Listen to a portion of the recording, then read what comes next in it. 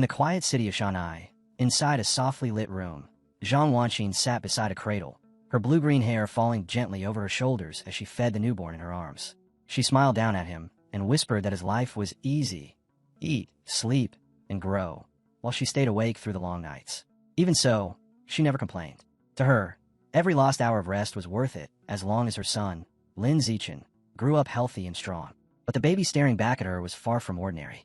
Behind those innocent eyes was the awareness of a man who had already lived a full life. His body was fragile and underdeveloped, yet his mind was clear, watching everything. As he drank his milk, a glowing blue screen suddenly appeared in front of him. It displayed his status in cold, precise text. Lin Zichen, 33 days old, biological level, ordinary tier 1. In that moment, he understood he had been reborn with something extraordinary, a mysterious system now bound to him. 3 months passed in the blink of an eye. Lin Zichen lay in his crib while his parents, Zhang Wanqin and Lin Yinsheng, stood nearby, quietly observing him. His father was amazed at the strength hidden in such a tiny body, joking that their son might grow into a powerful gene fuser one day, or perhaps even a cyborg. As they spoke, Lin Zichen kicked his legs again and again, driven by instinct and curiosity. A new message flashed before his eyes. 10,000 kicks completed. Reward unlocked. Biological attribute use and advance. The meaning was simple but terrifyingly powerful. Any part of his body he trained could grow endlessly stronger, as long as it stayed within the limits of a carbon-based life form. Feeling a surge of potential spreading through him, Lin Zichen wondered what these gene fusers and cyborgs truly were, imagining beings as mighty as the heroes from his old world. By the time he was 4 months old, he could already sit up and crawl. To avoid drawing suspicion, he only trained when everyone was asleep. Every slow crawl across the darkened floor earned him more points from the system. A month later, he was already walking in secret. At 6 months, he finally let himself crawl and sit in front of his parents, carefully holding back so they would not realize just how abnormal his growth truly was. One night, the family gathered around the television. On the screen, horrifying images filled the room. Massive aberrant beasts rampaging through ruined streets while humans fought desperately to stop them. Gene fusers and cyborgs stood on the front lines, unleashing overwhelming power to hold the monsters back. As Lin Zichen watched, his small heart tightened. For the first time, he truly understood that this world was nothing like the peaceful place he once knew. Earth had changed. Mutations had given birth to terrifying creatures called aberrant beasts, forcing humanity into a brutal struggle for survival. To fight back, people chose 2 paths. One was mechanical ascension, replacing flesh with steel to become cyborgs of immense power. The other was gene fusion, blending human DNA with that of aberrant beasts to create gene fusers who wielded monstrous strength of their own. In that moment, Lin Zichen realized just how dangerous this world really was. If he wanted to live, he had to become stronger, but he could not reveal his growth. He had to rise quietly, hidden from everyone, using his system to evolve in the shadows. Survival would depend on patience and secrecy. Then, one day, the doorbell rang. Zhang Wanqin went to open it, finding a woman in a blue dress standing outside. She introduced herself as Su Meng, their new neighbor. Beside her stood her husband, Shun Jianya, and their young daughter, Shun Qinghan, who held a small doll tightly in her arms. From inside the room, Lin Zichen's eyes locked onto the little girl with purple hair. Something stirred deep within him, a strange and unexplainable sense of familiarity. In silence, he accepted her as his first friend in this new life, unaware that their meeting was only the beginning of a bond that would one day shape both their destinies. Time continued to roll forward, and Lin Zichen threw every waking moment into training. By the time he reached 7 months old, the use and advance ability had already pushed him far beyond what any infant should be capable of. He could run, jump, and even form simple words, which he practiced quietly when no one was around. Every movement, every whispered syllable, fed more points in his growing stats. At 8 months, he drove himself even harder, doing sit-ups and push-ups inside his crib, turning the tiny space into his private training ground. Everything was done in secret, always careful, always controlled. But one afternoon, while he was exercising out on the balcony, disaster nearly struck. His mother suddenly walked in. Her eyes went wide at the sight of her baby, lifting his own body like a trained athlete. She froze, rubbed her eyes, and stared again. In the end, she convinced herself it was nothing more than stress from writing too much, a trick of her exhausted mind. Lin Zichen dropped flat at once and pretended to be asleep, relief washing through him as he swore to be even more cautious from then on. A few days later, fate tested him again. During bath time, Zhang Wanqi noticed something strange on her son's small body. Beneath the water and soap, there was a clear outline of firm, defined muscles. She let out a scream and called for her husband. Lin Yinsheng rushed in, and when he saw it, Shock flashed across his face before turning into pure excitement. He declared that their son had to be a once-in-a-generation prodigy, someone destined to become an incredible gene fuser or a powerful cyborg. Hearing that, Lin Zichen relaxed. To his parents, his growth was just unbelievable talent, not something unnatural. He even felt a bit grateful. Having two web novel writers as parents was the perfect disguise for a reborn monster like him. Not long after, while watching the news with his mother, a report came on about a 2-year-old from a martial arts family who could lift a 20-kilogram dumbbell with one hand. Zhang Wanxin hugged her son tightly and proudly said that her Lin Zichen was just as amazing. Her confidence stirred something in him, and he quietly wondered if he would really be able to do the same when he reached that age. The answer came sooner than he expected. By the time he turned 2, all those hidden hours of training bore fruit.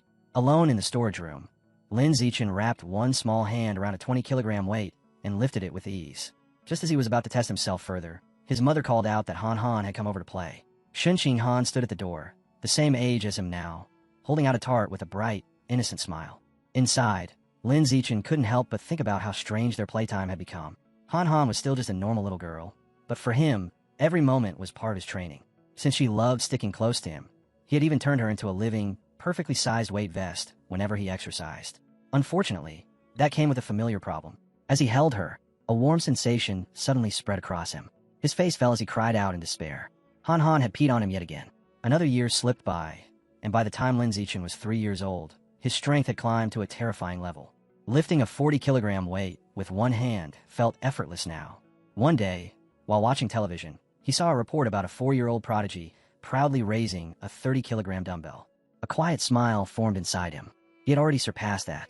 Yet no matter how much he trained, the system's judgment refused to change. It still marked him as ordinary Tier 1. The question kept gnawing at him. What, exactly, did it take to step into Tier 2? With that thought burning in his mind, Lin Zichen left his home for the first time. The world outside stunned him. A vast futuristic city spread out before him, filled with towering structures, endless traffic, and crowds of strange beings. Some had beast-like features, others gleaming mechanical limbs. These, he realized, had to be the gene fusers and mechanical ascendants he had only seen on the news. He walked beside his mother along with their neighbors, Su Ming and little Shunqing Han, heading toward the local library. Since his parents refused to let him touch electronic devices, books were his only path to knowledge. Once inside, Zhang Wanxin gently guided him toward the children's section. But Lin Zichen barely glanced at the picture books. Instead, he wandered straight into the aisles packed with thick encyclopedias and technical volumes. Han Han hurried after him, worried he might get scolded. From a distance, the two mothers watched in confusion. Su Ming whispered that it was strange for such a small child to be drawn to such difficult books. Zhang Wanxin simply laughed and said it must be his genius genes at work. Han Han tried to tempt him with cookies, but Lin Zichen barely noticed. His eyes were glued to the pages. From those books, he finally learned the truth about this world. All life was divided into 6 great biological levels: ordinary, advanced, rare, epic, legendary, and mythical, each further split into 9 tiers. When he saw where humans stood, everything became painfully clear. His parents, and most ordinary people, were stuck at ordinary Tier 1. So weak they were nothing more than ants compared to higher tier beings. That knowledge lit a fire inside him. If he wanted to survive, he had to climb higher. He had to break free from this lowest rung. At that moment, his system chimed with a new mission. Read 100 million characters. Reward, celestial route of wisdom. The words made his heart race. A path to strengthen his mind as well as his body had just opened. From then on, the next year became a blur of brutal training and endless reading. He devoured book after book, pushing his body and his brain at the same time.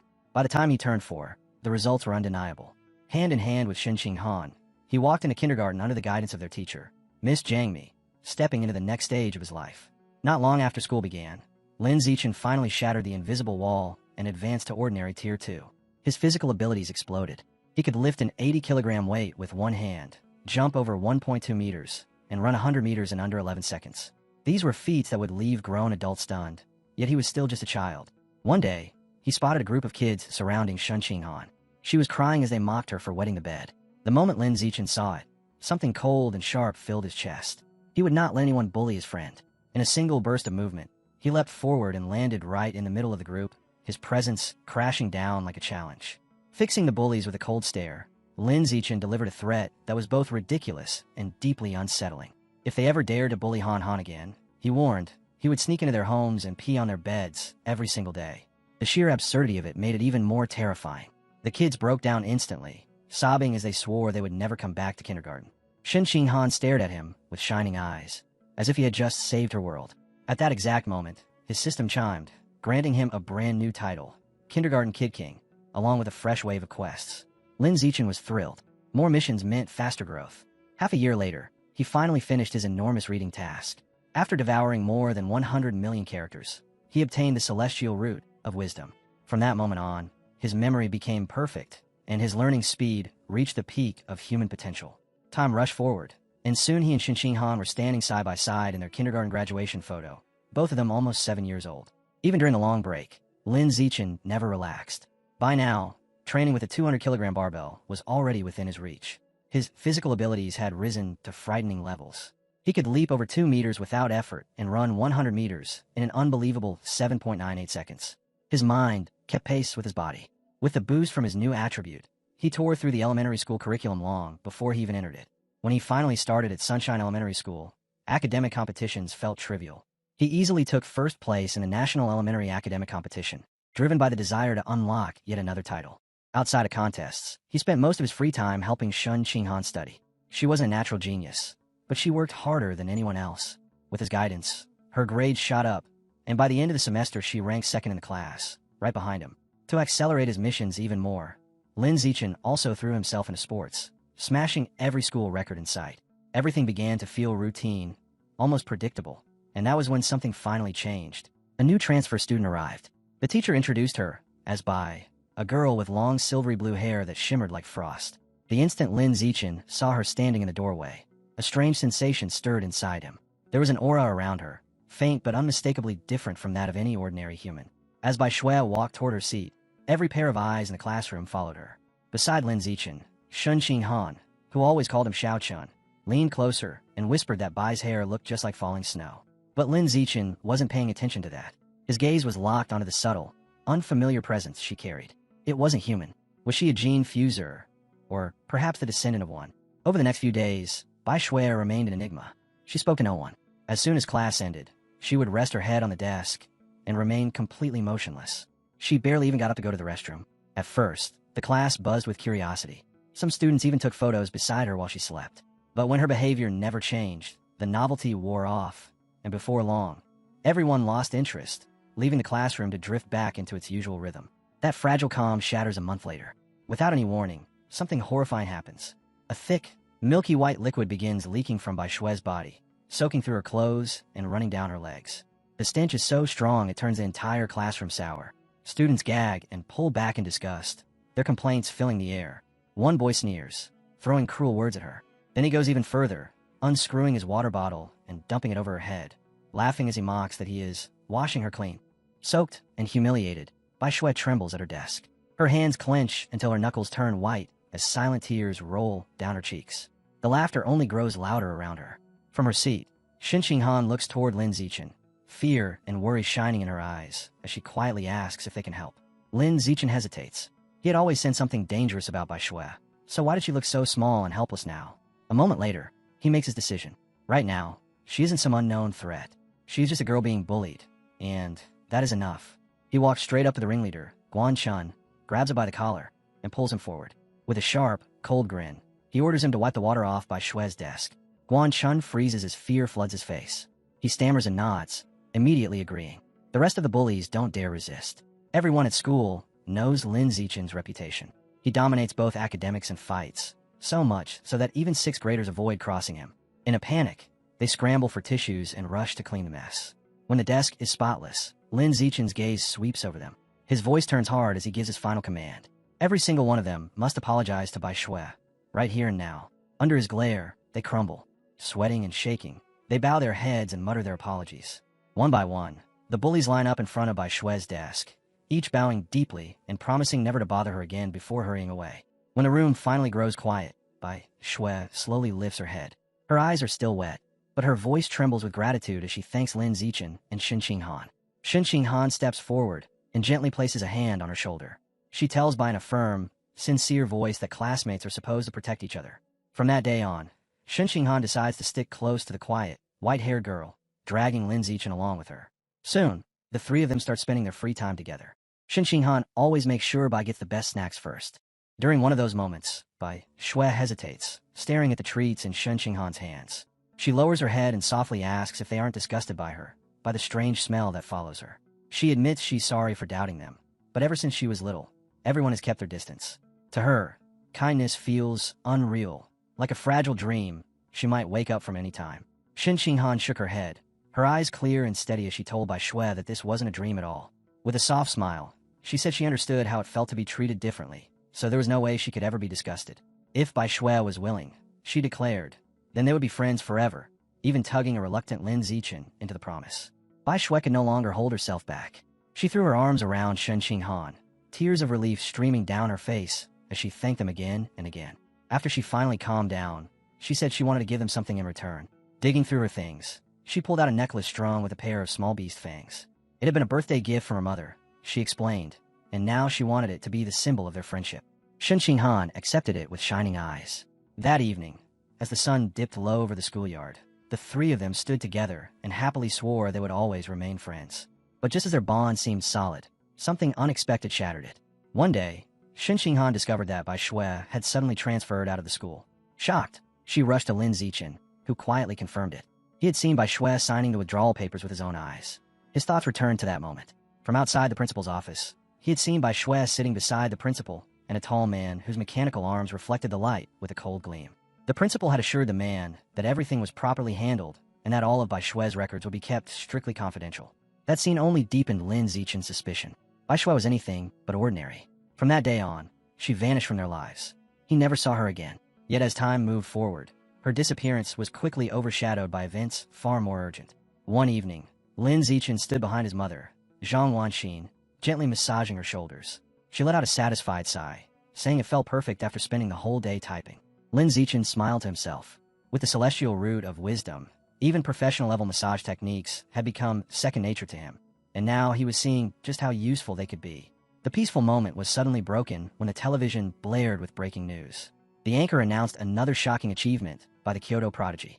At only 10 years old, the boy had successfully fused with aberrant beast genes. On the screen, he was shown lifting a massive 500-kilogram boulder with one hand. Lin Zichen's eyes widened. He recognized the boy immediately and felt a jolt of alarm. His rival had already begun gene fusion. His father, Lin Yansheng, clicked his tongue in annoyance, muttering that the Kyoto prodigy was on television almost every day. He scoffed, wondering if they were trying to turn the kid into some kind of influencer. As his parents began discussing it, Lin Yansheng added that the boy came from a 1,000-year-old martial arts clan, which meant they likely had access to extremely advanced fusion technology. Zhang Wanxin immediately snaps back that it's wrong to treat a child like some kind of test subject.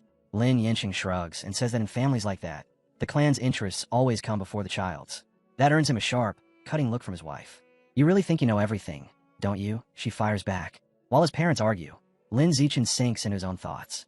He remembers the report clearly. Before fusion, the Kyoto prodigy could only lift 100 kilograms. After fusing with aberrant beast genes, his strength had jumped to 500 kilograms, a full 5-fold increase. By comparison, Lin Zichen, who was only 8 years old and had never undergone gene fusion, could already lift 300 kilograms with one hand. A confident smile creeps across his face as he clenches his fist. His potential was far beyond that boy's. Then the mood shifts. The news suddenly cuts to an emergency report. A nearby city has been completely wiped out by a massive explosion. The screen shows the cause: a swarm of giant aberrant rats overrunning the streets. The footage is horrifying. Enormous, twisted rats pour through the ruins, and one of them is shown grabbing a screaming woman and devouring her alive. The anchors continue with grim voices, explaining that the attack was the work of heretics, a hidden cult that manipulates aberrant beasts to wage war against humanity. At a press conference, an official from Sakura country, the nation that was just destroyed, pleads for international help. He calls the heretics traitors to the human race, an anti-human organization that willingly serves the aberrant beasts. As Lin Zichen watches, a sense of relief washes over him. He was lucky to have been born in a powerful and stable country. Here, at least, he could grow stronger without being dragged into chaos too soon. That feeling doesn't last. Suddenly, deafening sonic booms tear through the night sky. Startled, Lin Zichen runs to the window and throws the curtain aside. Outside, a formation of heavily armed cyborgs is flying across the sky at high speed. Why were so many being deployed at once? A chill creeps in his chest. Something terrible might already be happening. The next morning seems normal on the surface. Lin Zichen waits outside until Shen Qinghan comes hurrying over, panting as she apologizes for being late. As she gets closer, His gaze is drawn to the beast fong necklace hanging at her neck, the one Bai Shui had given them. For a brief instant, it emits a bright blue glow. Lin Zichen stiffens. The strange aura he once sensed finally makes sense. That necklace wasn't just a keepsake. It was made from an aberrant beast fong. The light fades just as quickly as it appeared. Neither of them say anything, but deep inside, unease continues to build. Between the swarm of cyborgs from last night and the necklace's sudden reaction, danger is clearly approaching. As they walk toward school, they pass a street lamp. Leaning against it is a striking woman with long red hair flowing over a sleek black dress. Her sharp eyes lock onto them the moment they come into view. With a playful smile, the woman remarks on how cute they look together and steps right into their path, asking if they are brother and sister. Before Lin Zichen can even speak, Shin Han proudly shakes her head and announces that they are childhood best friends. The woman's smile turns faintly wistful as she murmurs that she wishes she had grown up with a friend like that. Then her tone shifts. A darker light flickers in her eyes as she leans closer and asks why the two of them are walking to school alone and where their parents are. Shin Han starts to answer, but Lin Zichen grabs her hand and cuts her off, pulling her forward with a firm reminder that they're going to be late. He doesn't look back once. Only after they've gone some distance does he stop. He gives Shin Han a quiet but serious scolding, telling her never to speak to strangers. She nods quickly, still shaken by the encounter. After school, Lin Zichen leads her down a shortcut through a deserted alley. Shin Han looks around uneasily and whispers that the place feels scary. He calmly explains that the whole area is scheduled for demolition, which is why it's so empty. That's when a familiar, chilling voice echoes through the alley. The red-haired woman steps out of the shadows, her lips curling into a knowing smile as she remarks that school is finally over. This time she isn't alone. A massive man with bulging muscles stands behind her like a looming wall of flesh. "Shang," she calls lazily. "The kids are right here." Lin Zichen's heart sinks. He had deliberately taken a different route, yet she still found them. The woman puts on a sweet, coaxing tone and offers them treats, trying to lure them closer. Shang, however, quickly loses patience. He snarls at her to stop wasting time, then charges forward with a foul-smelling cloth in his hand. "Let's just knock them out and sell them," he growls. In that instant, Lin Zichen moves. He shoves Shin Han aside and steps forward, his small body bracing itself. His fist tightens, every ounce of strength gathered into a single blow. He punches. The strike slams straight into Shang's face. The charge stops dead, and a split second later the force sends the huge man flying backward. His massive body crashes down the alley with a thunderous cry. The red-haired woman stares, eyes wide in disbelief. A child had just sent her towering partner flying. On the ground, Shang coughs violently, blood spilling from his mouth. Lin Zichen doesn't hesitate. He turns on the woman and drives a punch in her stomach, folding her over, then follows with a brutal uppercut that snaps her head back and drops her unconscious. Standing over the two fallen figures, his expression turns cold and unyielding. Lin Zichen picked up a loose brick from the ground, his expression dark. There were no cameras here, no witnesses. If these two were allowed to live, everything he had hidden could be exposed. His plan to grow stronger in secret would collapse. The answer was simple. He had to make sure they never woke up. Before he could bring the brick down, the earth suddenly shuddered beneath his feet. A violent tremor ripped through the alley. The wall of a nearby building exploded outward as a massive claw tore through the concrete. Dust and rubble flew as a gigantic aberrant rat forced its way into the alley, its monstrous form towering over everything. The beast didn't even glance at the children. Its attention locked onto the unconscious red-haired woman. With a single, brutal sweep of its claws, it sliced her head clean off. Blood sprayed through the air as her severed head was left dangling in the creature's grip. Shen Han screamed, her voice breaking in terror. Lin Zichen reacted instantly. He scooped her into his arms and told her they were facing a giant aberrant rat and had to run. Without hesitation, he turned and sprinted out of the alley, carrying her as fast as he could. Behind them, the ground shook again as something streaked through the sky. A flash of red and gold tore downward. A female cyborg with blonde hair and rabbit ear attachments on her helmet descended like a falling star. Even as they ran, Shen Han managed to glance back over Lin Zichen's shoulder. "So fast," she whispered in awe. The cyborg landed behind the monster, her gauntlet glowing as she activated her weapon. "Anesthetic smoke," she said in a cold, mechanical voice. Shots fired in rapid bursts, exploding into thick clouds that filled the alley. Lin Zichen shielded Shin Han as flames and smoke swallowed the area. The aberrant rat roared in agony, staggering as the anesthetic took hold. Taking advantage of the opening, the cyborg dashed forward in a blur. Her attacks struck again and again, ripping into the weakened beast until, with a final decisive blow, it collapsed and lay still. Later that night, Lin Zichen sat at home, watching the news coverage of the battle. His sharp eyes replayed every moment. After analyzing it, he came to a clear conclusion. The cyborg wasn't actually that powerful. She had needed to weaken the rat first, and even then it had taken her 7 full minutes to kill it. His thoughts turned to what he had learned about those monsters. Giant, aberrant rats, capable of growing over 10 meters long, were said to reach ordinary 5th tier. And he just faced one. Although he and Shin Han had escaped unharmed, the encounter left a deep mark on him. This world was far more dangerous than he had ever imagined. In silence, Lin Zichen swore to push himself harder than ever, to become strong enough to protect both himself and the people he cared about. Not long after, he was back in his training space, a heavy barbell resting across his shoulders as he forced his way through weighted squats. Each repetition earned him precious system points, another small step on his climb toward overwhelming power. Even with the shadow of aberrant rats hanging over the city, life kept moving. Before long, Lin Zichen and Shin Han were celebrating their 9th birthday together. Both families gathered around a towering cake. After making their wishes, they exchanged gifts. Using the celestial root of wisdom, Lin Zichen had learned wood carving in a single night, and he handed her a beautifully carved wooden hairpin. Shin Han's eyes lit up as she immediately slid it into her hair, happily declaring how much she loved it, her delight filling the room. Time continued to rush forward. In the blink of an eye, the two of them graduated from elementary school and prepared to enter middle school. As they left, Lin Zichen's system chimed, announcing that he had completed the achievement of dominating 9 years of compulsory education. Along with it came the titles Kindergarten Kid King and Elementary School Top Dog. Excitement surged through him. The next goal was already set. He had to obtain the middle school Overlord title, which promised the powerful attribute known as survival of the fittest. During the break, he pushed himself through merciless training. One exercise had him doing 1,000 push-ups while a massive boulder crushed down on his back, and with every rep, the system rewarded him with new stat boosts. Just before the new term began, all that effort paid off. After finishing a brutal 10-kilometer run, his system announced another breakthrough. He had advanced to ordinary 3rd tier. His physical abilities exploded. With one hand, he could now lift 700 kilograms. His vertical jump reached 4 meters, and he could sprint 100 meters in only 6 seconds. Even so, one thought kept nagging at him. How far had the Kyoto prodigy come? That night, the answer appeared on the news.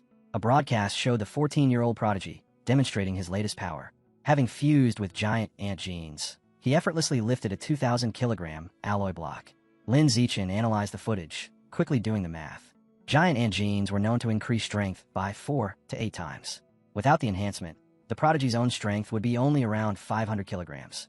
He let out a slow breath, relief spreading through him. In raw strength, he was still ahead. A confident smile formed on his face. If this was what he could reach without any gene fusion, then with the right genes, his future potential would be terrifying. The next morning marked the start of middle school. Because he was the city's top student, invitations had poured in from elite schools. But in the end, he chose Shanghai Middle School, and only on one condition. Shin Han had to be placed in the same class as him.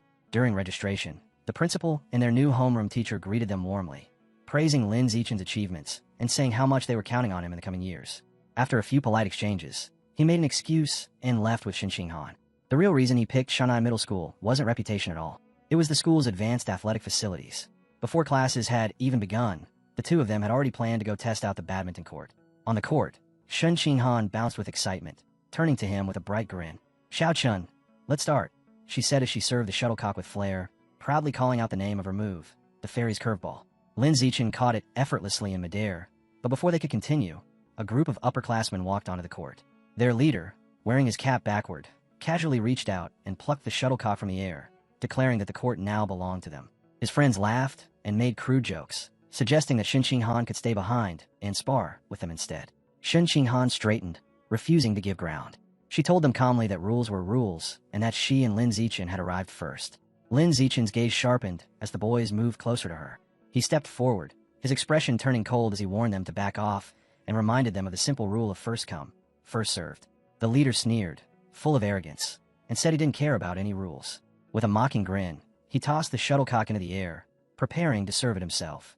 Lin Zichen moved before the racket could swing. His voice rang out, cutting through the air, telling them that from now on, the only rules that mattered were his.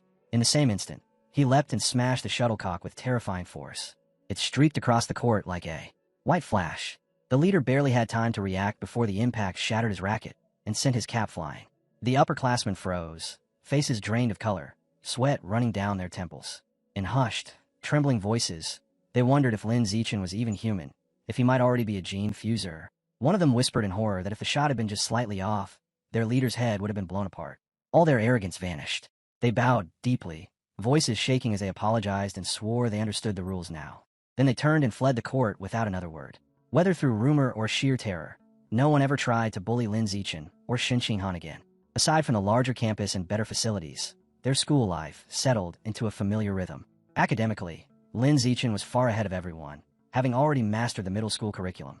In class, he spent his time quietly reading books that actually interested him. At night, after finishing his brutal training, he used the celestial root of wisdom to learn new skills online. Cooking, photography, driving, swimming, sports of every kind. He picked them up with frightening ease. But to earn the middle school overlord title, simply ranking first wasn't enough. Lin Zichen entered national competitions one after another, piling up trophies until they formed a mountain. Even so, he always held himself back just a little, never claiming first place every single time. Drawing too much attention was still too dangerous. By the end of the semester, the title still refused to appear. What Lin Zichen gained instead was a flood of unwanted attention. His desk was buried under stacks of love letters from girls all over the school, but he didn't even glance at them. Other than tutoring Shin Qinghan, his entire focus was locked onto the upcoming sports festival. If anything could finally push him over the edge, it would be overwhelming dominance there. For the festival, he signed up for only 3 events: shot put, high jump, and sprinting. They were pure tests of strength, explosive power, and speed. The results left everyone stunned. His shot put throw flew an unbelievable 201.1 meters. Even while deliberately holding back so he wouldn't look like a monster, he still crushed every opponent, taking first place in all 3 events without effort. As he sat beside Shin Qinghan afterward, a gold medal hanging from his neck, a powerful surge suddenly rippled through his body. A system message appeared before his eyes. Achievement unlocked. Middle school overlord. Because his performance had completely overshadowed every other student, he had now completed all 3 school-age titles. The dominant 9 years of compulsory education achievement was finally done, and with it came a brand new biological attribute: survival of the fittest. Power coursed through him as he realized what had just happened. The long-awaited title had finally been unlocked. Later that day, as he and Shin Qinghan walked home together, Lin Zichen turned the meaning of his new attribute over in his mind. Survival of the fittest meant that a predator could devour the life essence of other beings to evolve. But what exactly was life essence? Lost in thought, he barely heard Shin Qinghan calling out for him to wait. Her voice pulled him back, and a sudden idea formed. He turned to her and asked if he could borrow the beast fang necklace Bai Shui had given them. She handed it to him without hesitation. The moment his fingers closed around the fang, his system reacted. You have devoured a trace of the abyssal giant butterfly's life essence. Guidebook unlocked. Progress, 1%. A towering phantom appeared before his eyes. A massive dark butterfly with eerie, watchful eyes covering its wings. Lin Zichen's breath caught. That fang wasn't from some ordinary beast. It was a tooth of the abyssal giant butterfly. That night, he searched everywhere for information about it. Yet no matter where he looked, there were no records, no traces, nothing at all. If he wanted answers, he would have to uncover them himself. Remembering that Bai Shui had given them 2 fangs, he dug through his belongings until he found the second one. When he absorbed its power, another notification appeared, confirming that he had devoured another trace of life essence. But the guidebook barely moved, stopping at only 2%. He stared at the fang with a frown. There was almost nothing left inside it. If he wanted to truly unlock the abyssal giant butterfly's power, he would need something far greater. The next afternoon after school, Lin Zichen added biking to his routine. It was good for strengthening his body, but more importantly, it gave him a fast escape route if aberrant beasts ever appeared. Every day, he pedaled Shin Qinghan home, the 2 of them weaving through the busy city streets. On one of those rides, a man in a tracksuit suddenly called out his name. Lin Zichen hit the brakes and turned. The man hurried over with an energetic stride, introducing himself as Coach Gua from the school's martial arts team. With a wide grin, he praised Lin Zichen's performance at the sports festival, saying it was the best the school had ever seen. His eyes shone with excitement as he formally invited Lin Zichen to join the team, insisting that his athletic talent was even greater than his academic brilliance. He spoke so quickly and enthusiastically that Lin Zichen barely had time to respond at all. Before leaving, Coach Gua added that the team trained in Room C of the gym and told him to drop by any time. "I'll be waiting," he called as Lin Zichen and Shin Qinghan rode away. That evening, as the sun slipped below the horizon, Lin Zichen sat in his room ready to test his new ability, survival of the fittest. He clapped his hands, crushing a cockroach and a mosquito he had seen earlier. When he opened his palms, nothing happened. No warmth, no power, no system notification. With a frown, he realized that such tiny creatures were far too weak. They carried no life essence worth absorbing.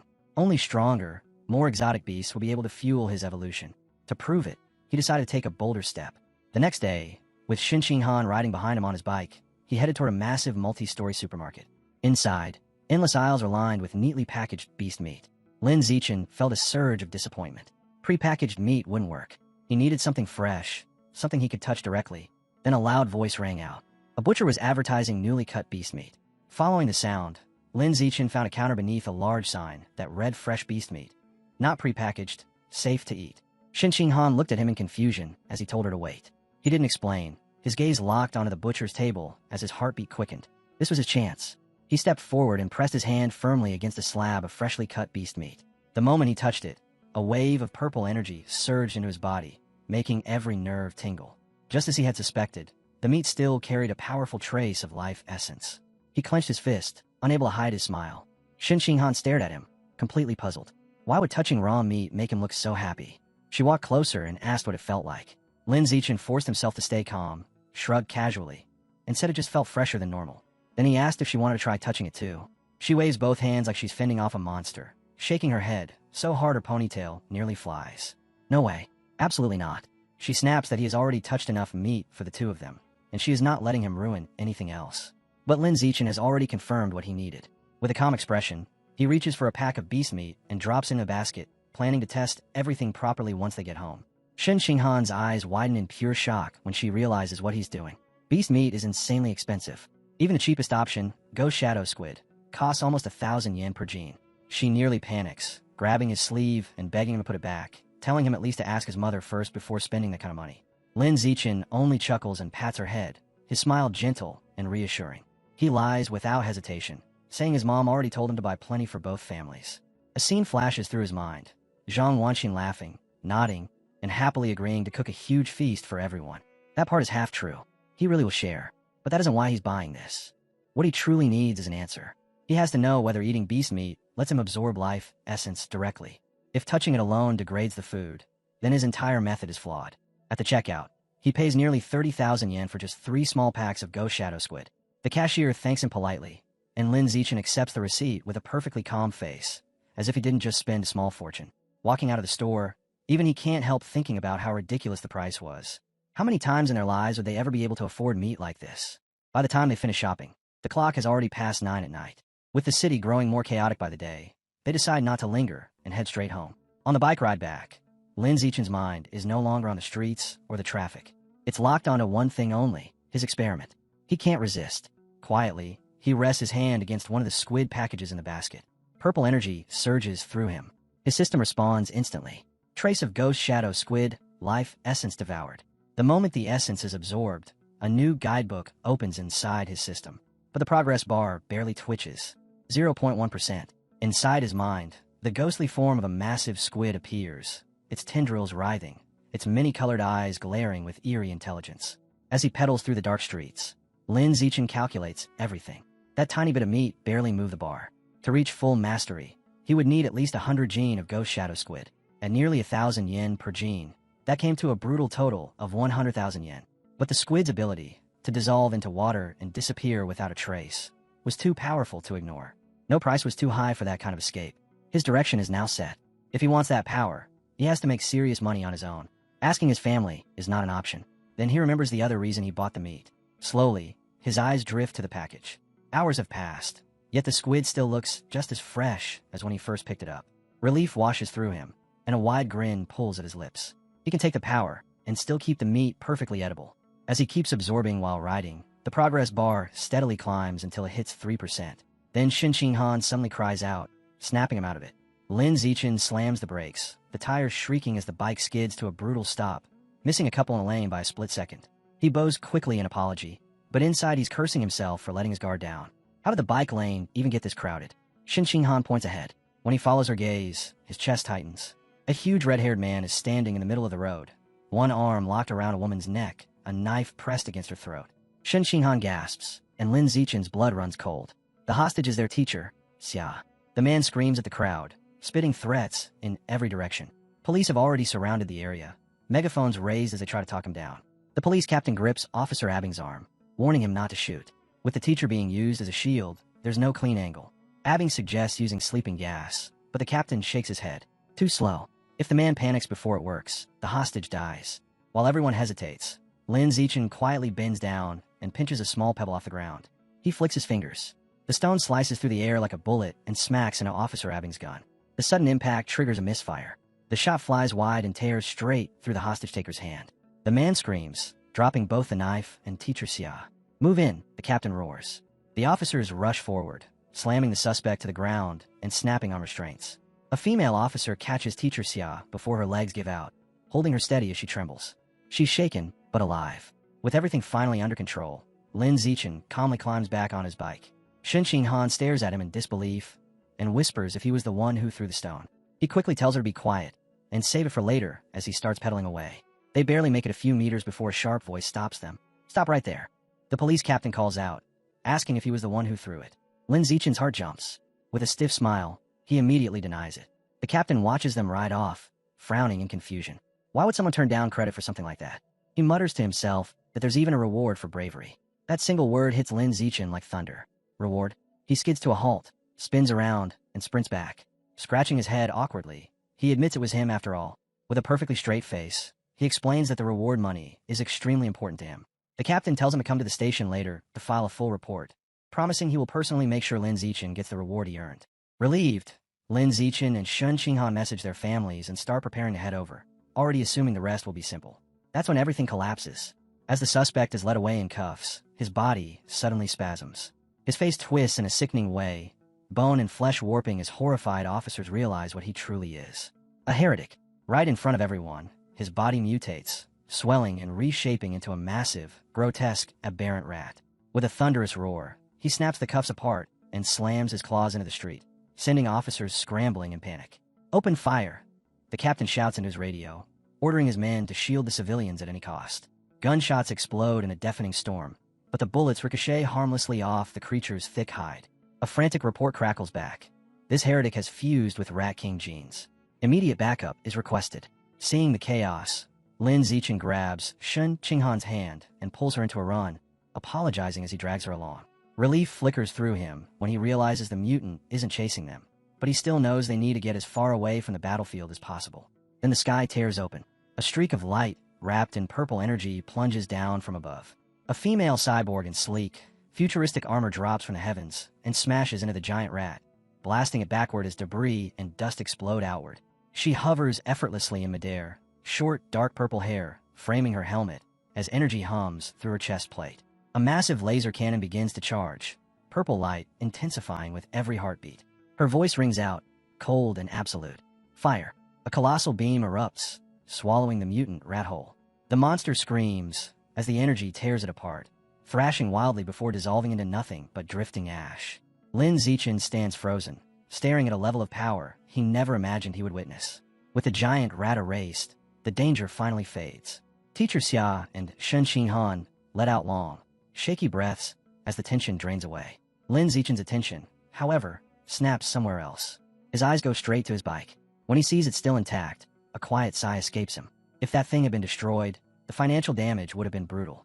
But just as he relaxes, another blow hits. His gaze drops to the basket.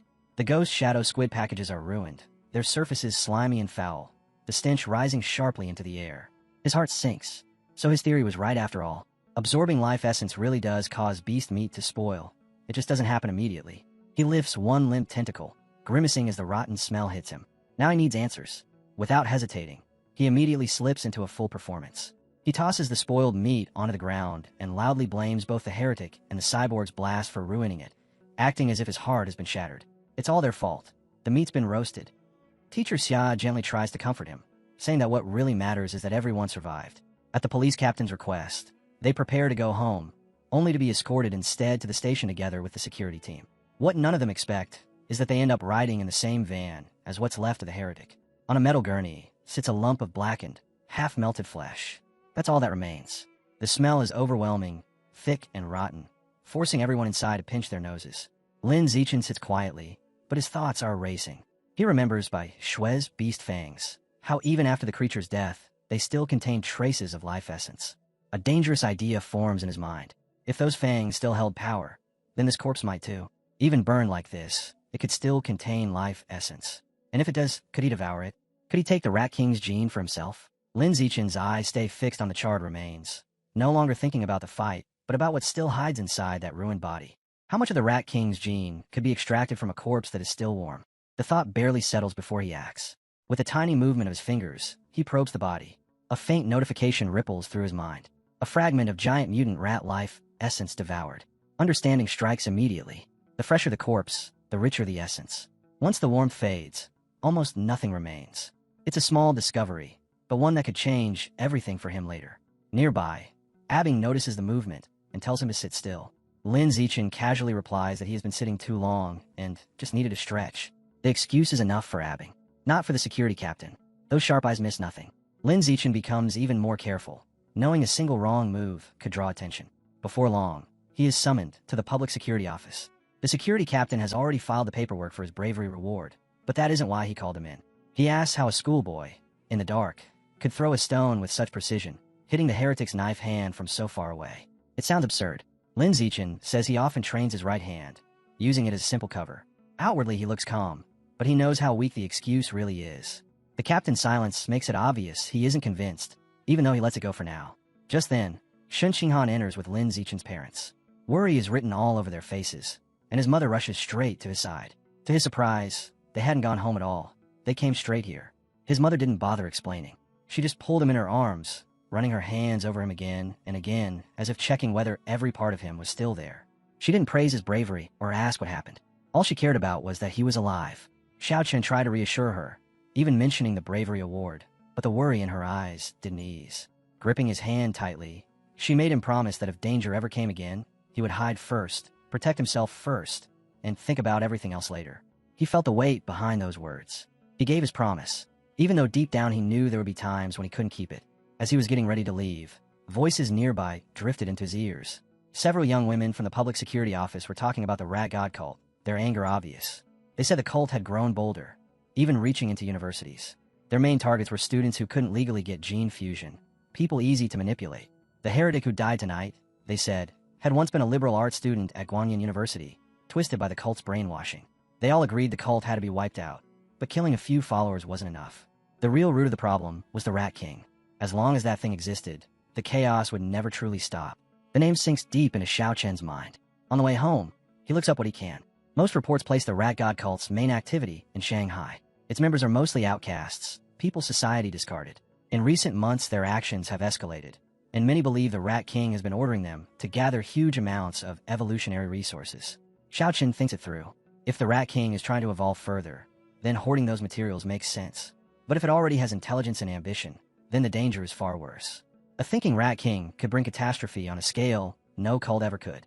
He glances out the window and sees a massive rat cornering a cat in the street. For a brief second, he wonders if it has something to do with the Rat King. Then he forces himself to calm down. Big rats are common in the South. It probably means nothing. Still, the image leaves a bad feeling behind.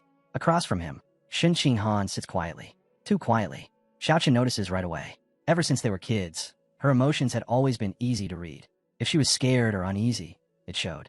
But now there's nothing on her face at all. The change is unsettling, and he briefly wonders if it has something to do with some hidden ability. He keeps the thought to himself, but it lingers. When they finally reach home, his mother immediately notices the missing meat. Her eyes widen in shock. Xiao Chen quickly explains that in the middle of all that chaos, he dropped it and couldn't worry about food with danger everywhere. She accepts it without question, just relieved that he came back safely. Xiao Chen lets out a quiet sigh inside. His father, however, reacts at once, already moving to go search for the lost meat. Xiao Chen calmly stops him, explaining that by now it would be spoiled and completely useless anyway. After a long moment of silence, his father finally gives up and stays home. Elsewhere, the security captain still can't shake the strange feeling Xiao Chen left behind. The image of a middle schooler throwing a stone with that level of deadly precision keeps replaying in his mind. No matter how he turns it over, it doesn't make sense.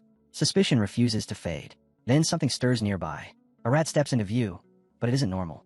Its body is too large, too heavy, and far more threatening than any ordinary street vermin. A chill runs through him. His instincts flare. Without hesitation, he draws his weapon, lifts the gun, and fires, the bullet streaking straight toward the creature. The next morning, Lin Zichen sits in his classroom and lets out a slow breath. His thoughts keep drifting back to the battle from the night before. Compared to the heretic and that female cyborg, he is still far too weak. If he wants to survive in this world, he needs power, and fast. And that means resources. Beast meat like Ghost Shadow Squid is the key to pushing his guidebook forward. He runs through ideas. Becoming an online influencer. Selling study guides. All of them get dismissed almost immediately. They bring attention, and attention is the last thing he wants. What he needs is money and strength without being noticed. Then the answer becomes obvious. In this world, martial arts and gene fusion matter far more than grades ever will. That path leads to both power and income. Later that day, he heads to Building C, where the martial arts team trains. Inside, Coach Gua is drinking from a thermos when Lin Zichen greets him. The coach looks surprised and asks if he's here to join or just watch. Instead of answering, Lin quietly asks whether being on the team means competing in city tournaments and whether the rewards are worth it. Coach Gua's smile grows wider. Of course, prize money can reach tens of thousands. That's all Lin Zichen needs. He immediately says he's joining. Coach Gua, clearly pleased, gathers the team and announces their newest member, reminding everyone that Lin Zichen was the champion of the school sports meet. One by one, the members introduce themselves. Zhang Kai, Huang Tianxing, who goes by Axing Li Shetong, Hani Suo. Then Lin Zichen gives his own introduction. Since he's never had formal training, Coach Gua starts with the basics, demonstrating simple punches and kicks. They look easy, he explains, but real mastery takes time. Even Li Shetong, their fastest learner, took a full week to get them right. Then he turns to Lin Zichen and tells him to try. Lin Zichen settles into his stance, and the celestial root of wisdom stirs. Clarity floods his mind. Just from watching once, every detail of the movements is already engraved into him. As he begins practicing the fist techniques, a system prompt flashes. His vitality, strength, dexterity, and proficiency all rise at once. His punches snap through the air, sharp and perfectly timed. Without slowing down, he flows straight into the leg techniques. Every kick powerful yet smooth. Another notification appears, boosting his leg strength, dexterity, and mastery. The entire training hall goes silent. Coach Gua and every team member is staring at him. What they expected to be awkward, beginner-level attempts have turned into flawless execution. Lin Zichen moves like someone who has trained for years, his body obeying him without the slightest hesitation. Coach Gua's jaw nearly drops. His grip on the thermos slips as he watches in disbelief. Techniques that usually take days just to imitate are being performed perfectly on the first try. One thought burns in his mind. This isn't normal talent. Lin Zichen is a once-in-a-generation martial arts prodigy. That evening in Shanghai, his mother, Zhang Wanqin, calls him out for dinner. Lin rushes over with a spoon in hand, already asking what she made. She sets down a steaming plate of ghost shadow squid, and the rich scent fills the room. Lin inhales deeply, telling her it smells incredible. She laughs and tells him to eat while it's hot. He takes one bite and immediately praises her cooking as the best in the world. Smiling proudly, she tells him to eat as much as he wants. She bought 3 full jeans just for him. As he eats, a system notification appears. A trace of ghost shadow squid, life essence absorbed. Guidebook progress, 3.01%. Lin freezes. So eating it works just as well. If he had known that, he wouldn't have wasted the first batch with his experiments. While they keep eating, the television runs in the background. A news report announces that a 14-year-old girl has become the youngest cyborg in history. After fusing with an energy core, she now lifts a 5,000-kilogram SUV with one hand, runs 100 meters in 3 seconds, and leaps 8 meters straight into the air. Lin watches quietly, thinking about the debate shaking the world. Between the Kyoto prodigy's gene fusion and this girl's cybernetic body, which path truly leads to greater power? Before he can think further, another urgent report cuts in. The anchor announces that Captain Hun Shan, the same officer from last night, has been found dead in his office. Surveillance footage shows a massive mutant rat breaking in, ripping him apart, and devouring his body. The screen fills with the image of medics pushing his remains away on a stretcher. Lin's stomach tightens as the image of that giant rat from last night flashes through his mind. Was it the same monster? The thought of creatures like that roaming freely through the city sends a chill through him. The captain's death isn't just a tragedy, it's a warning. His gaze hardens. From that moment on, Lin drives himself without mercy. Training becomes brutal. His speed explodes forward until he's running 100 meters in just 4.61 seconds. His power surges with it. His vertical jump climbs to 5.3 meters, and his grip grows so strong he can lift 1,200 kilograms with one hand. Between savage solo drills and non-stop practice with the school's martial arts team, every ounce of his energy is poured into getting stronger. The city tournament is getting closer, and he knows he can't afford to slow down. The next morning, Lin Zichen heads toward the gym for training, with Shin Qinghan following behind him. On the way, a pink-haired girl steps forward with a bright smile, offering him a cold bottle of fresh milk. Lin thanks her politely, but declines and keeps walking. The smile on her face fades into clear disappointment. From nearby, Zhang Kai has been watching everything. His fists clench as anger boils over. The boy who humiliated him at the sports meet has just brushed off the girl he admires. He storms forward and blocks their path. He snaps at Lin Zichen, accusing him of being rude and hurting the girl's feelings. Lin calmly says he's allergic to milk. Zhang Kai scoffs, calling him a liar, his temper flaring. He points straight at Lin and throws out a challenge, a sparring match. If Zhang Kai loses, he'll leave Lin alone forever. But if Lin loses, he has to drink the entire bottle of milk. The moment the words leave his mouth, a system message appears before Lin's eyes. A new achievement mission has been unlocked. Defeat 1,000 different opponents in formal battles to awaken the survival of the fittest trait. A dangerous smile curls across Lin's lips. His body seems to give off a faint, ominous purple glow. This is exactly what he's been waiting for. He accepts without hesitation. News of the duel spreads instantly. By the time they reach the gym, it's already crowded, students forming a wide ring around the sparring area, the air buzzing with excitement. Most of them are on Lin's side, especially the girls who cheer loudly for him, urging him to crush his opponent. The pink-haired girl stands among them, phone raised, ready to record everything. Zhang Kai scans the crowd, his expression dark. Their absolute confidence in his defeat burns, even though deep down he knows it's not unfounded. Lin's growth over the past month has been terrifying. Even so, Zhang Kai treats this duel as his last chance. A chance to prove himself, crush the rumors, and take back his pride. Lin, on the other hand, looks completely relaxed. With a straight face, he even says he needs to get home for dinner and asks if they can finish quickly. To Zhang Kai, it sounds like pure mockery. He sneers, promising to give Lin his quick fight. Coach Gua steps between them as the referee, raising his hand and reminding them of the rules before signaling the start. But just before it begins, Zhang Kai suddenly calls for a halt. With a smug grin, he announces loudly that he has trained for nearly 2 years, while Lin has barely trained for a month. To make things fair, he declares that Lin can have the first 3 moves. Lin Zichen simply nods. The moment the words leave his lips, he moves. His body blurs as he crosses the distance before Zhang Kai can even react. In that same instant, Lin throws a single punch. It lands. Blood sprays from Zhang Kai's nose as his eyes roll back, and his body goes slack. He crashes to the floor, unconscious, dropped by one blow. The gym freezes. Not a single sound is heard. Coach Gua stands there in shock, thermos forgotten in his hand, before finally shouting that the match is over. The martial arts team stares in disbelief. The surrounding students murmur in stunned voices. What was supposed to be a fight ended in a single second. Then the silence explodes into cheers. Shin Xinghan pumps her fist in the air, shouting happily. The girls, including the pink-haired one, scream excitedly, calling Lin incredible. Standing over his fallen opponent, a system message flashes in Lin Zichen's vision. By defeating a rival and gaining the admiration of the opposite sex, he has earned priority, mating rights. At the same time, his new mission advances. 1 out of 1,000. This is only the start. To awaken the survival of the fittest trait, he will need many more battles. His eyes sweep across the remaining members of the martial arts team. With a friendly but unsettling smile, he invites them to spar as well. Their faces turn pale. One claims he has cram school. Another says his mother is waiting with dinner. Others clutch their stomachs, suddenly sick. Excuses pour out in panic. Before anyone can escape, Zhang Kai lets out a groan and forces himself up onto his knees. Rage burns in his eyes as he shouts that Lin only won with a sneak attack. He refuses to accept defeat, swearing there will be a rematch where he will crush him. Coach Gua cuts him off sharply, telling Zhang Kai to accept his loss like a man. Still uneasy, he mutters that maybe Lin's terrifying punch was just luck. To be sure, he turns and calls out another name. Xiaozi. The spiky-haired boy stiffens like he's been sentenced. His legs shake as he steps forward. Even when he raises his fists into a stance, his face is pale with fear. In a trembling voice, he begs Lin not to hit his face. 10 minutes later, the truth is impossible to deny. Several members of the martial arts team are sprawled across the floor, all unconscious. Lin Zichen stands calmly among them, thinking to himself that he didn't even go all out, only exchanging a few light blows. When he checks his system, however, his mood drops. Aside from Zhang Kai, none of these fights counted. His rival counter still reads 1 out of 1,000. So that's how it works. Casual sparring doesn't matter. Only official matches count. As he's processing this, a heavy hand slams onto his shoulder. Coach Gua is grinning like a man who just struck gold.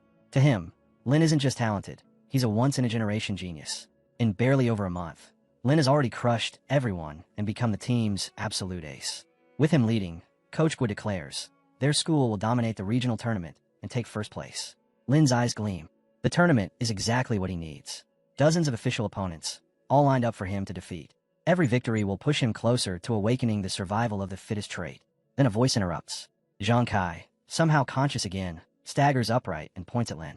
In a bizarre twist, he loudly announces his surrender with an overly dramatic, disturbingly detailed speech of submission. The words are so graphic that everyone freezes in horror. Shen Xinghan, Coach Gua, even Lin himself are left completely speechless. Before Zhang Kai can finish, the coach and the remaining students hurriedly flee the scene. Left alone, Zhang Kai grumbles in frustration that no one even listened to him until the end. Outside the gym, the world keeps moving. In this era, high school students must choose their path: martial arts or academics. With danger everywhere, martial arts is seen as the only real way to survive. Shen Qinghan doesn't hesitate. She joins the martial arts track and begins training beside Lin. Their days become brutal.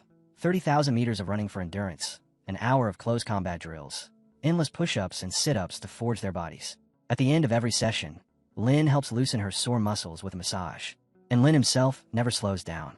Every day, he pushes harder, driven by one goal alone: to dominate the tournament and break through his system's next threshold. A full month vanished into nothing but blood, sweat, and brutal training, and when the dust finally settled, the day Lin Zichen had been waiting for arrived.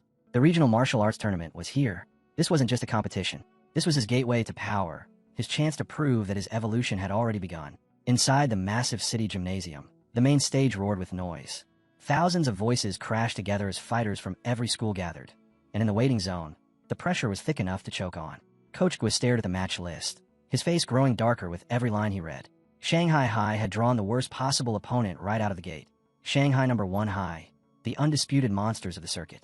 One of the students swallowed nervously and muttered that their opponents even had a sprinter who could run 100 meters in under 9 seconds. The words hit like a curse.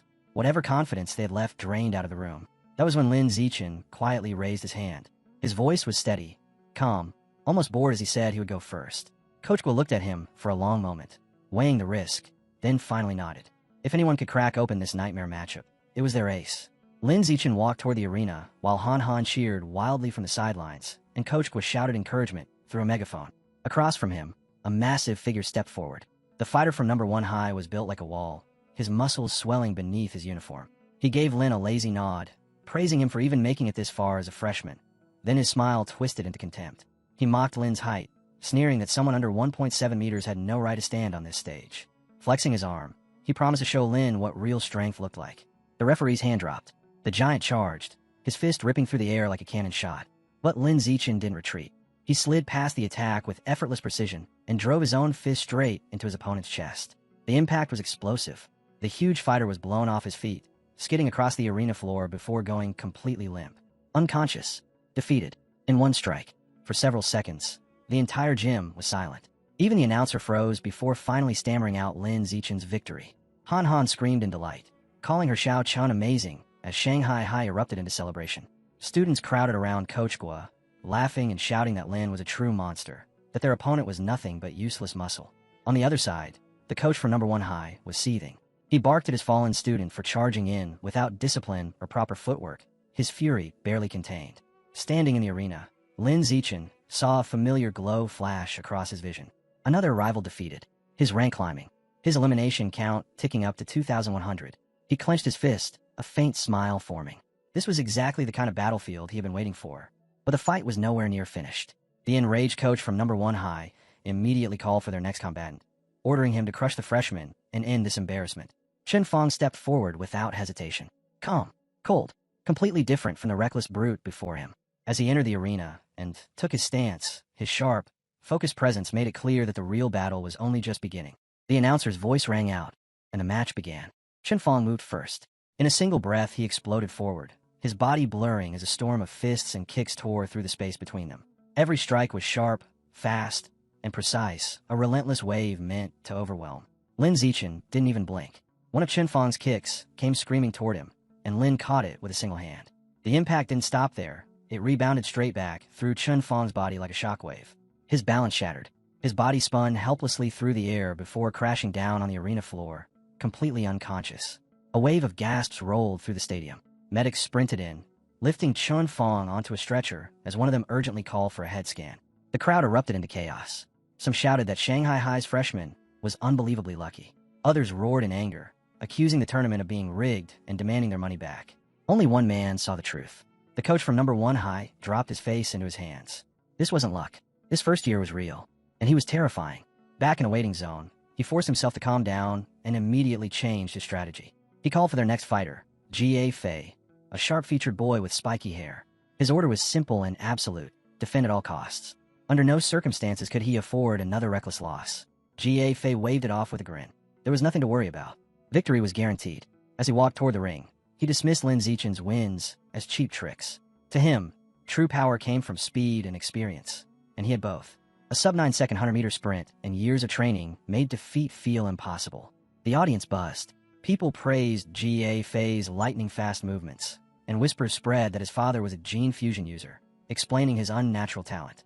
Most of the crowd was already convinced Lin Zichen's run would end here, even if they had to admit the freshman was impressive. The signal sounded. Ga Fei attacked instantly. Ignoring his coach's shouted warnings, he launched into a brutal opening kick, followed by a storm of blazing punches. Energy surged through his fists as he unleashed his signature technique, flowing water shatters rock. From the sidelines, his coach nearly lost his mind. Ga Fei was supposed to defend, not charge in, but Ga only sneered. A genius like him didn't need to hide behind defense. Lin Zichen slipped through the barrage, as if he were walking through rain. Instead of being pressured, his eyes gleamed with interest. He wasn't just dodging. He was studying, memorizing the technique in real time. Ga Fei's attacks grew more frantic as none of them landed. His breathing grew ragged. Finally, he stopped and demanded to know how Lin Zichen kept slipping past everything. Lin Zichen looked at him calmly and asked if that was all he had. The question hit harder than any punch. Ga Fei snapped, launching himself forward in a wild, desperate flurry. To Lin Zichen, the pattern was already laid bare. Every strike was obvious. Every movement was easy to read. The moment the thought crossed his mind, the outcome was already sealed. Enough. It was time to end it. Ga Fei threw one last reckless punch. Lin Zichen stepped aside as if he had already seen it coming, then drove a single, brutal kick straight into Ga Fei's midsection. The impact shut his body down instantly. He collapsed where he stood, the fight over in a blink. For a heartbeat, the entire arena froze. Then the roar erupted. Shanghai High's side exploded into deafening cheers, the sound shaking the gym itself. Han Han and Coach Guo were screaming at the top of their lungs, calling their Xiaochen a monster as they celebrated his third straight victory. From there, it stopped being a contest.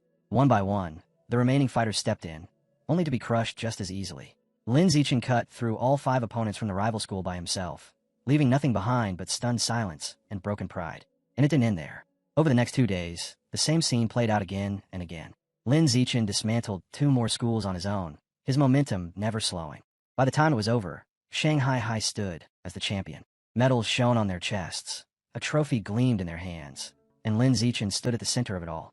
Yet when he checked his system, a cold reality hit him. His rival count was only 161,000. At this rate, unlocking the natural selection attribute would take years. The thought left him deeply unsatisfied. At least there was some compensation. Coach would turn out to be surprisingly generous, handing Lin Zichen the largest share of the prize money. 20,000 yuan went straight into his hands. Combined with what he had already earned from academic competitions, his total rose to 30,000 yuan. He spent every last bit of it in one trip to the supermarket. Ghost Shadow squid meat. That was all he bought. For weeks, it became his only food. By the time he had consumed 30 gene, his codex showed 33% progress on the Ghost Shadow squid. The change was obvious. Constant training mixed with endless beast meat pushed his body into a breakthrough. By his second year of middle school, he stepped from Tier 3 into Tier 4. His strength, speed, and raw power surged to terrifying levels. With one hand, he could now lift nearly 1,900 kilograms. He could leap more than 5.5 meters straight up and run 100 meters in just over 4 seconds. Time didn't slow down for anyone. Soon, both he and Han Han graduated from the middle school division of Shanghai High. But the joy didn't last. When the high school entrance exam results arrived, everything fell apart. Han Han sat alone in her room, tears streaming down her face. Her voice shook as she asked why. After all her effort, after all the dreams they had shared, why couldn't they go to the same high school? Lin Zichen told her the truth as gently as he could. He had placed first in both liberal arts and martial arts. Her academic scores were excellent too, but her martial arts result wasn't enough for Shanghai High's elite class. She broke down even harder, asking what would happen to them now. He told her the principal of Shanghai High was coming to his home soon, most likely to recruit him personally. Then, quietly, he asked if she would come with him. Her heart sank. Through her tears, she shook her head. The principal wasn't coming for her. He was coming for Lin Zichen alone. Lin Zichen refused to let her collapse into despair. He took Han Han's hand and gently pulled her to her feet, his grip steady and reassuring. When she looked up, she saw absolute certainty in his eyes. There was no need to worry. He already had a plan.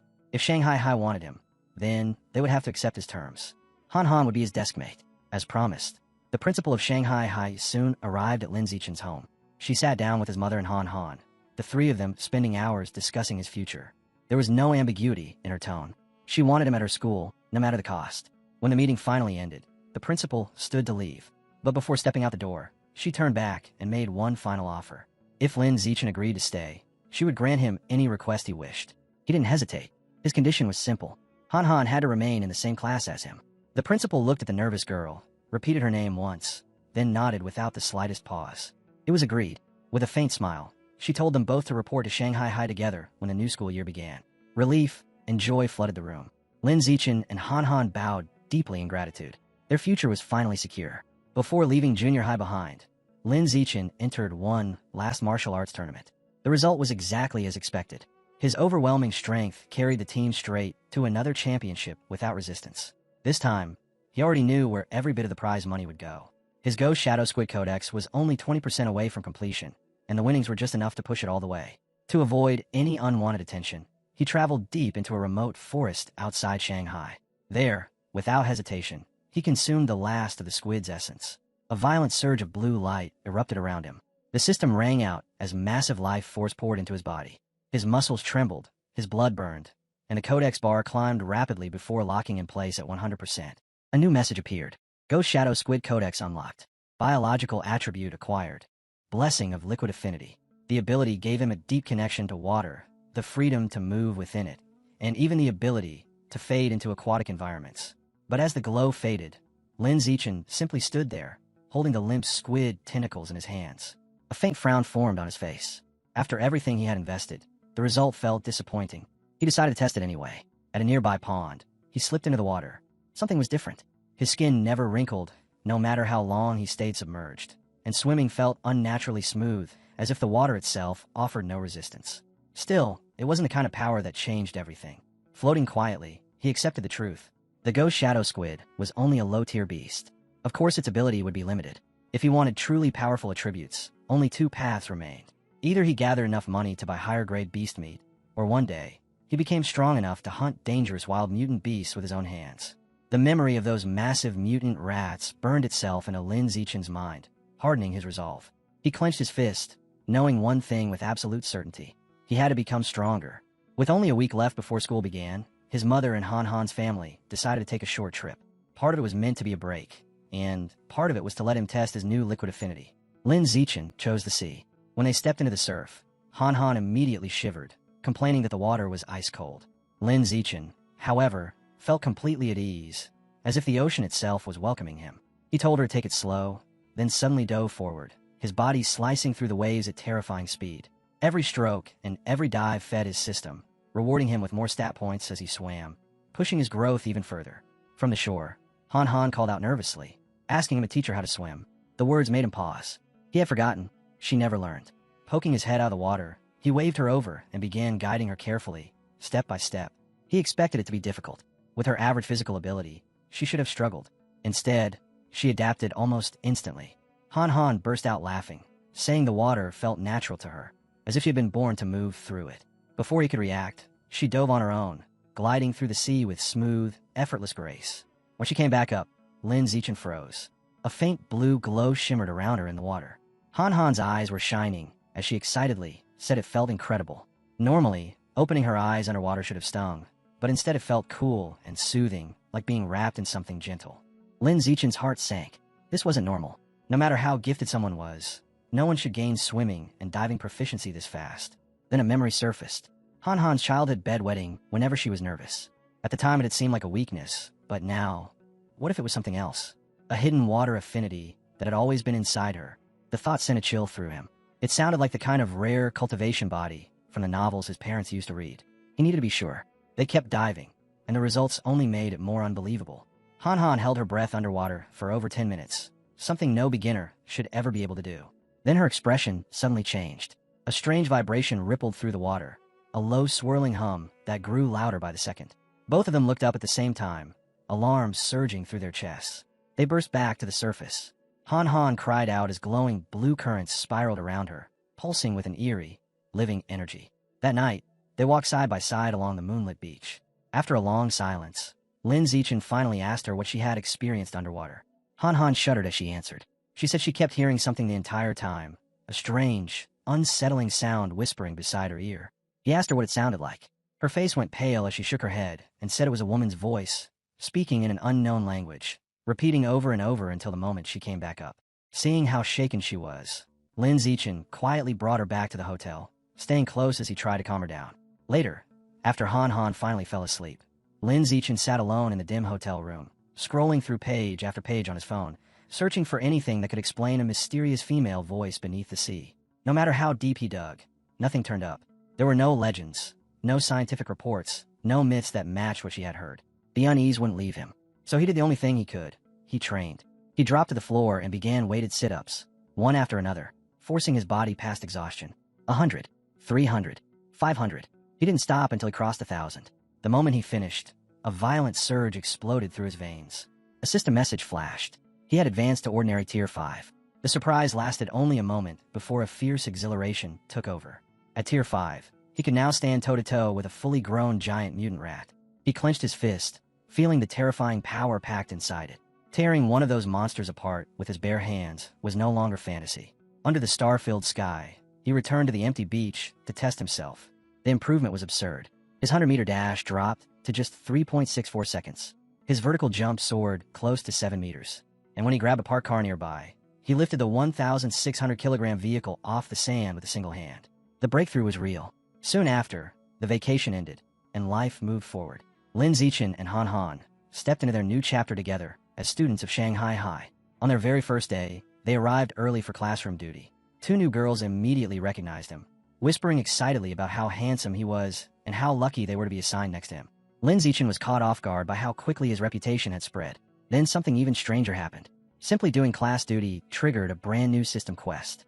The requirement was clear: complete 1,000 cooperative tasks to unlock a new biological attribute called social animal. As he swept the floor beside Han Han, he couldn't help wondering what kind of power something like that would bring. After school, with the new term just beginning, he headed straight to the massive supermarket. The Ghost Shadow Squid Codex was already complete. It was time to find his next target. Walking through the chilled beast meat section, he suddenly stopped. Inside one of the refrigerated cases sat a severed head, its fierce eyes still sharp. Savage giant eagle. The price tag read 1,998 yuan per gene. A slow grin spread across his face. This was it. This would be his next codex. The savage giant eagle was a higher grade aberrant beast, far above the ghost shadow squid. Its eyesight was 30 times sharper than a human's, allowing it to track even the fastest prey with terrifying accuracy. Back in his room, Lin Zichen studied the eagle meat carefully. Unlocking its guidebook was worth every effort. Vision like that would be a decisive advantage in battle. What made it even better was the price. 1,998 yuan per gene was incredibly cheap compared to other high-tier beasts. He pressed his hand against the cold flesh. Blue light surged outward. The system confirmed it instantly. A trace of the eagle's life essence had been absorbed, and 1% of the savage giant eagle's guidebook had been unlocked. Running the numbers, Lin Zichen quickly realized the truth. One gene only gave him 1%. To fully complete the savage giant eagle codex, he would need to spend more than 200,000 yuan. Middle school prize money would never be enough. But high school tournaments were different. The rewards there were far greater. If he wanted that codex before his second year, there was only one path forward. He had to win, and he had to win big. As summer faded away, his new life at Shanghai High officially began. On the first day, the teachers lined up at the front of the classroom one by one. There was the martial arts and homeroom teacher, followed by the mechanical modification instructor, the gene fusion specialist, and finally the wilderness survival teacher. Once the introductions were done, it was the students' turn. A tall girl with long purple hair stood up first. Chu Shi, she said her specialty was in the arts. After her came a cheerful pink-haired girl named Zhong, who happily talked about her love for anime, cosplay, and sports. Then a boy called Peng Huaguang introduced himself, saying he preferred staying home to play video games. When Han Han stood up, the room went quiet. So many eyes on her made her nervous, but she still pushed through. She softly said her name, mentioned that she liked drawing, and politely asked everyone to take care of her. Then Lin Zichen rose from his seat. He gave nothing extra, just his name, and a simple request for everyone's support. Before anyone realized it, the first day slipped by. After class, a brown-haired girl suddenly walked up to Han Han. The abrupt approach made Han flinch, but the girl didn't waste time. She asked about Han's entrance exam score. Han Han hesitated, then quietly said it was 709. Trying to return the question, she politely asked the girl, Chu Shi, about hers. Chu looked impressed and blurted out that Han's score was more than 10 points higher than her own, 698. Then Chu Shi shifted to the physical fitness test. She admitted she had only scored 95 out of 100 and asked Han about hers. Han's heart sank. She stumbled over her words, tried to dodge the question. Her real score was 79, barely enough to get into the elite class. Saying it out loud felt unbearable. Chu Shi didn't notice her discomfort at all. She smiled brightly and started guessing. 94, maybe 93. Han lowered her head, her voice barely audible as she said it was even lower. She kept guessing in the low 90s, every number making Han feel worse. Then a loud slam cut through the air. A hand came down on the desk between them. Both girls jumped. Lin Zichen was standing there. Calmly, he leaned forward and asked Han if she wanted to add him on WeChat. The sudden attention from him left She frozen for a moment, then flustered. Han nodded quickly, happily agreeing. From her seat, Han let out a quiet breath of relief. The awkward moment was gone, and she silently thanked Lin Zichen for stepping in. Without even pausing, Lin Zichen turned to another classmate, Hiyu, and casually asked to exchange contact details as well. Once they were all connected, Lin Zichen quickly set up a small 4-person group chat. The system chimed immediately. Task complete.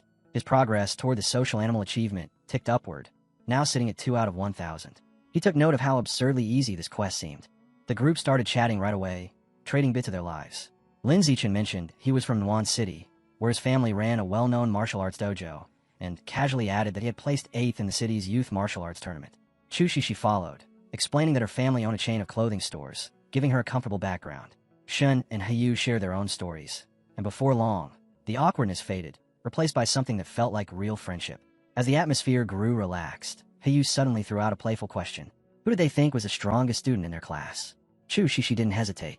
She pointed straight at Lin Zichen, saying that anyone who ranked first in the entire district's entrance exam had to be the strongest. Hiyu stared at him in shock, clearly impressed. Lin Zichen only smiled and shook his head. Being first on paper didn't mean much in real combat. Then he revealed something that caught all of them off guard. The principal had gone out of her way to recruit 2 exceptional students from Nuan City into their class. He pointed them out. Wang, the blonde-haired boy ranked 3rd in the entire city, had terrifying speed. His 100-meter dash was just under 8 seconds. The other was Lu Gang, a towering figure whose strength was so overwhelming he could lift a 300-kilogram barbell with one hand. The class was stunned. Shun Han and She stared in disbelief, their confidence shaken by such monstrous talent. Lin Zichen, however, felt nothing. He almost laughed. Those feats were things he had already surpassed back in elementary school.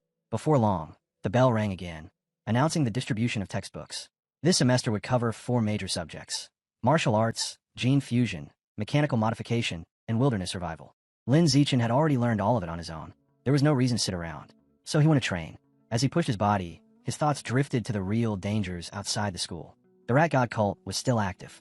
A few low-level followers had been caught, but the Rat King, the cult's leader, was still free. If Lin Zichen ever wanted to face that threat, he would need to reach Tier 6 as fast as possible. Only then would he be strong enough to confront the Rat King directly. Their first practical lesson was wilderness survival. Teacher Shi Changbi brought the class into a nearby forest and asked if anyone could start a fire by drilling wood. Hiyu muttered that it was pointless, but to everyone's surprise, Wang and Lu Gang both stepped forward and succeeded. The teacher clapped in approval and asked how they had learned the skill. Lu Gang said he picked it up at a summer camp, while Wang Shuja casually claimed he mastered it just by watching videos online. After that, Lin Zichen quietly showed the same technique to his own group, walking them through every step until they could all start a fire with ease. Then came martial arts class. Instructor Yao Yuanfeng announced he would be teaching a special breathing and cultivation technique. Before he could even get into it, Wang Shujia and Lu Gang stepped forward again, boasting that they had already learned it. They demonstrated in front of everyone, their movements rough and imperfect, but still usable. Lin Zichen had long since perfected the technique, but he stayed silent, choosing to keep his true ability hidden. Days slipped into weeks. A full month passed without anything unusual, until one afternoon in mechanical modification class, their teacher, Caillou Fieri, suddenly announced a practical exam to test their progress. He also announced prize money for the top 3. First place would get 888 yuan. Second would get 666. Third would get 333. Lin Zichen instantly calculated the value. First place alone was almost half a gene of savage giant eagle meat. That was all the motivation he needed. The exam began. At the same time, the gene fusion teacher, Lu Durin, surprised them with a test of his own, using the exact same reward structure. By the time both brutal exams ended, the entire class was drained. Hiyu collapsed onto his desk and groaned. Several students complained about how difficult the tests had been. One girl muttered that she had hoped for a 90, but now she would be lucky just to pass with 60. Wang Shujia and Lu Gang, however, were in high spirits. Wang said he had probably only lost points on the final question and expected a 95. Lu Gang said the same about himself. Hearing them, Hiyu clenched his fists, fighting the urge to punch them. The mechanical modification teacher began announcing the results. Gui Yanling was first, with 52 points. Then came Han Han with 61, just barely passing. Her eyes lit up as she turned to Lin Zichin to tell him. He smiled and congratulated her, acknowledging how hard she had worked. Next came Hiyu with an impressive 88. His friends cheered, and he laughed it off, saying it was just luck. With a grin, he promised to treat everyone using his third-place prize of 333 yuan. Then the teacher announced that Lu Gang and Wang Shujia had both scored 95, exactly as they had predicted. They were praised for missing a perfect score by only one question.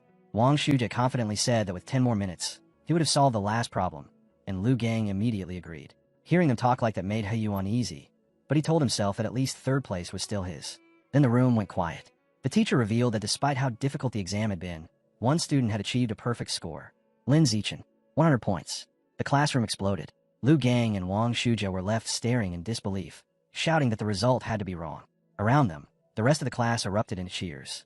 Even Hiyu joined in, quietly admitting that Lin Zichin was on a completely different level. Han Han and her friend proudly declared that he was the true glory of Shanghai. Lin Zichin, however, didn't care about the noise. He calmly raised his hand and asked Teacher Kai when the first-place reward of 888 yuan would be distributed. The teacher looked at him with amusement and mild confusion, then replied that the money would be sent later. An hour later, it was time for the gene fusion results. Teacher Kai read them aloud. Lu Gang scored 81. Wang Shujia got 83.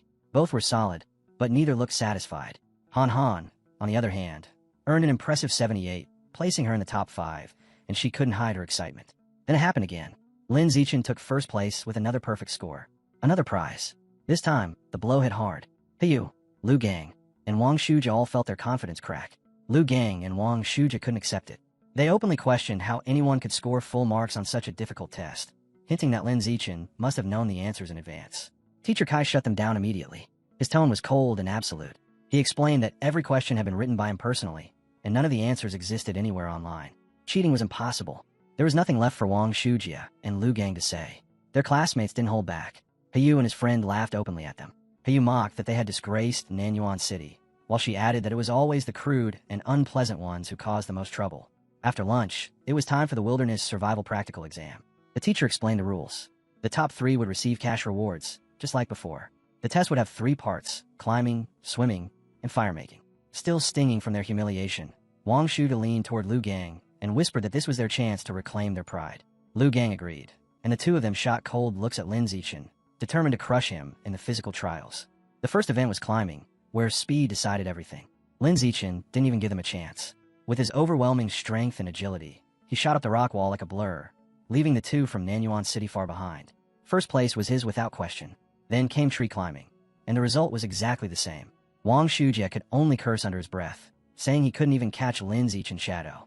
As Lin Zichin dominated the field, his eyes kept drifting to Han Han. Just as he feared, she struggled during the climbing stage and finished last. But he wasn't worried. He knew where her true talent lay. When it came to water, she would shine, and the swimming round would be where she reclaimed her confidence. The next challenge was fire-making. With the prize money burning in his mind, Lin Zichin went all out. His hands moved like a blur, and in just 58 seconds, sparks flared into a steady flame. Wang Shujia and Lu Gang could only stare, completely stunned. No matter what the task was, Lin Zichin seemed to dominate it with terrifying ease. Then came the swimming event. This was Han Han's stage. The moment she hit the water, her body surged forward as if the pool itself was carrying her. Drawing on her natural bond with water, she left the two from Nanyuan City far behind, completely crushing them. Wang Shujia watched in disbelief, convinced he had to be hallucinating to see her perform at that level. By the time the wilderness survival exam ended, Wang Shujia and Lu Gang were silent. Their pride had been shredded so thoroughly that they didn't say a single word through lunch. But the humiliation wasn't over yet. That afternoon, the final martial arts exam began. Teacher Yao announced a sparring competition to test their growth. The top 3 would receive cash prizes, and the promise of rewards instantly reignited the fighting spirit of Wang Shujia and Lu Gang. This was martial arts. This was where true strength and combat skill mattered. They clung to the belief that if Lin Zichin turned out to be weak here, then everything else he had done would mean nothing. Before the sparring, Yao ordered everyone to complete a physical warm-up test, a 100-meter sprint, a one-hand barbell lift, and a vertical jump. Even while deliberately holding back, Lin Zichin shocked everyone. He ran the 100 meters in 7.78 seconds. He lifted a 330-kilogram barbell with one hand. He leapt 2.18 meters straight into the air. In every test, he placed first, only barely edging out the two from Nanyuan City, so it wouldn't look like total domination. It was still enough to shake them. Wang Shujia couldn't understand how Lin Zichin could be faster than him. Lu Gang couldn't believe someone with such a lean body could have that kind of strength. Still, Wang Shuja tried to calm them both down. Physical tests didn't decide real combat. Sparring was about technique and experience, and in that, he was sure they still had the advantage. When the class moved to the sparring arena, Lin Zichen stepped forward first. He wanted to secure his survival of the fittest achievement. But after everything they had seen, not a single student dared to challenge him. Not even Wang Shujia or Lu Gang. Teacher Yao broke the silence by calling out Lu Wei and ordering him into the ring. The match ended before it even began. Lin Zichen threw one devastating punch. Lu Wei was sent flying straight out of the arena. After that, Lin Zichen tore through the rest of the class, one after another, overwhelming them with brutal speed and absolute efficiency. Watching the one-sided slaughter, Wang Shujia and Lu Gang felt the last of their hope crumble. The truth was undeniable. Lin Zichen was far stronger than they had ever imagined. Wang Shujia's chest tightened as he realized Lin must have been holding back during the physical tests. The thought alone was terrifying. If this was him restrained, what did his full strength look like? Before the despair could fully sink in, a sharp voice cut through the tension. Heiyu leapt into the ring and pointed straight at Lu Gang. His eyes burned as he declared he was fully warmed up and ready to fight. Then he shouted his challenge. Lu Gang didn't hesitate. He was desperate to vent his frustration, and beating Heiyu felt like an easy way to recover some dignity. With arrogant confidence, he said he would finish him in 30 seconds. Heiyu charged with a roar, unleashing a flurry of attacks. But the difference in power was brutal. Lu Gang grabbed one of Heiyu's kicks, spun him around like a toy, and hurled him straight out of the ring. Heiyu slammed into the ground, coughing and retching as the air was knocked from his lungs. Lu Gang stood tall over him, offering a twisted sort of praise. He admitted that Heiyu's physical technique was the best in their class, but made it clear that it still wasn't enough to touch him. That was when he noticed Lin Zichen stepping forward. Lin calmly issued a challenge to spar. For him, it was another perfect chance to push his achievement quest forward. Riding the high of his victory, Lu Gang sneered and accepted without fear. The match began. Lu Gang threw a heavy punch, but the gap between them was overwhelming. Lin Zichen slipped past it like a streak of light, his movements so fast they left faint afterimages behind. Before Lu Gang could even react, a sharp kick slammed into his back. His body flew out of the ring, just as helpless as Heiyu had been. One strike. That was all it took. With both members of the Nanyuan duo crushed, the class turned their attention to the last one left. Shouts erupted, mocking Wang Shuja, telling him to avenge his fallen brothers, sneering that the pride of Nanyuan now rested on his shoulders. The taunts kept coming, daring him not to run. Wang Shuja snapped at them to shut up. He was going to fight anyway. He stormed into the ring and faced Lin Zichen head-on. His heart pounded as he stared at the monster before him, but he forced himself to stay upright. Whatever happened, happened. With a shout, Wang Shuja threw everything he had into a reckless charge, but it was meaningless. Lin Zichen caught his punch with one hand and struck back in the same motion. The blow sent Wang flying through the air before he crashed hard onto the gym floor. Wang Shuja lay sprawled on the floor, foam at the corner of his mouth, completely unconscious, just like everyone before him. Lin Zichen didn't even spare him another glance. He moved on to the rest of the class. One after another, the boys stepped into the ring and were knocked right back out. Not a single one of them could survive even a brief exchange. In only a few moments, Lin Zichen had wiped out the entire group with cold, effortless precision. When it was over, he checked his system. A detail caught his attention. The survival of the fittest achievement only counted each opponent once. Beating the same person again didn't matter. That meant the only targets left were the girls in his class. He wondered if any of them would even agree to spar with him. To his surprise, they didn't hesitate. A group of girls gathered around, some blushing, some even making heart shapes with their hands as they cheered him on. The first to step forward was Chu Yutong, who eagerly raised her hand to challenge him. She entered the ring with quick, graceful movements, far better than he had expected. But compared to Lin Zichen, it wasn't enough. He slipped past her attacks, as if he were standing still. Chu Yutong landed lightly on her feet, staring at him in amazement, disappointed that she hadn't even managed to touch him. More girls followed, lining up one after another for their turn. This time, Lin Zichen held back. He wasn't trying to hurt them. He only needed to complete the official matches and push his achievement forward. Each bout ended the same way, with him winning easily but gently. When the final match ended, Lin Zichen had defeated every student in the class, and yet, his achievement bar still wasn't full. A faint disappointment crept into him as he wondered where he could find stronger opponents. That was when teacher Yao gathered the class. He praised their progress, then reminded them that true elites never stayed comfortable. With a serious expression, he announced that in 1 month, their class would face the strongest regular class from the second year. The moment Lin Zichen heard it, his frustration disappeared. Stronger opponents. That was exactly what he needed. After class, Lu Gang approached him. Gone was his arrogance. He admitted he had underestimated the school and declared that from now on, he would treat Lin Zichen as his rival for the next 3 years. Lin Zichen listened quietly. With regular class challenges now planned, he realized completing survival of the fittest within a year might actually be possible. Wang Shujie came next, still burning with resentment. He swore that before graduation, he would wash away today's humiliation. Lin Zichen barely reacted. His thoughts were already on something more important. By his own count, he had earned over 3,000 yuan just from exam rewards. That meant more beast meat, more codex progress.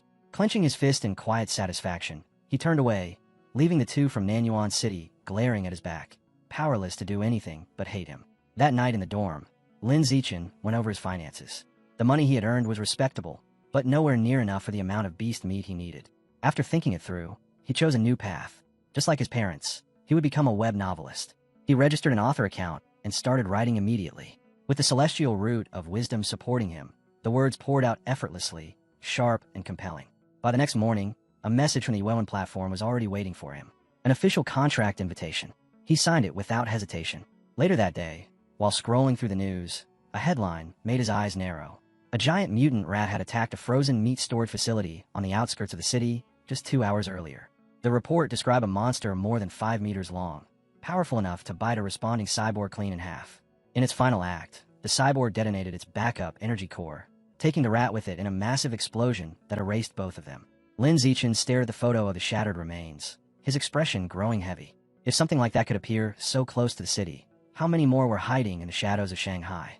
A few days later, the long-awaited match against the strongest second-year regular class arrived. The Shanghai High Gymnasium was thick with tension as both sides took their positions. Before the battles began, teacher Hao Yuanfang pulled his best fighters aside. He warned them that while they were strong individually, the second-year class had the advantage in numbers and depth. They would likely try to drag the fights out. His order was simple: end every match fast. The moment the meeting ended, Lin Zichen took off toward the ring. Completing his survival of the fittest achievement was all that mattered now, and new opponents meant new progress. He immediately volunteered to go first. A tall, blonde girl from the second-year class stepped forward. As soon as she realized who she was facing, her expression turned sour. She complained to her teacher that the elite class had sent out their strongest fighter right away. She insisted she was the weakest in her class and had no chance against him. Her outburst made teacher Hao Yuanfang's face darken. He marched straight toward the opposing instructor, an older man he called Brother Feng, and accused him of breaking the unwritten rules of sparring. Why would you send your strongest fighter in the very first round? The argument kept climbing higher until Hao finally snapped and waved Lin Zichen down from the stage, his voice cutting through the noise. He ordered him to wait his turn and let the others fight first. Lin hesitated for only a heartbeat before stepping off, a trace of reluctance in his eyes as he gave up the platform. Hao's gaze swept the room before locking onto Yintong. He called her name and told her she was up. The words hit her like a shock. She flinched and blurted out that she wasn't ready yet. Before Hao could answer, Han Han suddenly moved. Her voice was soft, but there was resolve behind it as she said she would go instead, admitting she was the weakest anyway. Letting her start felt right to her. All eyes followed as Han Han climbed into the ring. Her body was stiff, her steps uncertain, tension written across her face. Opposite her, the blonde senior rolled her shoulders and cracked her knuckles, already certain of how this would end. From the sidelines, Chu Xn, Hiyu, and the rest of the class began shouting encouragement. They tried to give her courage, but the attention only made her chest tighten even more. The referee gave the signal. The blonde girl surged forward at once, throwing a fierce straight punch. Han Han barely got her guard up in time. The blow shoved her backward several steps, yet she stayed on her feet and refused to retreat. She knew she couldn't win. All she could do was endure, block, hold on, and drag it out until the other girl ran out of breath. Slowly, that plan started to work. Minute after minute slipped by, and 3 minutes later the blonde senior was already panting, her breathing rough and uneven. Annoyance flashed in her eyes as she realized she might be the one to fall first if this continued. With a sharp grind of her teeth, she gathered what little strength she had left and rushed in, throwing everything into one final strike. The punch hit squarely.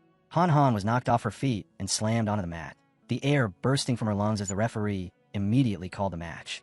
She pushed herself up with shaky arms, her cheeks burning with embarrassment. Even so, the way she had endured earned quiet respect from those watching. Teacher Hao Yuanfang stepped forward with clear approval. He gave her a thumbs up and praised her for holding her ground and choosing a smart defensive approach. Lin Zichen came over and gently patted her head, telling her she had done well. Lasting more than 3 minutes against someone with a full extra year of training was no small thing, and it proved how much she had grown.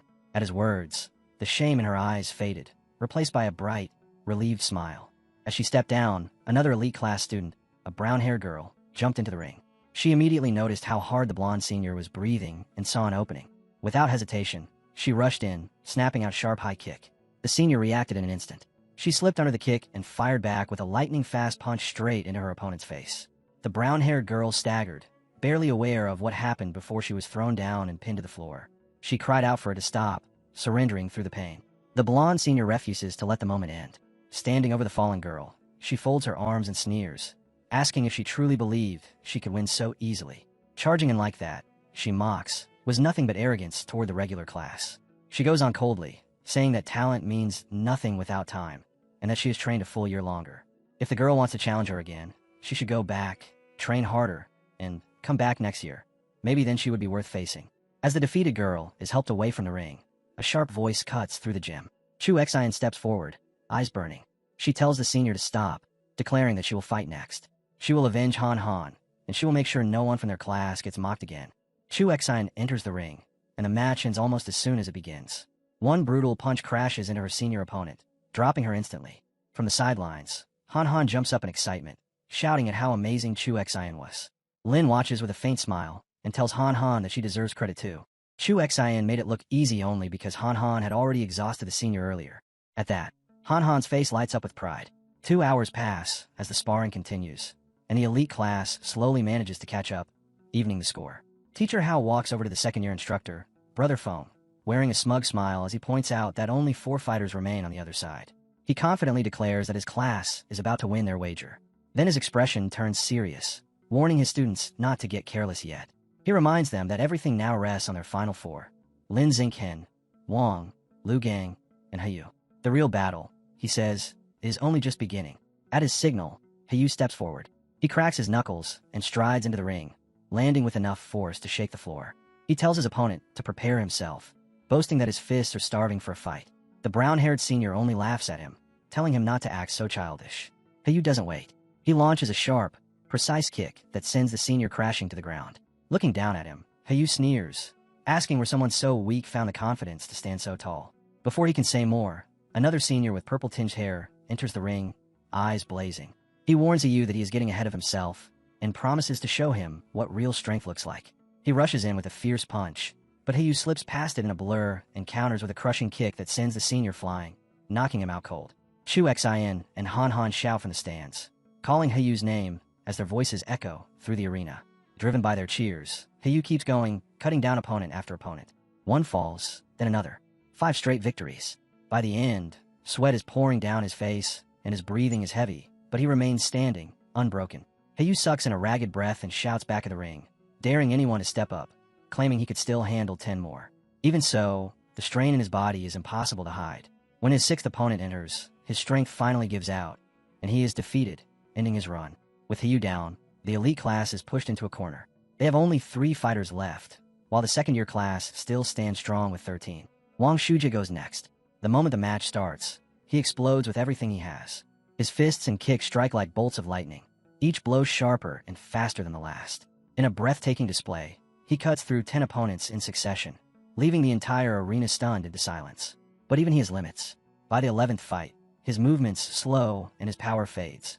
His opponent seizes that opening and brings him down, ending his incredible streak. Lu Gang steps into the ring after him, calm and steady. He faces 2 of the second-year class's strongest fighters and defeats both in less than 10 minutes. Cheers roar through the arena as hope returns to the elite class. Now only 1 fighter remains for the second years. Teacher Hao folds his arms, a confident smile on his face as he tells Brother Feng that he might as well surrender. Brother Feng only laughs and says he still has 1 more student. At his signal, a massive figure walks forward. The moment he steps into the arena, the sheer size of him makes the ground groan beneath his weight.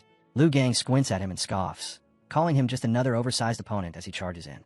His fist slams into the giant's stomach, but the man does not even react. It is like striking a wall of rubber. Lu Gang attacks again and again, unleashing a furious barrage, but every blow is swallowed by thick, unyielding flesh. In seconds, his breathing turns ragged and his arms begin to shake. The giant looks down at him calmly and asks if he is finished. Then he says it is his turn. Before Lu Gang can retreat, a massive hand clamps around his neck.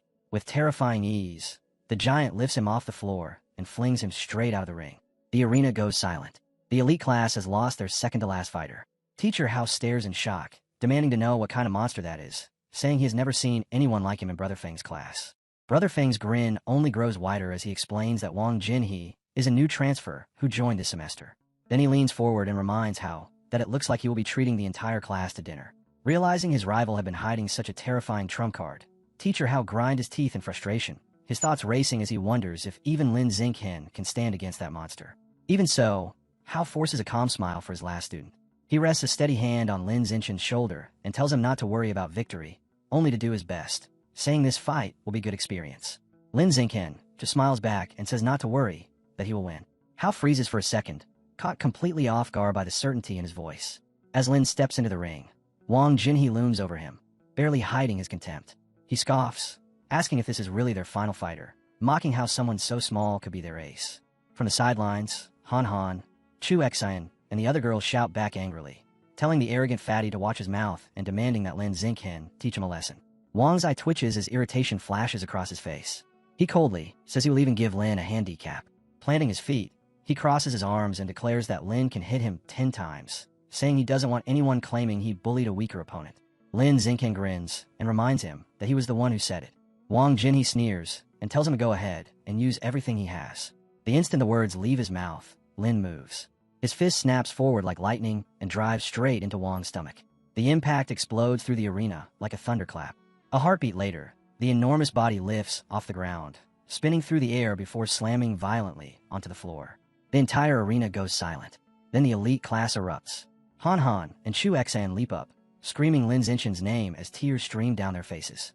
Lin stands quietly in the middle of the ring, his arms still extended from the punch, while his classmates celebrate his unbelievable victory. Moments later, Wang begins to stir.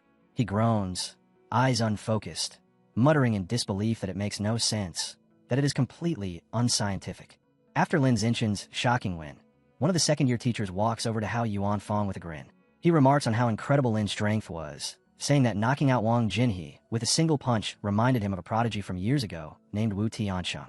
Hao Yuanfang nods, but quickly says that while Lin is outstanding, he still isn't on Wu Tiancheng's level. He explains that Wu Tiancheng had been so monstrously strong even as a first year that even the principal found him terrifying. Hearing the name, Lin Xingqian comes over, curiosity in his eyes, and asks who Wu Tiancheng is. Hao's expression brightens as he starts to explain that Wu Tiancheng was a true legend, someone who in his first year defeated the entire third-year elite class by himself and left the whole school in shock. The teacher goes on to list his unbelievable feats, a 100-meter dash in just over 6 seconds, a nearly 4-meter vertical leap, and the ability to lift 650 kilograms with one hand. He looks at Lin Xingqian with a grin and asks if that isn't impressive. Lin Xingqian gives a slightly awkward smile and admits he is a little impressed, though in his heart he thinks those numbers only match what he could already do back in 6th grade during a summer break. That night, the class gathers at a restaurant to celebrate. Hao Yuanfang lifts his glass of soda, laughing as he announces that because of Lin Xingqian's performance, the second-year teacher lost the wager and had to pay for everything. Cheers explode around the table, glasses clinking as everyone toasts Lin Xingqian's victory. As the party grows louder, Lin finds himself surrounded by Hiyu, Chu Xian, and the others, all suddenly famous across campus. They fire question after question at him, asking about his training and begging to add him on WeChat. The attention makes him feel strangely awkward. Through the noise, one familiar figure never changes. Han Han quietly keeps placing food onto his plate, making sure he eats properly. Then, all at once, she stiffens, her face turning pale. She mutters something about needing the restroom and rushes away, flustered. Watching her go, Lin can't help but smile, thinking she still runs off whenever she gets nervous or excited. Inside the restroom, 2 girls are chatting. One sneers about how Han Han always waits on Lin Xingqian, pouring his drinks and peeling his shrimp like a servant. The other laughs and says someone as weak as Han Han could only have entered the elite class because of him. With a smug tone, she adds that their relationship will never last, that once the gap between them grows, it will tear them apart. Behind the door, Han Han hears every word. Her chest tightens, but instead of hiding, she steps out and faces them. In a steady voice, she tells them she is not a sycophant, that she is Lin Xingqian's childhood friend. The 2 girls freeze, stunned by her sudden resolve. Later, under the dim glow of streetlights, Han Han and Lin Xingqian walk home together. He notices how quiet she is and asks what's wrong. After hesitating, she lowers her eyes and finally confesses something she has never told anyone. Her mother always said she would outgrow wetting herself, but even now she still has to wear diapers at night. The words spill out heavy with bitterness as she says she feels broken, unable to even control her own body. Lin Xingqian stops and gently grips her shoulders. He tells her she is not broken at all. What she thinks is a flaw, he says, is actually a power that has not awakened yet. Han Han stares at him, disbelief slowly turning into a fragile spark of hope as she softly asks if he means a superpower. Lin Xingqian nods without hesitation and tells her that her strange talent in the water was never a coincidence, that it is proof her power already exists. Her eyes widen as curiosity pushes away her doubt. She asks if he has one too, and Lin Xingqian answers with a calm smile that he does, just like her. The idea fills her with excitement as she starts wondering what kind of ability she might awaken. Lin Xingqian tells her that whatever it turns out to be, it will be something powerful. Their conversation is suddenly cut off when their path is blocked. Ahead, a street has been sealed off, men in protective suits moving in and out of a building. An officer with a megaphone warns everyone to stay back while they begin exterminating rats inside. From within, a man in an apron bursts into the chaos, swinging a broom wildly and screaming at them to stop. His voice cracks as he begs them not to hurt his brothers. His face twists with anguish and fury before he lets out a wild roar and charges at the officers, shouting that he will fight them to the death. Han Han stares in disbelief and asks if the man has gone mad. Lin Xingqian gives a small nod, saying he might be mentally unstable, though the scene is still painful to watch. He sighs and tells her they should go home. Later that night, Lin Xingqian sits with his parents in their living room as the television glows in the dark. A news anchor reports that a young female teacher who disappeared last week is still missing. An uneasy silence settles over the room. His mother gasps as the report continues, saying this makes the fourth young woman to vanish this month. His father, Lin Yin, quietly corrects her, saying it is the fifth. Images of the missing women appear on the screen, all young and beautiful. The anchor warns women across the city not to go out alone at night. Worry fills his mother's eyes as she turns to Lin Xingqian and tells him to make sure Han Han is never by herself. He nods gently and promises that he will protect her. At the public security office in Shanghai City, the man who attacked the exterminators is now locked away. In a sterile room, a doctor in a white coat speaks with a police officer watching through the glass. The officer asks if the man is mentally unstable, but the doctor shakes his head and says he cannot be sure. The suspect has not spoken a single word since being brought in. The officer frowns, saying it is strange, because earlier the mark of the man would not stop screaming. Before the doctor can answer, the officer suddenly stiffens, eyes widening in fear. Slowly, both of them turn toward the interrogation room, where the man is no longer sitting still. His body begins to shake violently as a dark, sinister aura leaks out through his skin. The two men can only stare in horror as his shape warps, bones cracking, muscles swelling, flesh tearing apart. In seconds, the human form is gone, replaced by a towering, grotesque rat-like monster, its red eyes glowing through the glass. The officer panics and grabs his radio, screaming for support. His voice breaks as he yells that the cyborg unit needs to be sent immediately, that the suspect has turned into a massive aberrant beast. The radio crackles in his hand, but before any response can come, the room is shattered by the sound of breaking glass. The monstrous rat bursts into the streets, tearing through everything in its path. Gunfire rains down on it, but the bullets barely leave a mark. The police are forced back as the beast keeps charging forward without slowing. A female officer radios in, reporting that headquarters has confirmed all cyborg units are tied up elsewhere. The director replies grimly that reinforcements are still 10 minutes away, far longer than their ammunition will last. With no chance of winning head-on, he orders everyone into the vehicles. Their only choice is to draw the monster away from the city center and buy time. A female officer jumps into the driver's seat of a police van while another climbs in beside her. Sirens scream as they speed off, and the giant rat gives chase, leaping across rooftops as it hunts them down. She shouts for the driver to go faster, gripping the wheel as she fights to squeeze out every second they can. The van races up a twisting mountain road and plunges into a tunnel, but the creature does not slow. Its roar echoes through the darkness as it closes in, jaws wide. With a thunderous impact, it smashes into the back of the van. The metal twists. The vehicle flips and rolls before skidding to a stop. Inside, the female officer hangs upside down, blood trickling down her face as her vision blurs. A hollow thought passes through her mind that this is how it ends. Outside, the aberrant rat shrieks in triumph. But before it can strike again, a blinding explosion tears through the tunnel. Shockwaves rip across the wreckage. Floating above the scene is a female cyborg with short purple hair, her sleek armor reflecting the light. She locks onto the target and gives a single cold command to eliminate. Violet missiles streak out and slam into the beast, detonating in violent bursts. Fire and debris fill the tunnel, the air trembling from the blasts. When the smoke fades, the cyborg drops to the ground and scans the area.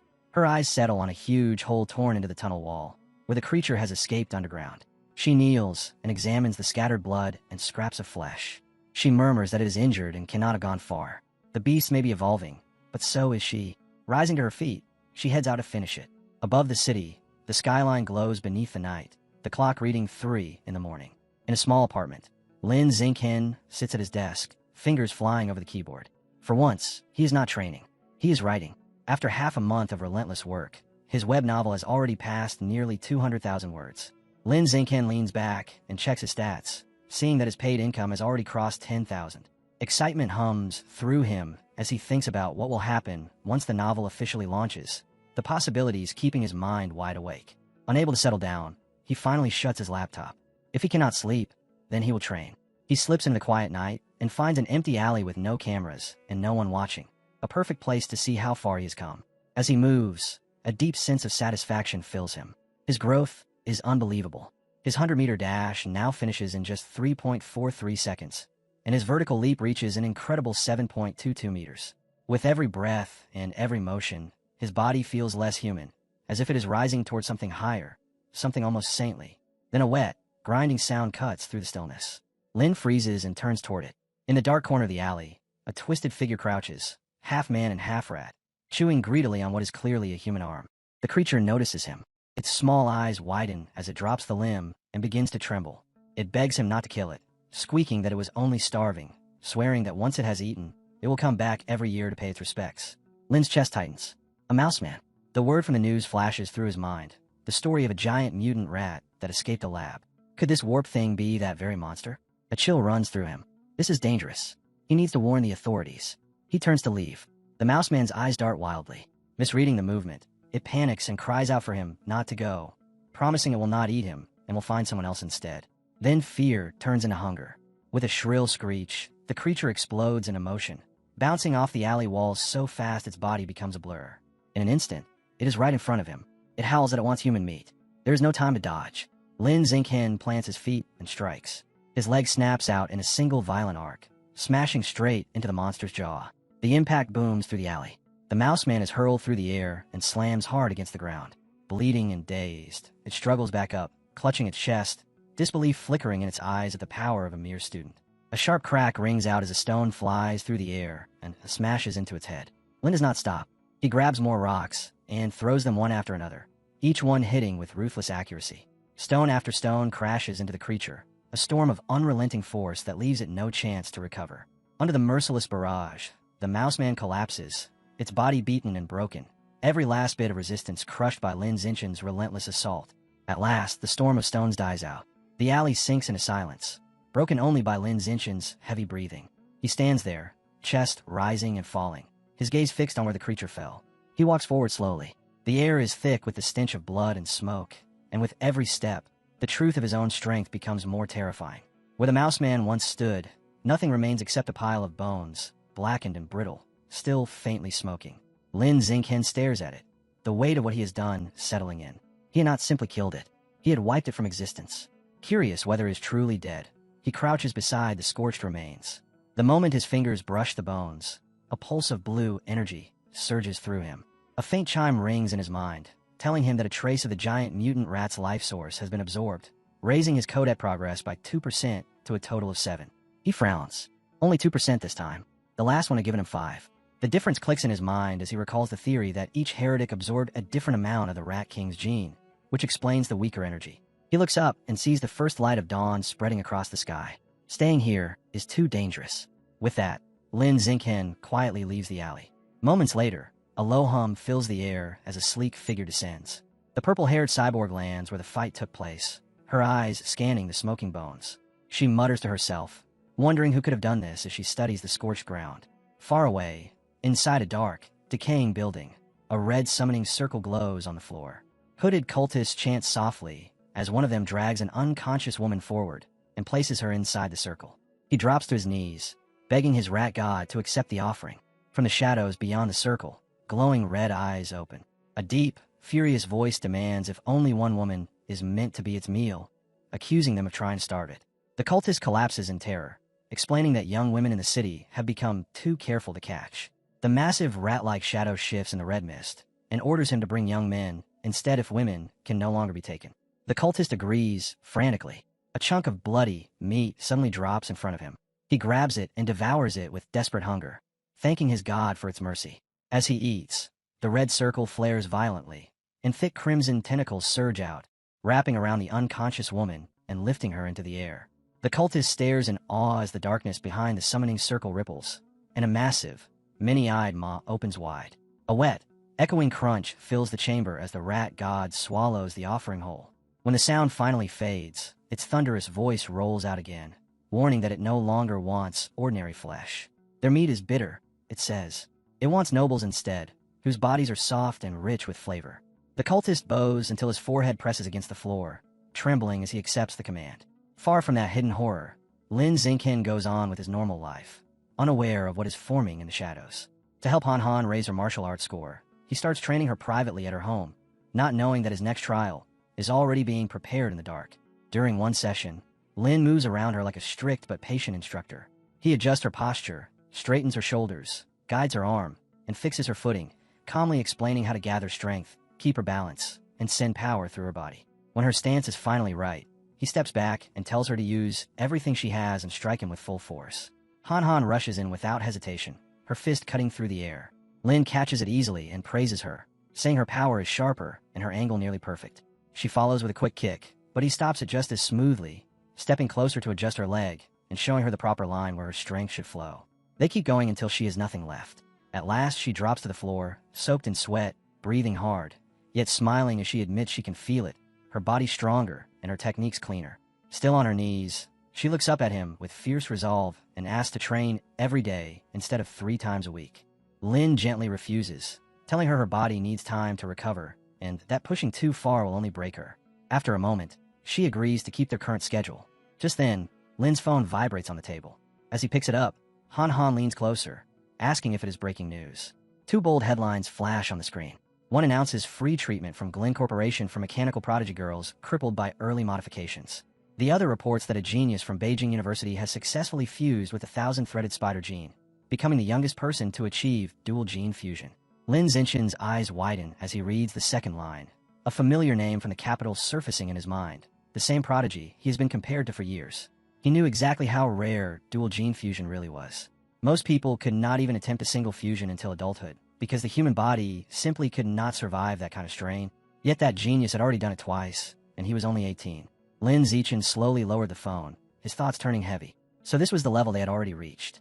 The room grew quiet as a dangerous question took shape in his mind. Was gene fusion truly the ultimate road to power, or was there another way to break past the limits of the human body itself? Back at home, Lin Xingqian was completely absorbed in his new life as a web novelist.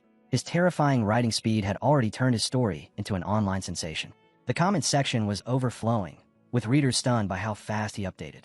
Some even joked that he had to be a tentacle monster to release 50,000 words in a single day. Xingqian leaned back in his chair, calmly reviewing his progress. With the support of his advanced ability and the celestial root of wisdom, a month of steady practice had pushed his typing speed to 10,000 words per hour. At that pace, he only needed to write for about an hour each day, leaving the rest of his time free for cultivation and training. Just then, his father walked into the room. A proud smile crossed his face as he congratulated Xingqian on the novel's early success.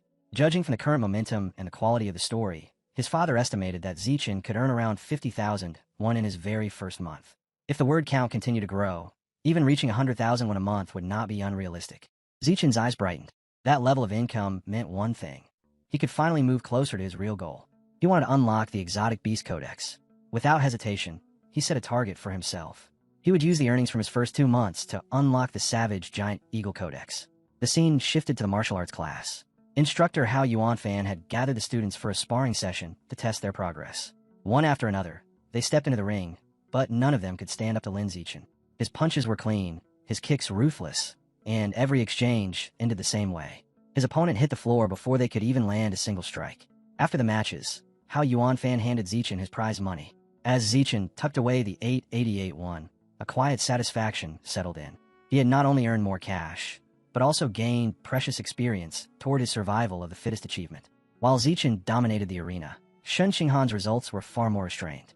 Once again, she ranked last. Her friend Chu Xian tried to cheer her up, but the truth was still clear.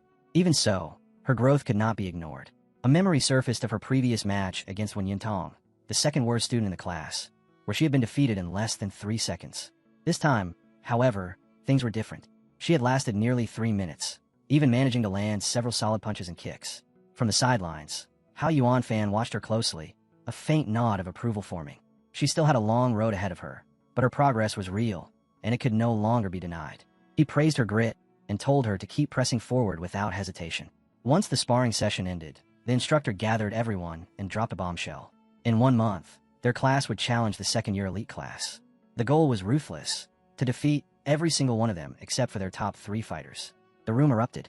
Confidence and excitement thundered through the students as voices overlapped in heated anticipation. Watching their reaction, the instructor gave a satisfied nod. Time flowed quickly after that. Within the month, his father's web novel had skyrocketed in popularity, pulling in an astonishing 89,001. With his pockets finally heavy, he headed straight for the supermarket, determined to buy the beast meat he had been craving for so long. At the counter, he asked for savage giant eagle meat. The woman behind the register smiled and told him about a promotion. Anyone who bought 100 Gene or more would get a 5% discount. Lin paused. After a brief calculation, he chose to hold back. If he waited a little longer and saved more, he could buy everything in one go and claim the discount. By next month, he would easily have enough. The next day at school, Han Han came running up to him, eyes bright with excitement. She told him the cafeteria had opened a new stir-fry counter, and everyone was saying the food there was incredible. Lin agreed, and the two of them headed over together. The smell hit them before they even reached the counter. Rich, savory, and irresistible. Several chefs stood behind the stalls, woks blazing as flames leapt around sizzling ingredients. After ordering, they found a table and sat down. As they started eating, his father commented that coming early had been a good call. The line had already stretched halfway across the cafeteria. Then a sudden argument broke out near the counter. 2 students were shouting at each other. One accused the other of cutting in line, while the other insisted his desk mate had been saving his spot. The first refused to let it go, claiming that saving a place was no different from cutting, and the situation quickly turned ugly. Han frowned as she recognized one of the voices. She leaned in. "Isn't that you?" she said. "Shouldn't we go over?" Lin glanced in their direction, expression steady. Seeing Hyu's imposing posture and how the other student was already hesitating, he shook his head. "No need," he replied. "He can handle it." That confidence turned out to be misplaced. The other boy straightened up, looking down on Hyu as he called him a punk. Before Hyu could respond, several of the boy's friends moved in, closing ranks around him. Their leader stepped forward and demanded to know what Hyu's problem was. One of the group answered for him. They had no problem at all. They were cutting in line. Hyu snapped back, telling them to get to the end. He stepped forward, spreading his arms to block their way, only to realize how badly he was outnumbered. His eyes flicked across the crowded cafeteria, a sharp thought cutting through his mind. Why wasn't anyone stepping in? From their table, Han Han pointed out that Hyu was being bullied and urged Lin Xingqian to step in. By the time he moved, Hyu had already been pushed into a corner. A hand suddenly landed on the leader's shoulder. Lin Xingqian was standing there, eyes cold, telling him to get back in line properly. The bully turned around with a sneer and asked what Lin Xingqian thought he was going to do about it. Lin calmly took out his phone and said he would report the whole incident. The leader scoffed, calling reporting something so trivial disgraceful.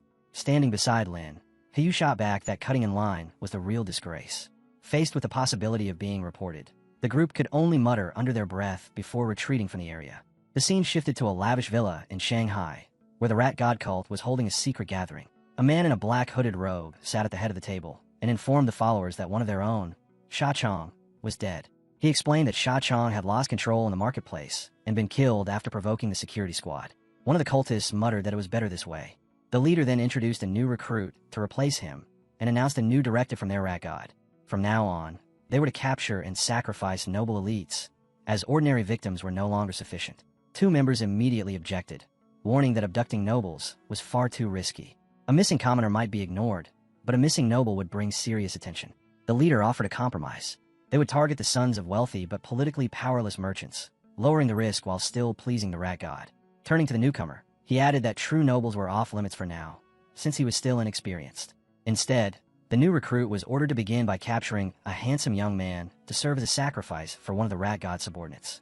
Hidden beneath his hood, the newcomer accepted without hesitation, swearing he would bring not just any handsome youth, but the most handsome man in the entire city to the divine child. Back in the classroom, Hyu was still stewing over what had happened in the cafeteria. He told Lin Xingqian that he had looked into the students who cut the line and discovered they were from class 3 of the second year, the very elite class they were about to face.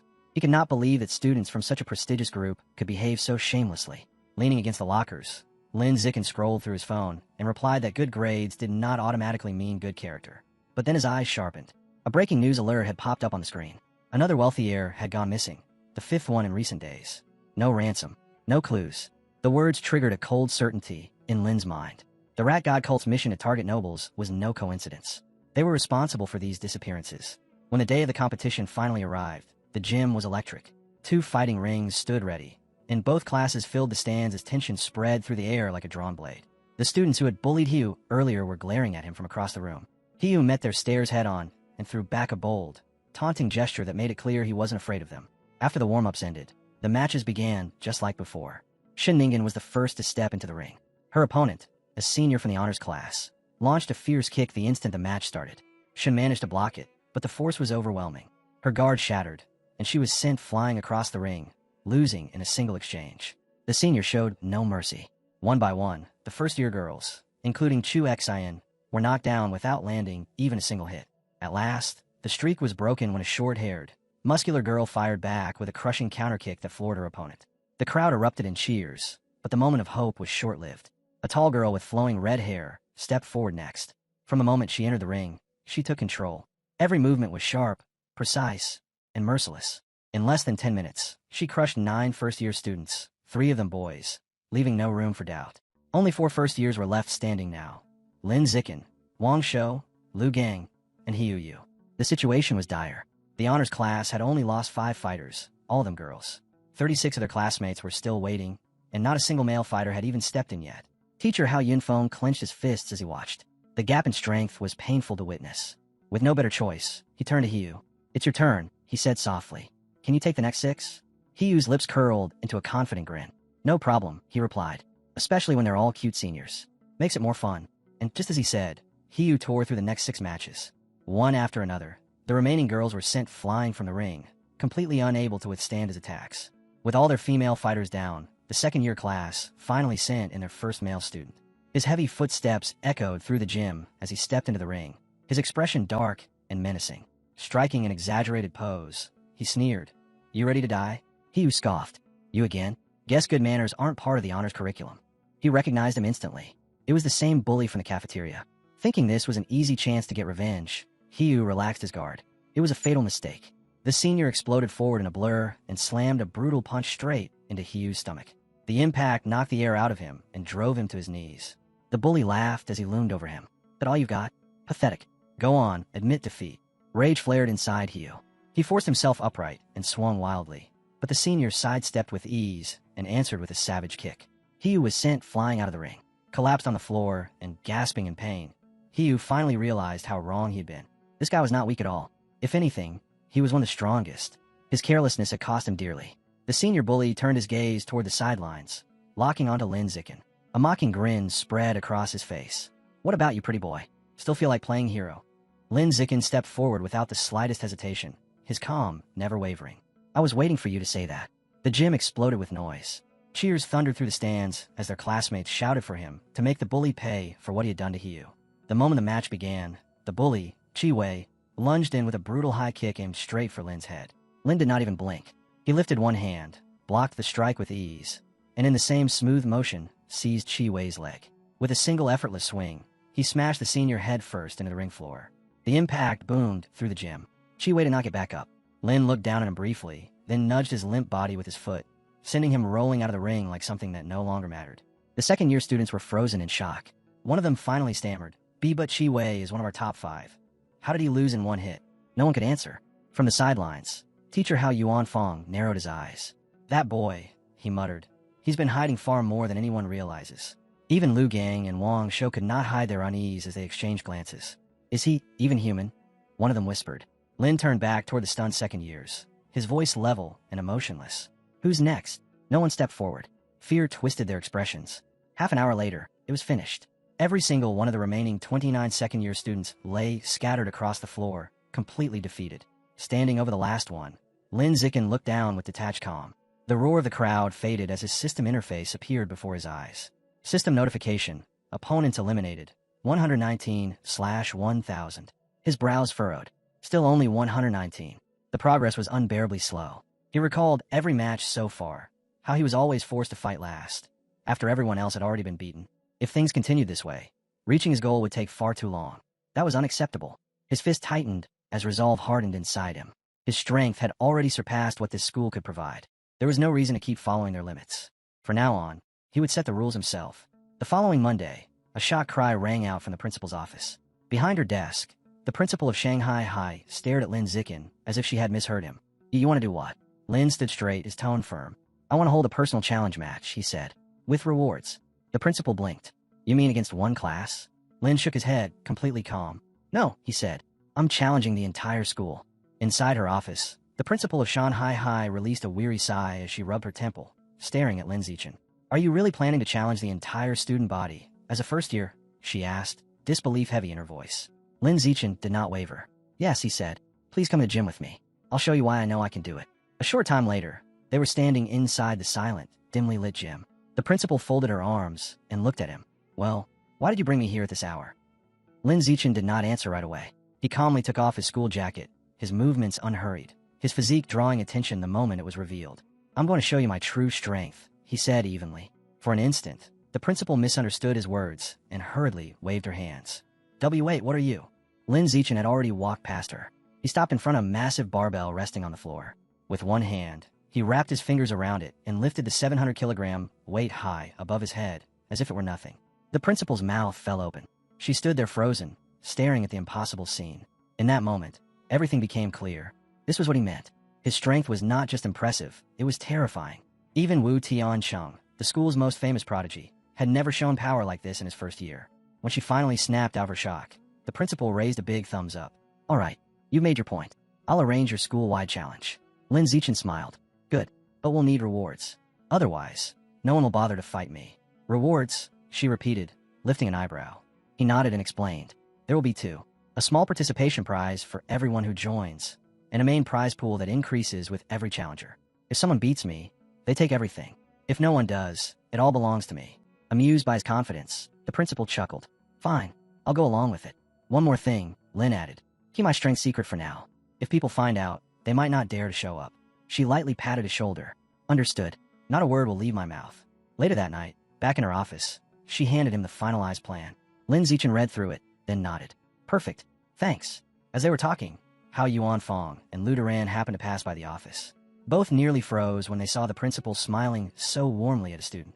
Hao Yuanfang stared in disbelief. The Iron Principal? Smiling like that? Since when? The next day, at exactly 2 in the afternoon, the gym was packed to the brim. Students filled every seat, their voices buzzing with excitement and curiosity. 2 huge fighting rings stood at the center, with Lin Zichen and the principal beside them. Taking the microphone, the principal's voice echoed through the hall as she introduced Lin Zichen, listed his recent victories, and announced the rules and rewards of his challenge. A single first year against the entire school. The gym exploded with noise. Laughter, mockery, and disbelief flooded the air. Some shouted that the principal had lost her mind. A first year daring to challenge the whole school was absurd. Beating the second years doesn't mean you can handle the third years, someone yelled. You're crazy, another voice shouted.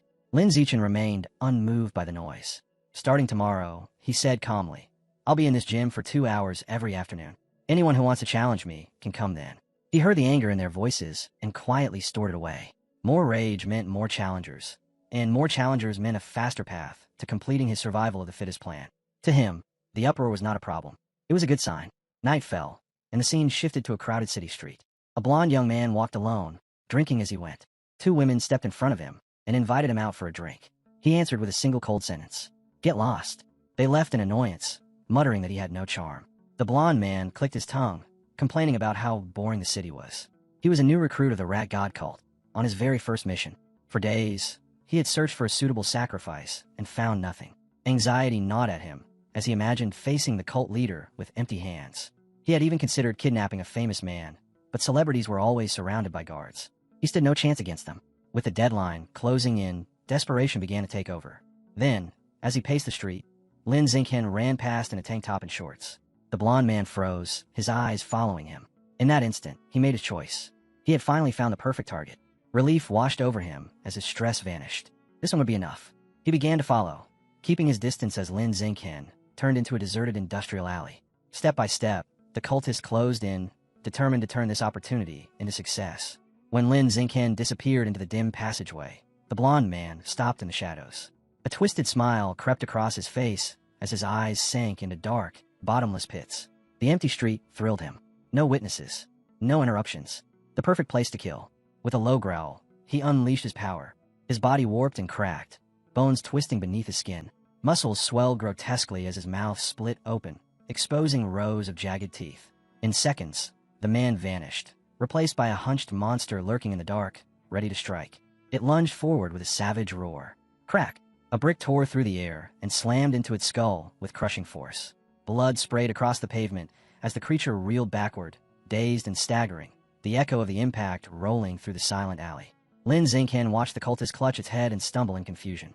A single brick had done that much damage. He stepped out of the shadows, another brick still in his hand, his voice calm as he muttered to himself. He had not expected to run into a rat person during a simple night jog, but if fate wanted to hand him free progress for his guidebook, he saw no reason to refuse. The creature shook violently, its pupils shrinking in terror. What kind of human talks like that? It could not understand his words, but every instinct screamed the same warning. This man was terrifying, and just as it tried to move, it dropped dead. Lin Xingqian blinked. He stared at the lifeless body, struggling to process what had just happened. One casual brick had killed a transformed cultist. Was a follower of the rat god really this hooking fragile? He crouched beside the corpse and absorbed its remaining life essence before anyone else could wander past. A sharp system prompt flickered into view. You have devoured a trace of giant mutant rat essence. Guidebook progress. 8%. Only 1%. Lin Xingqian exhaled in disappointment. No wonder it died from a single brick. There had barely been any essence inside it at all. Even so, the encounter left a faint chill in his chest. Tonight had been a fluke. Most of the rat god cult's transformed fighters were nothing like this. Some of them had bodies strong enough to withstand bullets. If he kept running alone at night, one day he would inevitably run into one of those. Morning came. Lin Xingqian was at home when a news broadcast made him freeze. At 3 in the morning, the Municipal Public Security Bureau had joined forces with a professor from Shanghai University and wiped out the rat god cult completely. The so-called chemical tutor, as the reporter called him, was actually a high-level gene fuser who had personally killed the Rat King. The footage began to play. A gigantic, multi-eyed monster roared as it fired a storm of bone spikes. A red-haired, winged gene fuser cut through the barrage, flesh tearing and mana flaring as he pushed forward without retreating. 30 seconds. That was all it took for the Rat King, a creature so massive it blotted out the streetlights, to slam into the ground in defeat. Lin Xingqian watched the gene fuser land, calm and unscathed. His jaw tightened. So that was the power of a high-level being. He slowly leaned back, his expression turning grim. Terrifying was not even close to enough to describe it. The room was bright and sterile, almost clinical, yet the two men inside it looked like they had just walked off a battlefield. The blue-haired man casually sipped from his cup and glanced at the spiky orange-haired man beside him. So, any news from the teacher? Tiansheng did not even look up. Still out of contact, he replied flatly. And the entire team that went to suppress the riot at Source Site 36. Not a single one has reported back. The blue-haired man froze mid-sip. All of them. All of them, Tianqing said. If things hadn't already been mostly stabilized, I wouldn't even have had time to deal with the little shrimp that slipped out during the chaos. The blue-haired man raised a brow. Little shrimp. He almost scoffed, but then the image of the monstrous Rat King flashed through his mind, the creature that had left the entire Public Security Bureau helpless. To him, that thing was a living nightmare. But compared to someone like Tianqing, yeah, in that sense, it really was just a shrimp. He sighed, then suddenly draped an arm over Tianqing's shoulders. Since you're here anyway, why not swing by our old school? Give the juniors a lecture or two. Tianqing knocked his arm away. I'm not some idol. I have actual work to do. Oh, come on, the blue-haired man grinned. Giving guidance to our cute juniors is real work. Think of it as nurturing the next generation. Tian clicked his tongue, but did not bother to argue. Far beneath them, beneath the pale glow of the full moon, the truth was unfolding inside a cavern drowned in darkness. The Rat King was still alive. It knelt on the stone floor, trembling as it spoke, its voice breaking. First, it had fed on beggars. Then it had moved on to young people. And, eventually, it had developed a taste for the pampered rich. Now it pressed its head to the ground, no longer a tyrant, but a groveling worm, because towering over it was something far more terrifying. A colossal, green-skinned monster with glowing crimson eyes filled the cavern with crushing pressure. Its rage pulsed through the air like a living heartbeat, making the stone walls feel as if they were closing in. I dragged you here, it growled, so your clan could dig tunnels. That was all you were supposed to do. Instead, you went around eating humans and stirred up a citywide disaster. Do you really think you deserve to live after that? The Rat King shook so violently it could barely breathe. And Master, please, give me another chance. The giant stared down at it in silence. Then at last it spoke. Fine, I'll give you one. Relief surged through the Rat King, and was instantly crushed. A massive claw slammed down. Blood exploded across the cavern as flesh was torn apart, The Rat King screamed, swallowed by the sickening sound of violence. Deep inside the darkness of the cavern, the punishment did not stop. The huge green monster held a freshly torn eye between its fingers, blood still dripping from it. It sniffed once, curling its lips. Disgusting smell, but the taste isn't bad. The Rat King could only tremble as its master casually bit into the bloody orb. Its remaining eye darted around in sheer terror before the creature's hand closed around its skull once more. Hiding underground, letting one of your underlings pretend to be you. You're not as stupid as they say, the monster rumbled. That thing Wu Tian killed was just your decoy. Clever. Its grip tightened, forcing a whimper from the Rat King. But if you fail to dig the tunnels I ordered, its crimson eyes flared with killing intent. You will die anyway. The Rat King bowed so low its snout scraped against the stone, barely daring to breathe.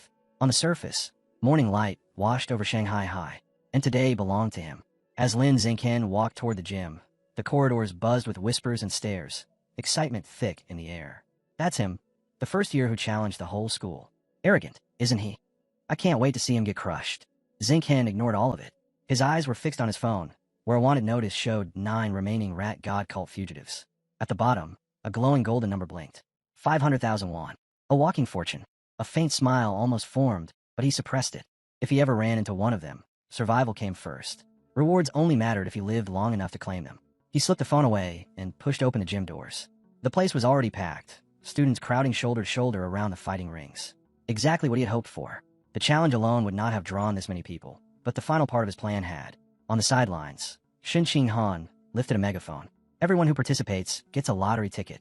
The prizes this year are extremely generous, so don't miss your chance. The gym detonated with noise. Is that real? Game consoles. Even the newest smartphones. Forget it, I'm in. I don't care if I get flattened. One boy clenched his fists, eyes shining. If I get lucky, maybe I'll even get to touch Ching Han's hand during the draw. He puffed out his chest and stepped forward, ready to volunteer, and never finished. A girl vaulted straight over him, planted a foot on his head, and shouted, "I'll go first." That single cry shattered the last bit of restraint in the room. Dozens, no, hundreds, of girls surged forward in a wild rush. The boys were instantly swallowed, crushed beneath the stampede as the girls charged the ring, all screaming the same name. I want to fight Lin Xingqian. The fighting ring stopped looking like a battleground and started looking like a chaotic fan meeting. Girls crowded in from every direction, arms raised, voices overlapping. I want to challenge him. No, me first. Lin Xingqian, look at me. Then the so-called challenges turned into something else entirely. One girl clung to his arm, eyes sparkling. Wow, you're so strong. Another brushed her hand across his cheek. And really handsome. Someone hugged him from behind. Another grabbed his hand. Another buried her face against his shoulder. In seconds, he was buried under a wave of perfume, warmth, and unrestrained enthusiasm. Lin Xingqian blinked. This wasn't a fight. This was harassment. He didn't want to hurt girls, but the achievement bar would not fill itself. If he let this continue, the entire event would fall apart. He took a quiet breath and steadied himself. Sorry in advance. He released his control and moved. A gentle push sent one girl flying safely out of the ring. Another light shove knocked another away. One by one, he launched them out with perfectly measured force. When the ring was still too crowded, he released a faint shockwave. Phoom! Every girl around him was lifted off their feet and blown out of the ring in a flurry of skirts and indignant cries. I'm really sorry, he said with a small bow as the last one rolled to a stop. Silence fell. He opened his system. Survival of the fittest. 309/1000. Good progress. Still far from enough. The girls, however, were not finished. A pink-haired student shot her hand into the air, eyes blazing. I want a rematch. Lin Xingqian's gaze turned cold. According to the rules, defeated challengers cannot challenge again. A wave of despair rippled through them. That rule is awful. So unfair. We didn't even get to touch him long enough. Before their complaints could grow louder, heavy footsteps echoed through the gym. A massive third year strode in with his group, cracking his knuckles. Move aside. It's my turn. I'll teach this arrogant junior, He never finished. Bam. One punch. Down. Bam. Bam. Bam. The rest of his crew collapsed just as fast. Moments later, Lin Xingqian stood atop of a brand new mountain. This one piled high with unconscious challengers. Survival of the fittest. 419/1000. He brushed the dust from his uniform and swept a calm gaze across the stunned crowd. Next, the noise vanished. A shadow dropped lightly into the ring, sharp and controlled. I'm still here to fight you. A wave of gasps burst out. Yin Xiaoxian, the honors class overlord. He once crushed a whole class alone. Until that third-year instructor shut him down.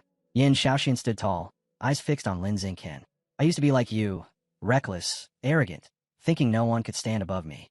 He folded his arms, slipping naturally into a lecturing posture. Then someone stronger taught me reality. So as your senior, let me show you what. Lin Xingqian didn't even glance at him. He turned to the supervising teacher. Can I start? Yin Xiaoshuan's eye twitched. The match hadn't begun, yet he was already invisible. The teacher, drenched in sweat, waved his clipboard wildly. Match start.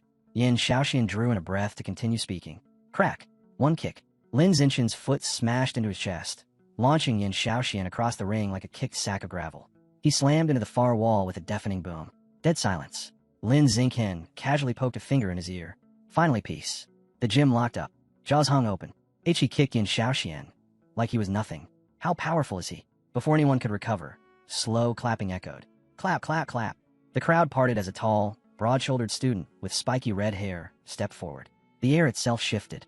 Shen Qinghan, #1 in the entire school. Now this is the real battle. Energy surged through the hall. Lin Xingqian studied him quietly. Beat the younger one, and the older brother appears. Predictable. Shen Qinghan landed in the ring, a crooked smile on his face. Didn't think Yin Xiaoxian would fall to a freshman. Since he did, I'll... Lin Xingqian raised a hand, ignoring him as he turned to the teacher. Can we begin? Shen Qinghan's smile twitched. Hey, I wasn't done. Start.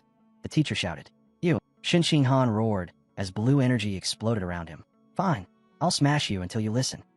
He rushed forward, the floor cracking beneath his feet. Lin Xingqian stepped in to meet him, his fist wrapped in glowing yellow light. Boom!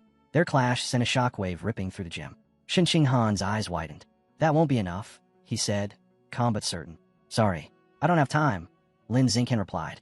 Then he struck. One clean, crushing blow. Thundering crash.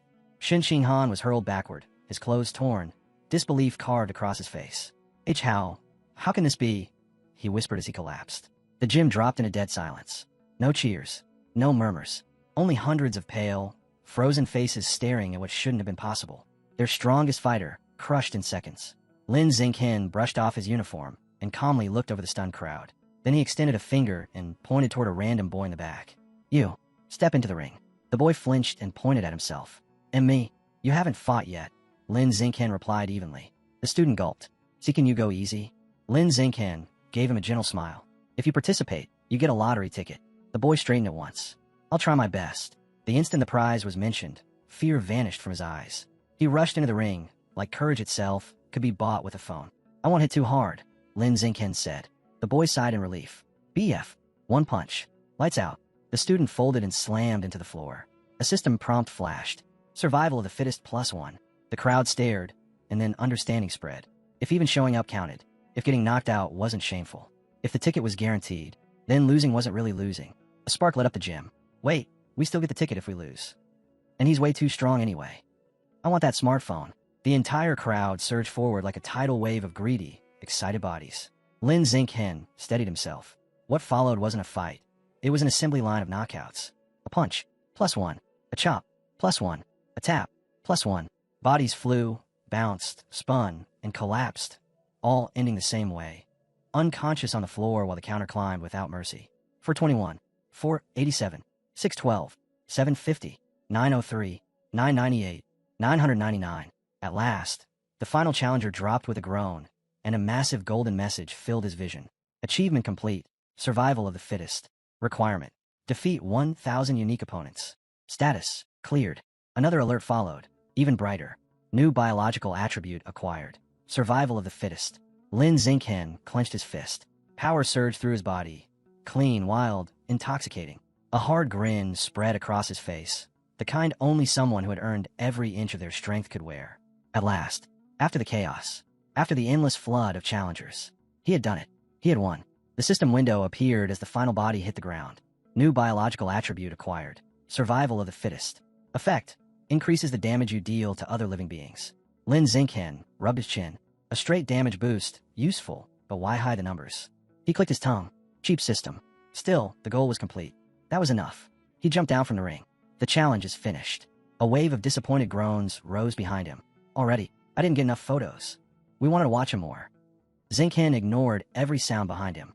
Without slowing down, he caught Shen Qinghan's hand and pulled her through the roaring chaos. The gym emptied in their wake, but the two of them were already gone before anyone could think of stopping them. That afternoon, laughter echoed through the principal's office. The principal of Shanghai High lounged against her desk, legs crossed, smiling like she had just hit the jackpot. Congratulations, Lin Xinghen. You are now officially the strongest fighter in Shanghai High. She leaned forward, eyes glittering.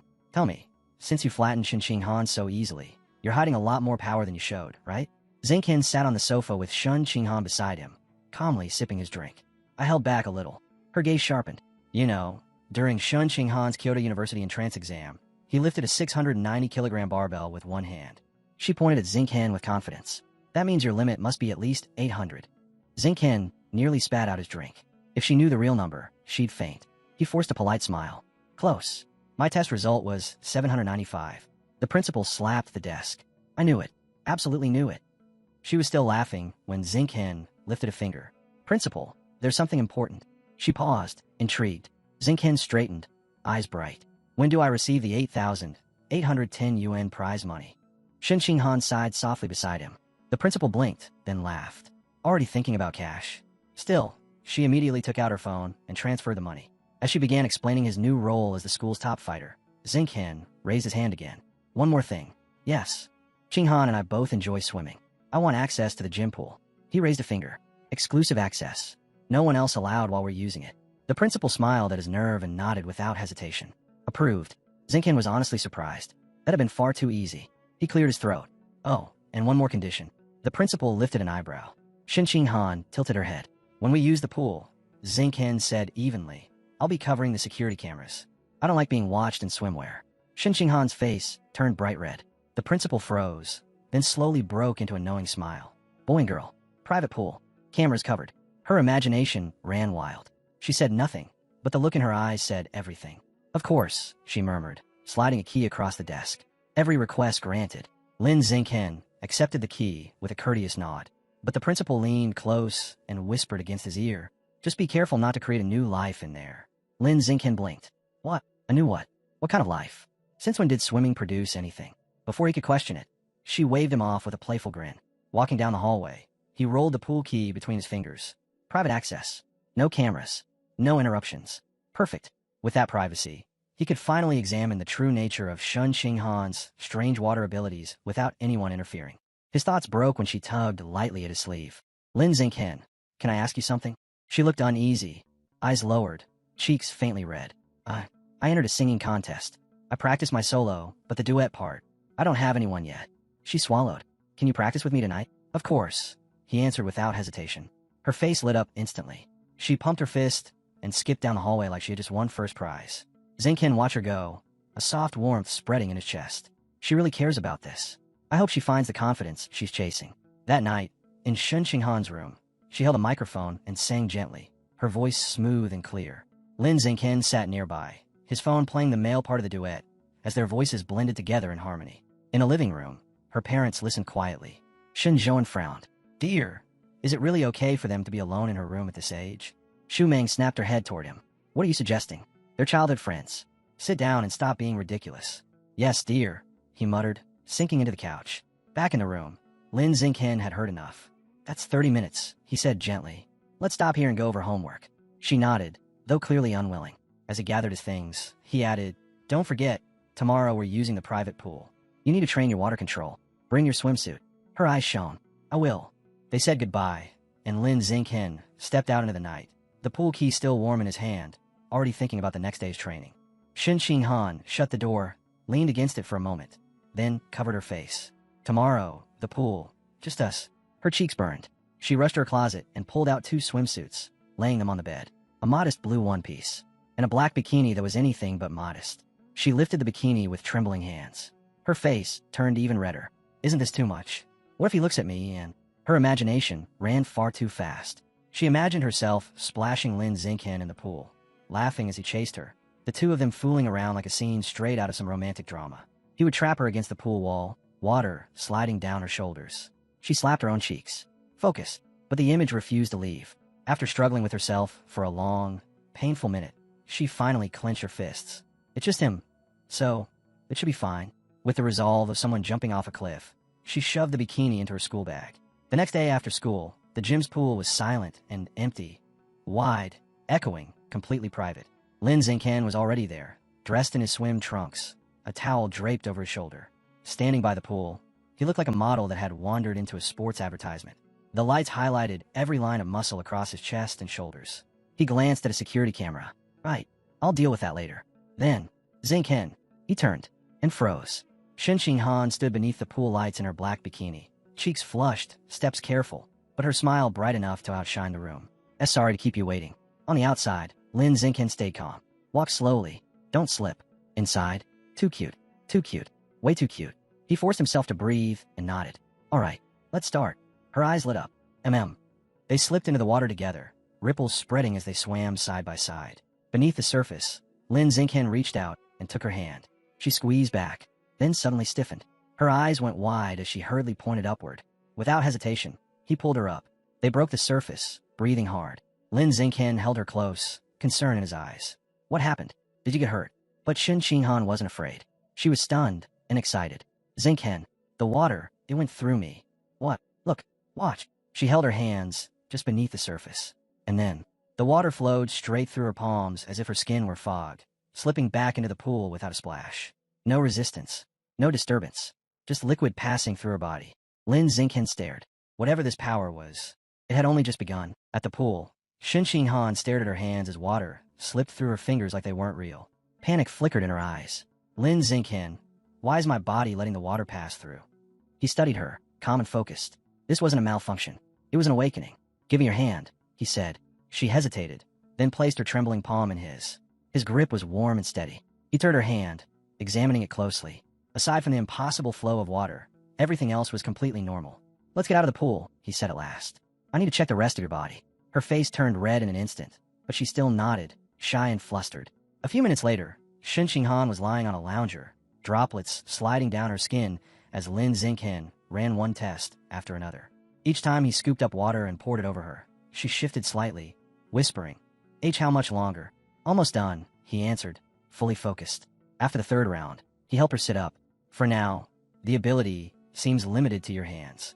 She looked down quietly, thinking it over. Then, sitting at the edge of the pool, her voice trembled with a different fear. Did you think my bedwetting might be related? Maybe another part of me lets water pass through too. Lin Zinken paused. The question surprised him, but he didn't brush it aside. It's possible, he said honestly. Next time you feel it coming, tell me. Try to sense if there's anything similar somewhere else, like what you feel in your palms. The moment he finished, he stiffened. Why did that sound so wrong? He cursed himself silently. But Shin Han wasn't thinking about that at all. Her eyes suddenly lit up with a spark he had never seen before. So that means, I'm not useless, she murmured. Then her voice rose with excitement.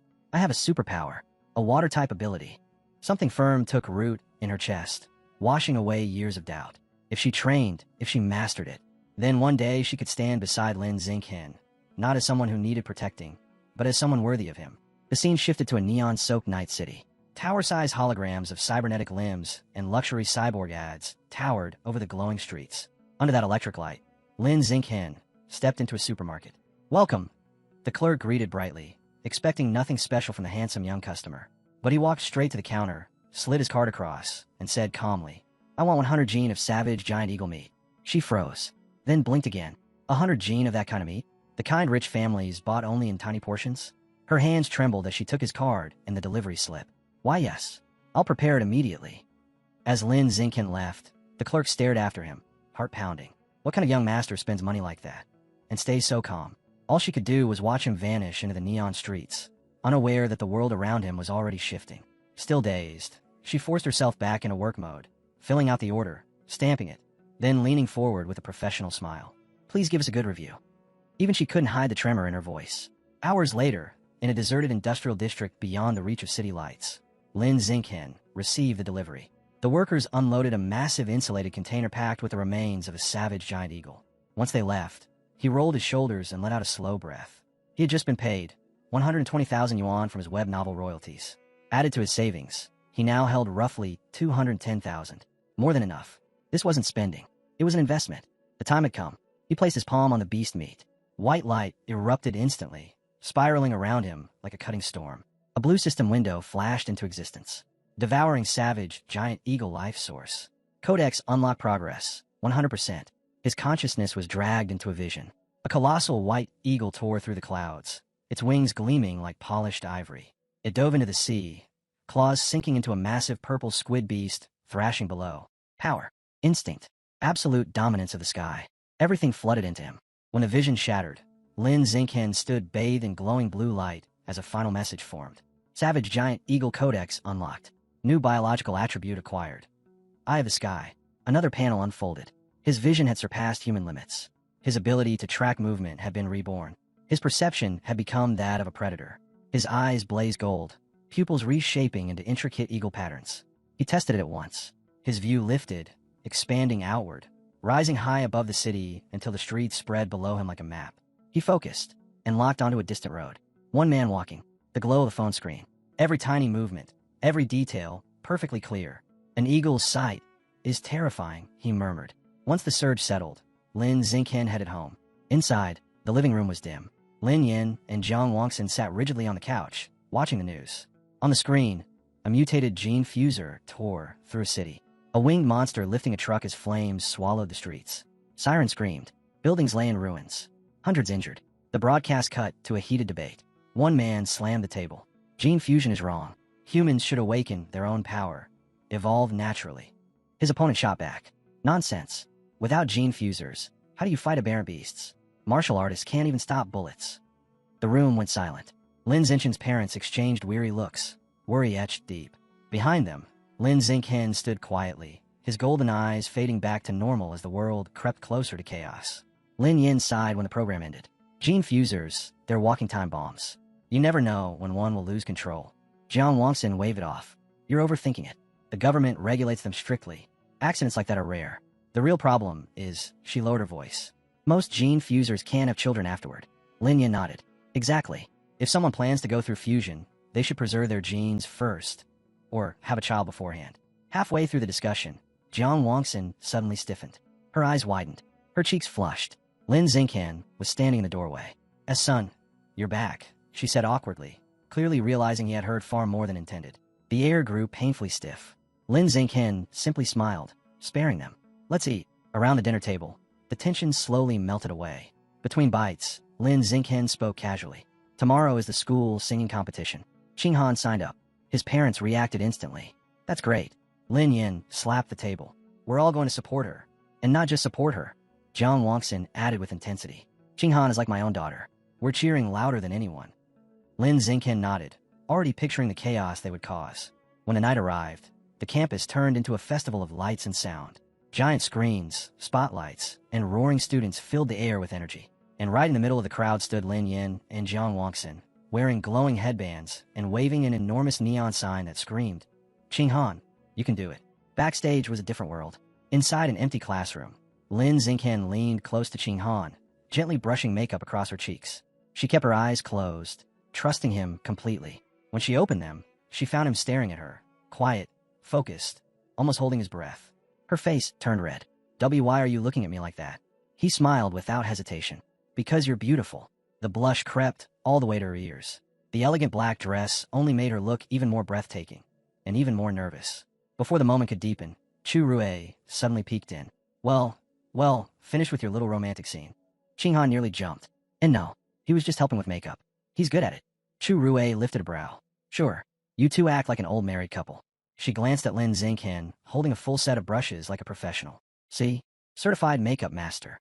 She waved a hand. You're on after the next 2 acts. Don't be late. With a grin, she slipped away. Lin Xingqian held out his hand. Come on, I'll take you. Her heart pounded, but she nodded and reached for him as the stage lights glowed down the hallway. Then, just as he turned to lead her out, she didn't move. Shen Qinghan sat frozen in her chair, shoulders shaking, hands clenched on her knees, her entire body trembling. When he looked back, her face was ghostly pale, yet burning with humiliation. With a tiny, shaking movement, she reached out and lightly caught the edge of his jacket. Lin Xingqian. Her voice trembled. She couldn't even raise her head. He lowered himself slightly, worry in his eyes. What happened? Her lips pressed together, eyes shimmering as panic built. The words fought to come out, then finally spilled in one desperate breath. I lost control again. The confession struck like a bolt of lightning. His gaze dropped, and he saw it. A faint wet mark spreading down the elegant black dress, seeping toward the glossy floor. The pressure, the fear, the looming stage had overwhelmed her. Shen Qinghan shook harder. I was too nervous. I couldn't stop it. Tears clung to her lashes as she folded inward, too ashamed to look at him. But Lin Xingqian didn't step back. He didn't hesitate. He didn't judge. He moved closer, resting his hands gently on her shoulders. Han, he said quietly, look at me. She lifted her face just enough to meet his eyes. There was no shock there. No disgust. Only steady warmth. We'll deal with it, he said. Together. Don't panic. Her shaking eased, just a little. Of everything she feared, this moment had always been the worst. Not the stage, not the crowd, but the thought that he might finally see her as broken. But the way he looked at her now, for one fragile second, she felt like she wasn't someone to be avoided, but someone worth protecting. Overwhelmed, Qinghan finally collapsed into tears. She clutched Lin Xingqian, sobbing as her voice cracked. We're about to go on. I ruined everything. If they find out Her words dissolved into crying. They'll all hate me. Lin Xingqian stayed calm. He lifted her face gently and spoke in that steady tone that always cut through her fear. Stop crying. Your makeup is going to run. The classroom fell silent. Just her uneven breaths and his quiet presence. Then something shifted in his eyes. He looked toward the massive white curtains by the windows. Before she could ask, he grabbed a pair of scissors, walked over, and ripped one down in a single motion. Qinghan froze, tears still on her lashes. He spread the fabric across the table, hands flying as he cut, folded, and shaped it with impossible speed. In less than a minute, the curtain was gone. In its place, the dress. A layered, elegant white gown fit for the stage. Her voice barely escaped her lips. Lin Xingqian. He lifts it with quiet certainty. Go change. Now. Qinghan freezes, cheeks flushing as her fingers knot together. It's fine, just turn around. I'll change here. His face ignites. It's here. She nods anyway, eyes soft and stubborn, and in the end he gives in. He turns stiffly, staring straight at the far wall, as if it might save him. Behind him comes the faint whisper of fabric, the soft slide of her ruined black dress falling away. She stretches lazily, not even trying to hide that she is teasing him, moving in her underclothes like she knows exactly what kind of chaos she is causing. He doesn't look. He can't. But his ears burn because she is far too close. Then her voice comes, light and bright. You can turn around now. He does, and stops dead. Qinghan stands there, radiant in the makeshift gown, like it was created just for her. Her smile is steady, fearless. Thank you, she says softly. After crying that much, I'm not nervous anymore. He reaches out and gently pats her head, a simple, warm gesture that carries far more weight than words. Good, go in. She looks at him like the sun itself. Not long after, the announcer calls them forward. Lin Xingqian and Qinghan. Their performance erupts across the stage. Bright, lively, impossible to look away from. The crowd moves with them, cheering louder with every beat, every turn, every note. Then the pause comes. Long, heavy, the kind that squeezes the heart. The winners are Lin Xingqian and Qinghan. The hall detonates with applause. They grab each other, laughing, breathless, caught in the rush of victory. In the audience, Lin Xingqian stands beside his father, clapping hard, a proud smile settling on his face. The next day brings reality crashing back. A teacher bursts into the room, eyes snapping to the ruined curtain. Who cut my curtain? No one answers. They do not have to. Punishment follows. Lin Xingqian and Qinghan are ordered to clean the entire classroom. As he drags the mop across the floor, Lin Xingqian lets out a quiet sigh. Fair trade, he decides. Then, ding, a translucent screen flashes before his eyes. Achievement complete. Cooperate 1,000 times. Reward unlocked. Gregarious animal attribute. Combat power increases based on nearby allies. He blinks. A slow, satisfied smile spreads across his face. Unexpected, but welcome. Qinghan's life changes just as suddenly.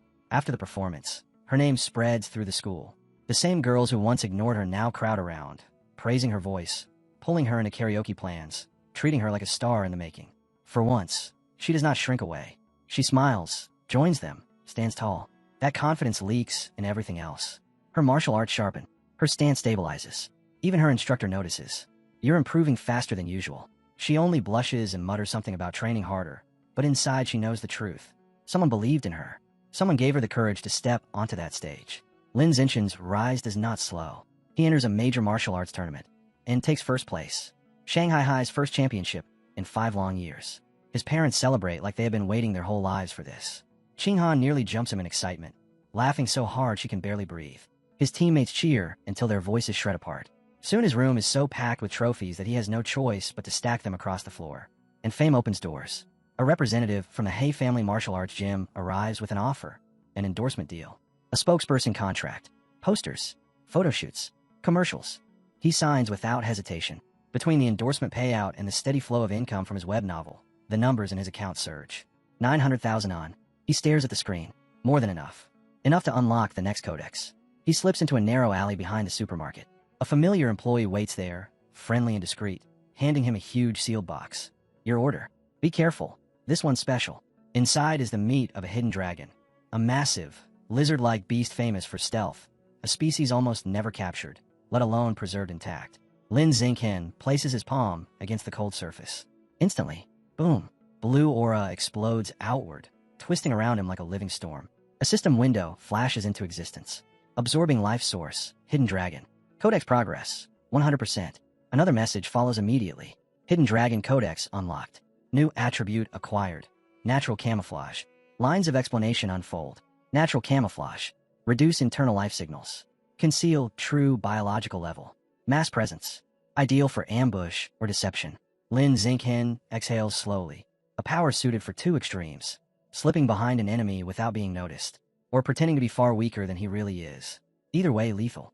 With the task finished, he wipes his hands, slings his backpack over his shoulder, and remembers the final errand of the day. Buy a cake for Mom.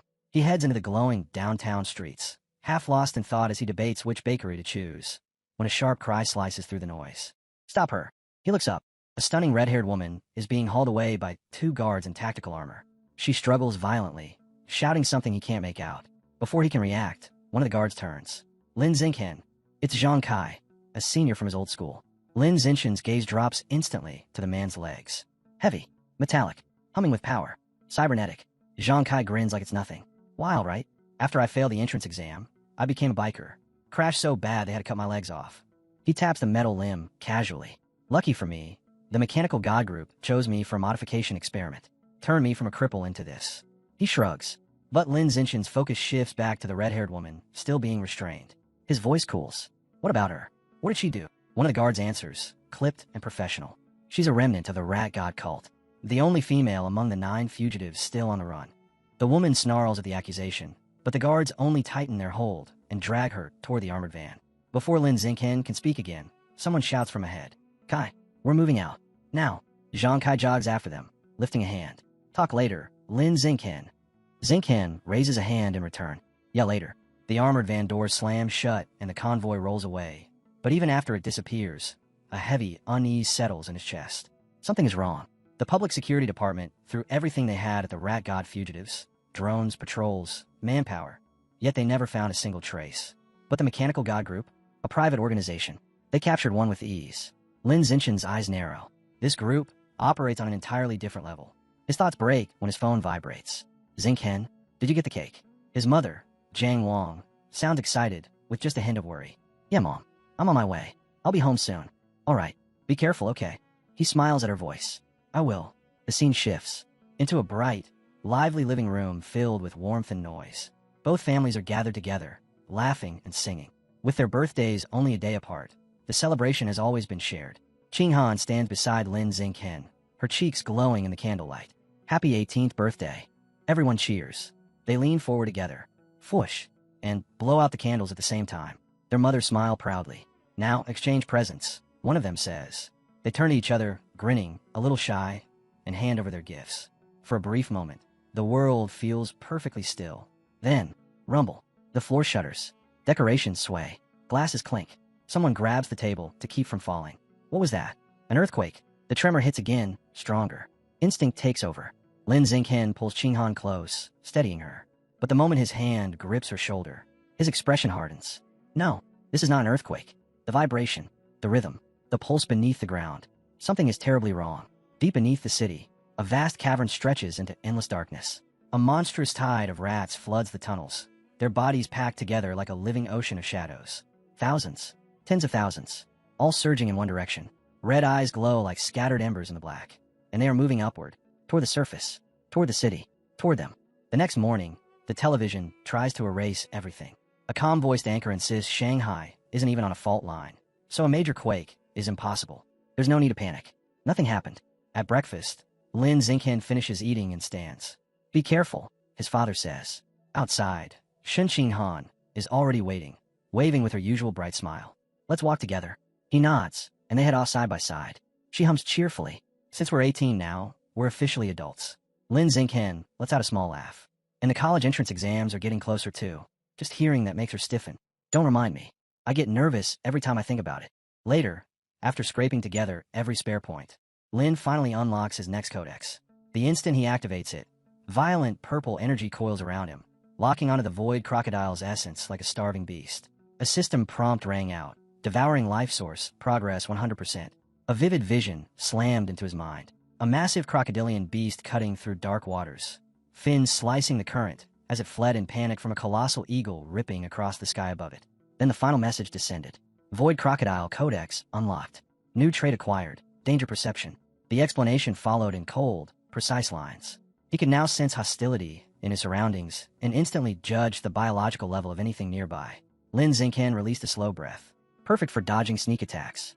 To test it, he headed into a packed shopping mall. With every step, danger perception flickered to life. Power levels floated before his eyes. Tier 1, Tier 2, normal people, no threat. Inside the supermarket, his gaze stopped on packages of life and death toad meat, a rare ingredient, and a potential path to self-healing. Then he saw the price, 100,000 W per gene. His excitement collapsed on the spot. Even his web novel income could not come close to touching that. His jaw tightened. After the exams, I need real money. Meanwhile, at the Nanjiang Provincial Education Department, inside the minister's office, a striking woman with pale purple hair and antler-shaped horns sat in quiet attention.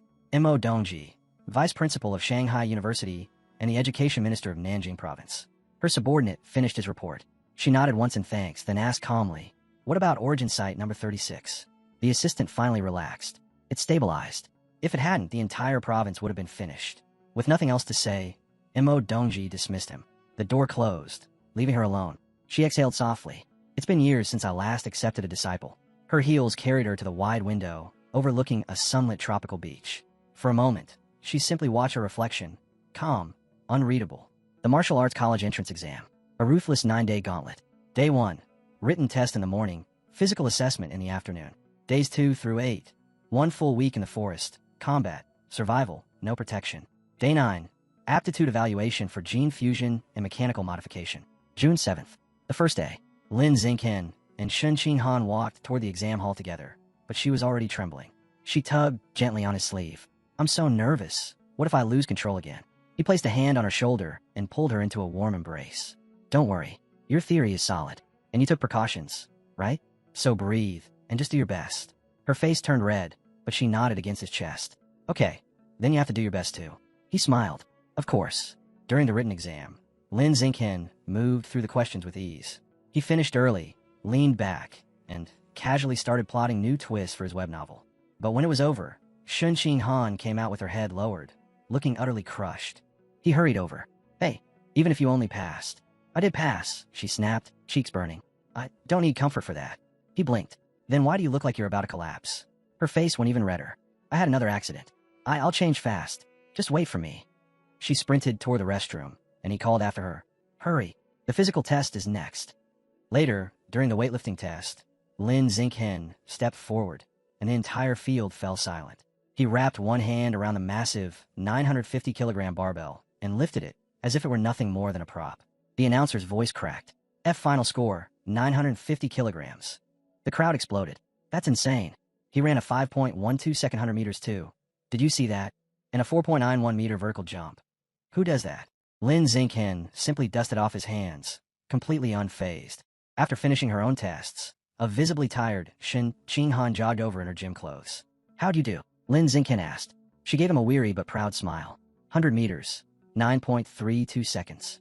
Vertical, 1.62 meters. Weightlifting, 125 kilos. Then she sighed. "Still nowhere near your level." He shook his head and answered gently. "With numbers like that, you're top tier among the girls."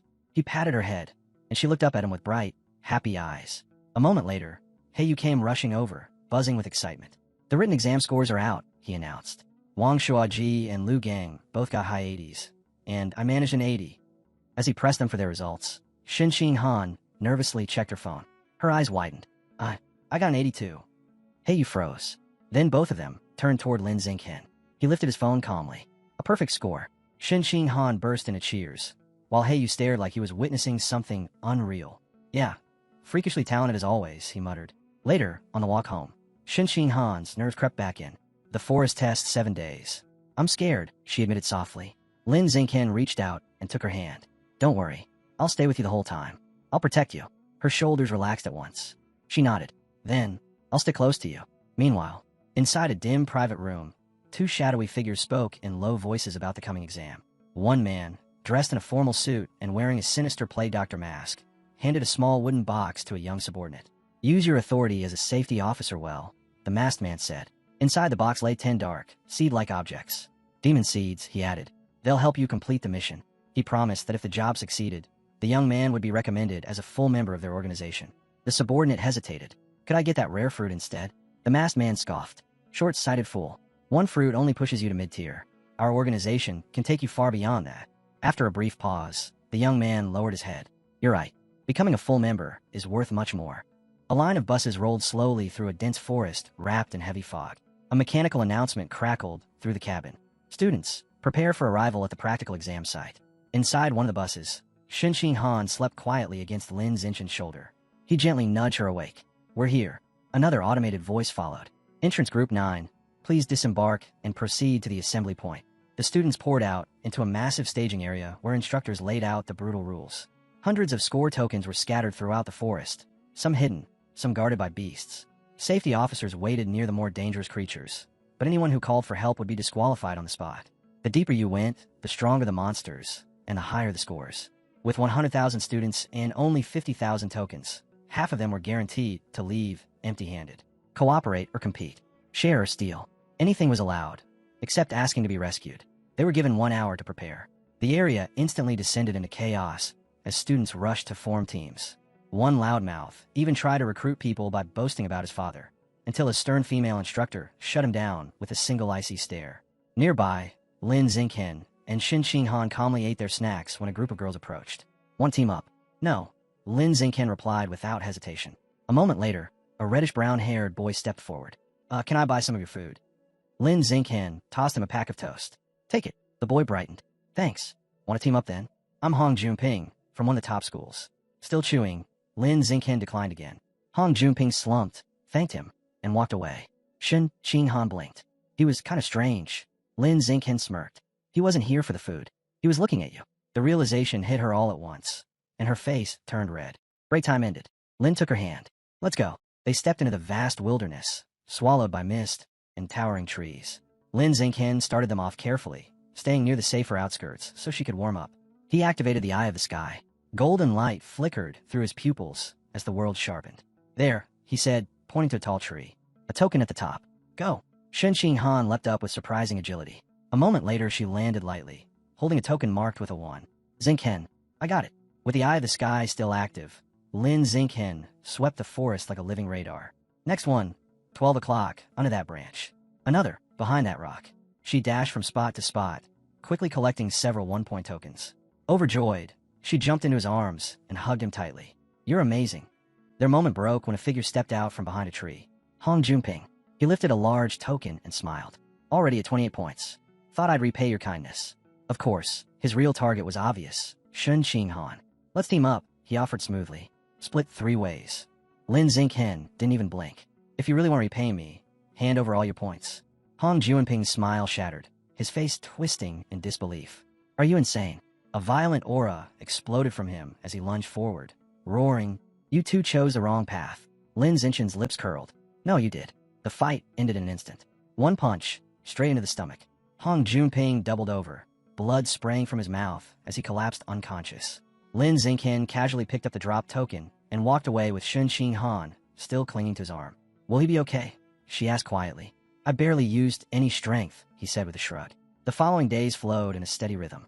Lin Zinchen pushed her hard, tracking down more tokens, making her lift heavy boulders, teaching her how to hunt wild boars. Between the harsh training, they shared gentler moments, picking fruit, resting beneath the trees, brushing aside would-be ambushers without effort. When exhaustion caught up to them, they rested under a makeshift shelter. Shin Han slept against his shoulder, and Lin Zinchen looked down at her, wishing the moment could last forever. By the end of the week, they reached the forest's central region. Shin Han stopped and pointed at an old wooden sign tangled in vines. Danger, aberrant beast zone. The warning alone made the air feel colder. Yet as they went deeper, the forest was eerily quiet. No growls, no rustling, not even the heavy thuds of large creatures. It's too quiet, Shin Han whispered. Then she frowned. Did we come too late? There aren't any aberrant beasts at all. Lin Zinchen studied the ground. The only signs left were thick, dark bloodstains smeared everywhere. Huge splashes and long streaks, as if something had been dragged or devoured. Something had been here, and whatever it was, it had wiped everything else out. As they continued through the woods, Shen Han puffed her cheeks in frustration. If we'd arrived earlier, I could have killed the aberrant beasts. I might have earned the genius title. Lin Xingqian gently patted her head. That title isn't worth much. Let's head back. He glanced up at the treetops, where cameras were hidden everywhere. Hunting beasts for points was an illusion. Teaching Shen Han how to survive was far more important. When the combat phase ended, all students were transported to the next trial, the gene fusion compatibility test. Buses took them to a heavily fortified research facility on a remote island, the Island Gene Research Institute. Inside, students lined up for blood samples. Shen Han stared at the test tubes with curiosity. Is that the reagent? Flowing cloud jellyfish genes, Lin Xingqian said. They're highly compatible with humans. The reaction between your blood and the genes determines your fusion potential. Nearby, Heiyu trembled. I really hope I pass. I don't want a mechanical modification test. Chu Rue leaned closer, shivering. They say that one feels like being burned alive. They implant alloy fragments directly into your body. Heiyu turned pale and immediately started praying. An hour after the blood draw, the results began to roll in. A girl shouted in excitement. 8%.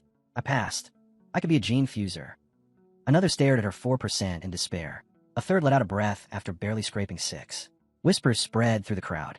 6%. Passable. 8%. Excellent. 10%. Enough for top universities. And the Kyoto prodigy, a legendary 16%. Hearing that, Lin Xingqian wondered quietly. With my physique, could I reach 20? Beside him, Shen Han clutched his arm, her nerves tightening. He squeezed her hand gently. It's normal to be nervous. But inside, fear was tearing at her. If my compatibility is low, will I still be able to stand beside him? Suddenly, Chu Rue jumped up in excitement. 10%. I got 10%. High enough for elite schools. Heiyu checked his own score. 11%. Good, but not good enough for him. He scratched his head, muttering that it should have been higher. Lin Xingqian finally opened his phone.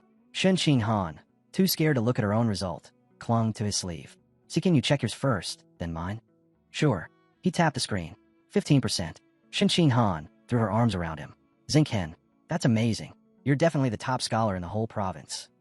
But inside, Lin Xingqian frowned. Still below the Kyoto prodigy, so raw strength isn't everything. He gently nudged her. Your turn. Don't worry. If I can do well, so can you. She nodded nervously as he opened her results. Then he froze. Chu Rue leaned closer. Shen Han peeked over his shoulder. All three of them went wide-eyed. 21%. A number that shouldn't exist. Meanwhile, at the Nanjiang Provincial Ministry of Education, Mo Dongji sat in a conference room with several officials and the principal of Shanghai High. The gene fusion compatibility results are in, she said. Lin Xingqian's profile appeared first. 15%. The highest in the entire province. The officials congratulated the principal, who smiled politely while practically glowing inside. Everyone assumed the top score was decided, until the next result appeared. Shen Han, 21%. The room erupted. Impossible. Is the machine malfunctioning? Has anyone ever scored that high? Even the principal was shaken. That girl, Shen Han, she was just Lin Xingqian's ordinary childhood friend. Mo Dongji leaned forward, eyes sharp with interest. Tell me everything about her. The principal swallowed. Minister, her grades were never exceptional. Maybe it's a mistake. Mo Dongji exhaled slowly. There's only one way to know. I'll confirm it myself. Back at the institute, chaos swept through the students. 21%. No way. The test has to be broken. Shen Han turned to Lin Xingqian, overwhelmed. Xingqian, is that really my score? Did they make a mistake? Lin Xingqian rested a calming hand on her shoulder. I don't think it's an error, he said softly. He leaned in, lowering his voice. You naturally have a high affinity for water. And this test used flowing cloud jellyfish genes, also water-aligned. It's a perfect match. Shen Han's eyes widened as everything clicked. So, my body is extremely compatible with water-type beast genes. A slow smile spread across her face. Then, I'm actually a genius. For the first time, confidence surged through her. She looked up at Lin Xingqian, her heart pounding. I really can stand beside him now. He smiled back, warm and proud. Then a scream tore through the building.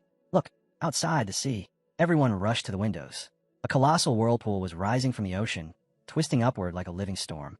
And standing calmly at its peak, untouched by the chaos, was Mo Dongji. The sea roared beneath her feet, bowing to her like a tamed beast. Panic exploded through the students. She's a heretic. Is she going to destroy the whole facility? Run, before she wipes us out. All eyes remained locked on the woman commanding the ocean itself. Mo Dongji descended onto the platform with quiet, absolute authority. The towering pillar of water collapsed behind her, sinking back into the sea, as if paying homage to its master. Institute staff immediately lowered their heads, voices trembling as they addressed her by name. Vice Principal of Shanghai University. Heir to a 1,000-year martial lineage. A family once said to have tamed dragons. Whispers rippled through the room. If her bloodline truly carried traces of dragon gene fusion, then her command over water was no mystery at all. Mo Dongji ignored them. Her gaze cut straight through the crowd and locked onto one person, Shen Qinghan. She walked toward her and stopped only when the girl froze beneath her shadow. "You're the one," she said. Not a question, a verdict. She ordered the nearest scientist to draw Shen Qinghan's blood and rerun the test. Once, twice, a third time. Only when Shen Qinghan's face turned pale did Mo Dongji finally step back. Shen Qinghan returned to her friends, rubbing her sore arm while Heiyu fussed over her. But before she could recover, a researcher appeared again and asked her to follow him. This time, she was led into a private office. Mo Dongji was waiting. The woman smiled, leaning forward with certainty. All 3 tests show the same result, 21%. Then she delivered the real shock. "From today on, I want you as my disciple." Shen Qinghan froze. Her thoughts scattered. Her breath caught. Mo Dongji gave her no time to react. She raised a hand, and the water in a nearby glass rose smoothly into the air, twisting into a sharp, perfect spiral. Alive, obedient. "This," she said, "is only the beginning of what you will be able to do." Shen Qinghan swallowed and whispered that she needed time, that she wanted to ask Lin Xingqian first. Mo Dongji waved it away with a single motion. "There is nothing to consider. As Provincial Minister of Education and Vice Principal of Shanghai University, I have already decided. You will train under me. Your university placement will be adjusted accordingly." The pressure was overwhelming. Shen Qinghan could only nod and quietly save Mo Dongji's contact. Then the vice principal dropped one more revelation. Shen Qinghan already had a senior sister, someone her age, but with more than 10 years of cultivation. A photo appeared on her phone moments later. A white-haired girl holding a spear, bones scattered at her feet, a massive thorn plant looming behind her. Shen Qinghan's breath caught. She knew that girl. Bei, her childhood friend. With trembling lips, she finally spoke. "Teacher, what is my senior sister's name?" Mo Dongji's gaze sharpened as she answered, watching her closely. "Luoqian Shuer. Do you know her?" The name stirred something deep inside Shen Qinghan. She explained softly that back in elementary school she had a close friend named Bai Shuer, a girl who looked exactly like the one in the photo.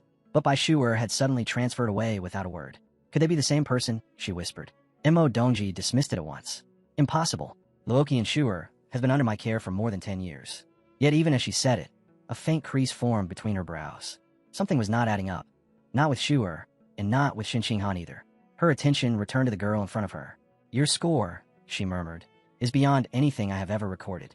That alone demanded answers. She stepped forward, placed a glowing palm over Shen Qinghan's chest, and released a pulse of energy. Her eyes widened. "This is strange."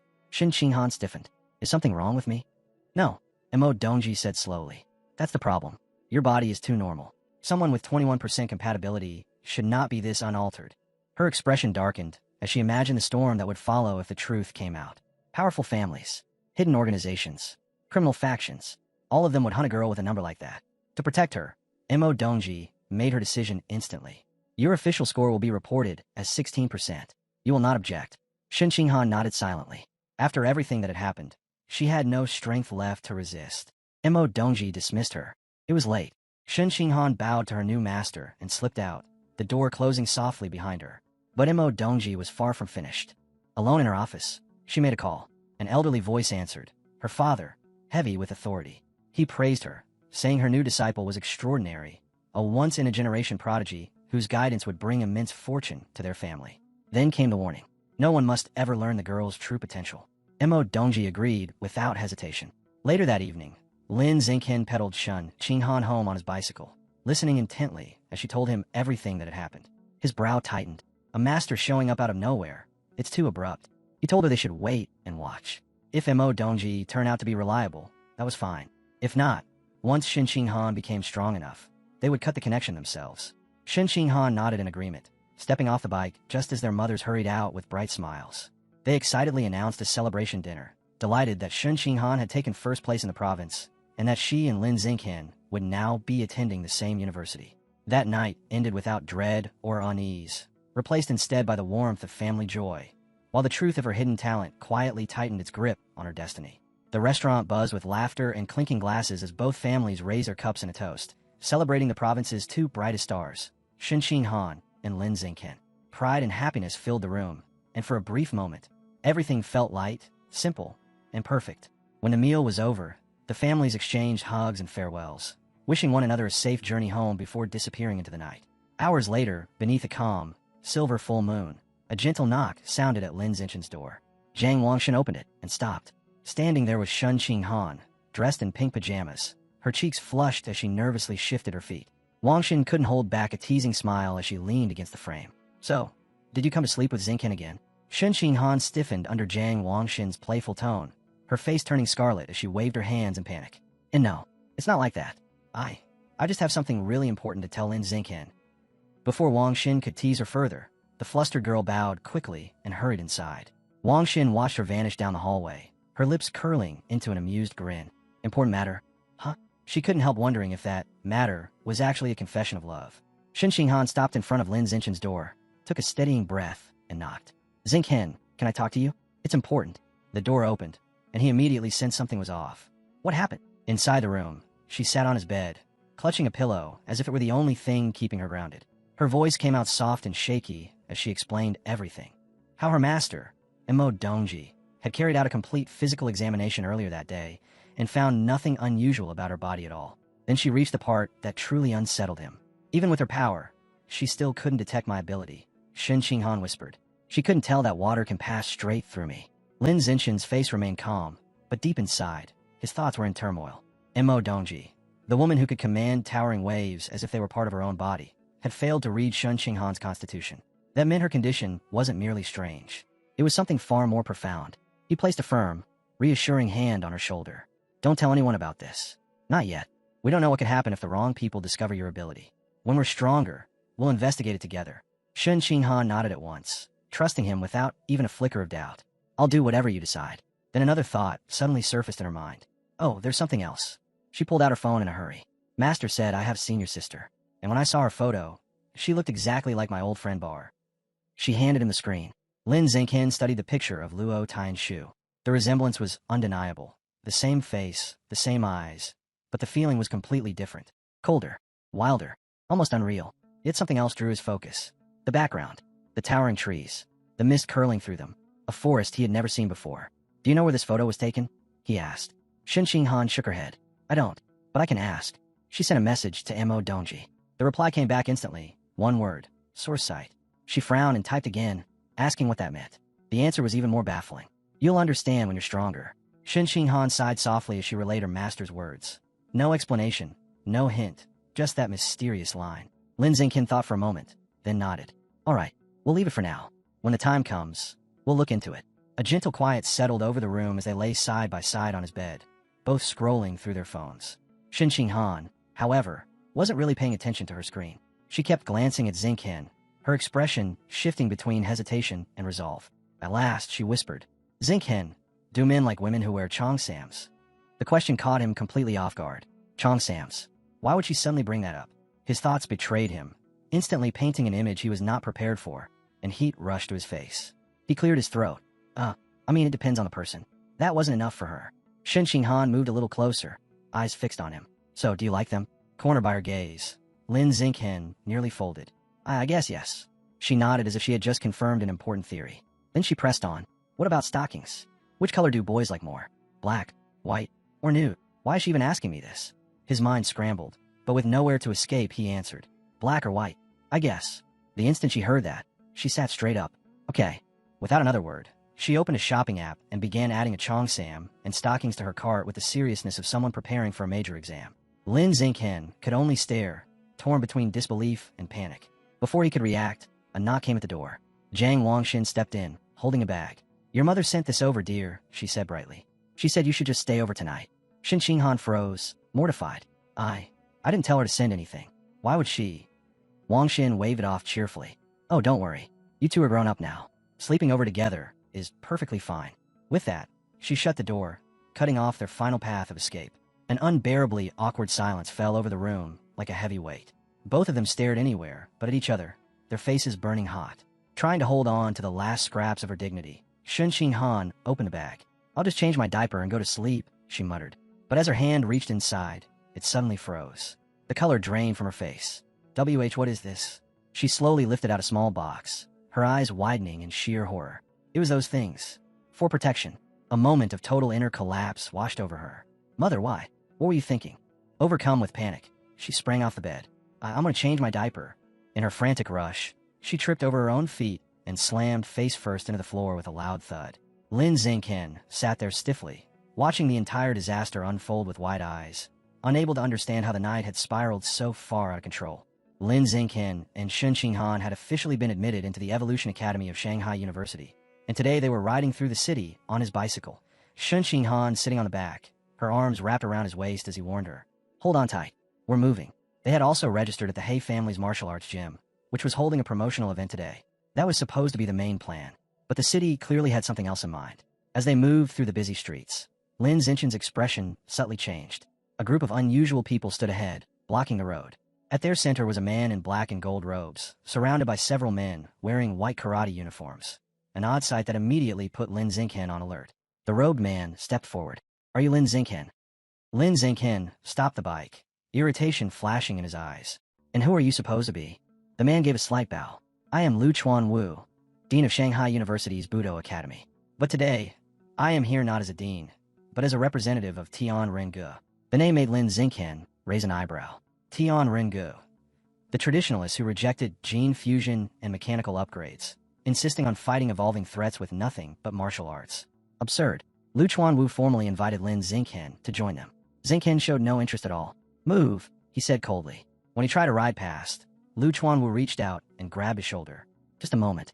Hear me out, he urged. Xingqian's patience thinned. Then, unexpectedly, Lu Chuanwu pulled out a brand new phone. A small gift, he said. A sign of sincerity. Xingqian's eyes narrowed. Why is this man so desperate? Not long after, they found themselves seated in a cafe. Lin Xingqian, Shun Qinghan, and the overly enthusiastic Dean sharing the same table. Lu Chuanwu leaned forward, his voice filled with determination. Tian Rengu researches how to break past human limits without using mechanical upgrades or beast gene fusion. Our goal is for pure-blooded humans to evolve, to reach advanced, rare, even epic biological tiers. He paused for effect, and we already have proof. He unlocked his phone and passed it over. The footage showed Lu Chuanwu himself, who admitted he was only an ordinary Tier 9, standing inside a fighting arena. Facing him was a man with enormous wings. Lin Xingqian's eyes widened. Weincheng, the prodigy who had wiped out the rat god cult by himself. A terrifying high-tier gene fuser. The video began. Weincheng rose into the air, his wings slicing through the atmosphere as he gathered a storm of razor-sharp feathers. In the next instant, he released them in a blinding barrage. The feathers ripped into Lu Chuanwu's body, tearing through his arms, chest, and legs as blood sprayed into the air. Meanwhile, Weincheng descended smoothly, landing like a predator that had already claimed its prey. The crowd in the recording gasped, but Lu Chuanwu did not fall. What followed seemed almost impossible. With feathers still buried deep in his flesh and blood streaming down his limbs, Lu Chuanwu charged forward. The arena floor cracked under his feet as he burst ahead with explosive power. Weincheng barely had time to react before Lu Chuanwu's fist smashed directly into his chest. The impact roared across the arena. Weincheng, the same prodigy who had destroyed the rat god cult, was hurled out of the ring like a ragdoll, slamming into the far wall. The screen went dark. Breathing heavily, Lu Chuanwu looked at Lin Xingqian with blazing conviction. See, the human lineage is already powerful beyond belief. We don't need beast genes or mechanical implants. Pure-blooded humans, true humans, are the future of evolution. Lin Xingqian stared at the phone, stunned. How is that even possible? That was Weincheng. There was no way a mere Tier 9 should be able to beat him. His thoughts raced. Was it edited? Did they stage the fight? Was this some elaborate deception? Lu Chuanwu immediately cut off those doubts. The video hasn't been edited at all, he said firmly. And I'll keep challenging high-tier gene fusers. If you want proof, you can come and watch whenever you like. Still unconvinced, Lin Xingqian asked the obvious. If you want people to believe this, why not just upload the video online? A shadow passed over Lu Chuanwu's face. We want to, but those in power won't allow it. Anger flared in his voice as he slammed the table. They say that if a method doesn't directly raise someone's biological tier, then it's worthless. They refuse to promote our research. And without people, without numbers, how are we supposed to make breakthroughs? He leaned forward, eyes burning. Qualitative change requires quantitative change. Then he delivered his final push. Xingqian, if a genius like you joined us, You wouldn't be stuck at ordinary tier 9 for 50 years like I was. Lin Xingqian blinked. 50 years. But he looks like he's only in his 50s. Lu Chuanwu gave a faint smile, as if he had heard the thought. Don't let my looks fool you. I'm nearly 100 years old. Xingqian's breath caught in his throat. Lu Chuanwu continued evenly. Our cultivation techniques, slow aging. Even without gene fusion, we can preserve youth and extend our lifespan. The revelation hung between them. Heavy, shocking, and filled with danger. Still doubtful and far from convinced, Lin Xingqian quietly pulled out his phone beneath the table and searched for the dean of Shanghai University's Budo Academy. The results appeared instantly, and every line confirmed what Lu Chuanwu had said. An online encyclopedia displayed his birth date clearly. March 1929. Lin Xingqian stared at the screen in disbelief. He really is almost 100, yet he looks barely 50. That cultivation method, whatever it was, could stretch a human life that far? For a brief moment, another thought surfaced. If my parents knew this, would they be able to live longer too? He kept scrolling. More information appeared. In his youth, Lu Chuanwu had been the proud young master of the Lu family, once a famous martial arts clan at the height of traditional combat. But when the age of gene fusion arrived, the Lu family refused to change. They clung to their old ways, and little by little, they fell into obscurity. Their once grand dojo, filled with disciples, eventually crumbled into ruin. Then came the part that made Xingqian slow down. Lu Chuanwu's obsession with the pure martial path had torn his own family apart. His wife and children left him, choosing gene fusion while he remained bound to tradition. Lin Xingqian glanced at the screen, then thought of Shun Qinghan. She would never leave me, right? He continued scrolling, then suddenly froze. Under relationships, a familiar name appeared. Ex-wife, Yuan Dongji. His eyes widened. Yuan Dongji. That was another name for Mo Dongji, Shun Qinghan's new master. And beside the names of his son, Yuan Shun, and daughter, Yuan Xiao, both profile pictures were gray. No images. No information. As if they were gone. Xingqian slowly lifted his gaze from the phone and met Lu Chuanwu's eyes. A quiet realization formed in his chest. This man cannot be taken lightly. Lu Chuanwu noticed the look and smiled with pride. You see now, nearly a century old, yet still young. This is the potential of pure-blooded humans. This is why Tian Rengu exists. His voice grew louder, charged with belief. Tian Run means humanity conquering the heavens. He pointed sharply upward. Those who rely on gene fusion will never rise above the beasts they borrow power from. One day, they will be crushed by the very bloodlines they imitate. And mechanical modification? He snorted. Its materials come from aberrant beasts, another dead end. Both paths lead nowhere. His fist struck the table once more. Tian Rengu isn't opposed to those methods. But humanity cannot gamble its future on them. They are nothing but temporary crutches. Useful now, but never the final answer. Then, with fierce sincerity, he reached his hand across the table. Lin Xingqian, join us. Help us forge humanity's true future.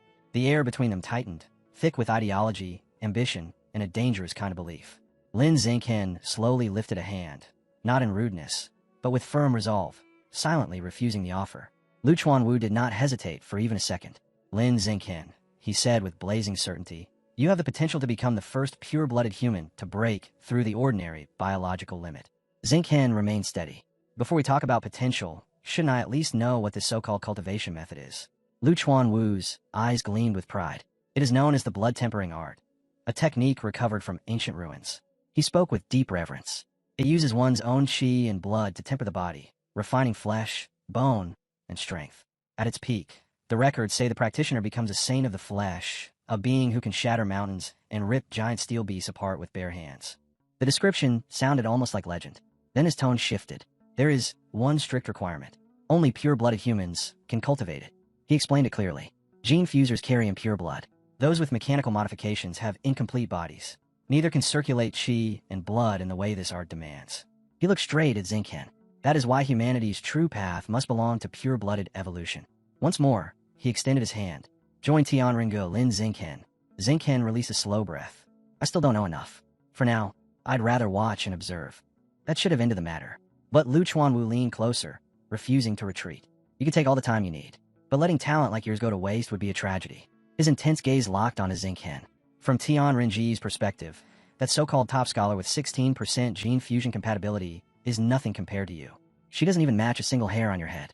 Puffed. Shun Qinghan immediately spat out her drink, eyes wide with disbelief. Lu Chuanwu straightened slightly, his aura blazing. You are the true number one. With your physical data, you should be the greatest talent in the entire province. If you follow our path, surpassing Shun Qinghan will be effortless. You could crush her in the future. Shin Qinghan slumped. Why am I suddenly part of this? Before the dean could say more, Lin Xinghen raised his hand sharply. He pointed to the girl beside him, the one sinking deeper into her seat. That top scholar you keep talking about. The one with 16% gene fusion compatibility. He gestured straight at her. That's her. Shin Qinghan gave a small, awkward wave. Lu Chuanwu froze. A bead of sweat slid down his temple. Sensing the situation had gone far enough, Lin Xinghen stood up. It's getting late, he said calmly. He picked up the brand new phone Lu Chuanwu tried to use as a gift, then reached out and took Shin Qinghan's hand. Thank you for the phone and the drinks, Dean Lu. We'll be leaving now. They turned to go. Wait. Lu Chuanwu sprang to his feet, panic seeping into his voice. At least consider a 6-month trial. Half a year. You don't have to decide right now. But the two of them kept walking, their fingers still tightly linked. Lu Chuanwu shouted after them, his voice cracking with desperation. I'll double whatever the Evolution Academy offers you. Lin Xinghen didn't even turn his head. I'll triple it. That single word, triple, struck like a thunderclap. Lin Xinghen froze in mid-step. Shin Qinghan blinked in confusion as his eyes went wide. Lin Xinghen suddenly straightened, his face blazing with heroic resolve. Dean Lu, he announced, fist clenched. I have always believed in Tian Renji's philosophy. Lu Chuanwu stared at him, completely stunned. I have made my decision. Lin continued with passion. I will devote my talent to Tian Rengu and contribute to the rise of pure-blooded humanity. Somewhere deep inside his own mind, a tiny chibi version of Lu Chuanwu collapsed to his knees, weeping over the absurd amount of money he had just thrown onto the table. But it was done. Lin Xinghen had officially joined. With a suddenly serious look, Lin leaned forward. Dean Lu, I have a question. Lu Chuanwu straightened, sensing the shift in tone. Do you know what the source site is? The dean's eyes widened. How does a student like you even know that name? His expression turned grave as his voice lowered. The source site is believed to be the origin of all life. He paused. And every aberrant beast in this world, every creature beyond human understanding, comes from that place. Lin Xinghen quietly processed the words, their weight settling like a gathering storm. The source site, the birthplace of all aberrant beasts. That alone was enough to make anyone uneasy.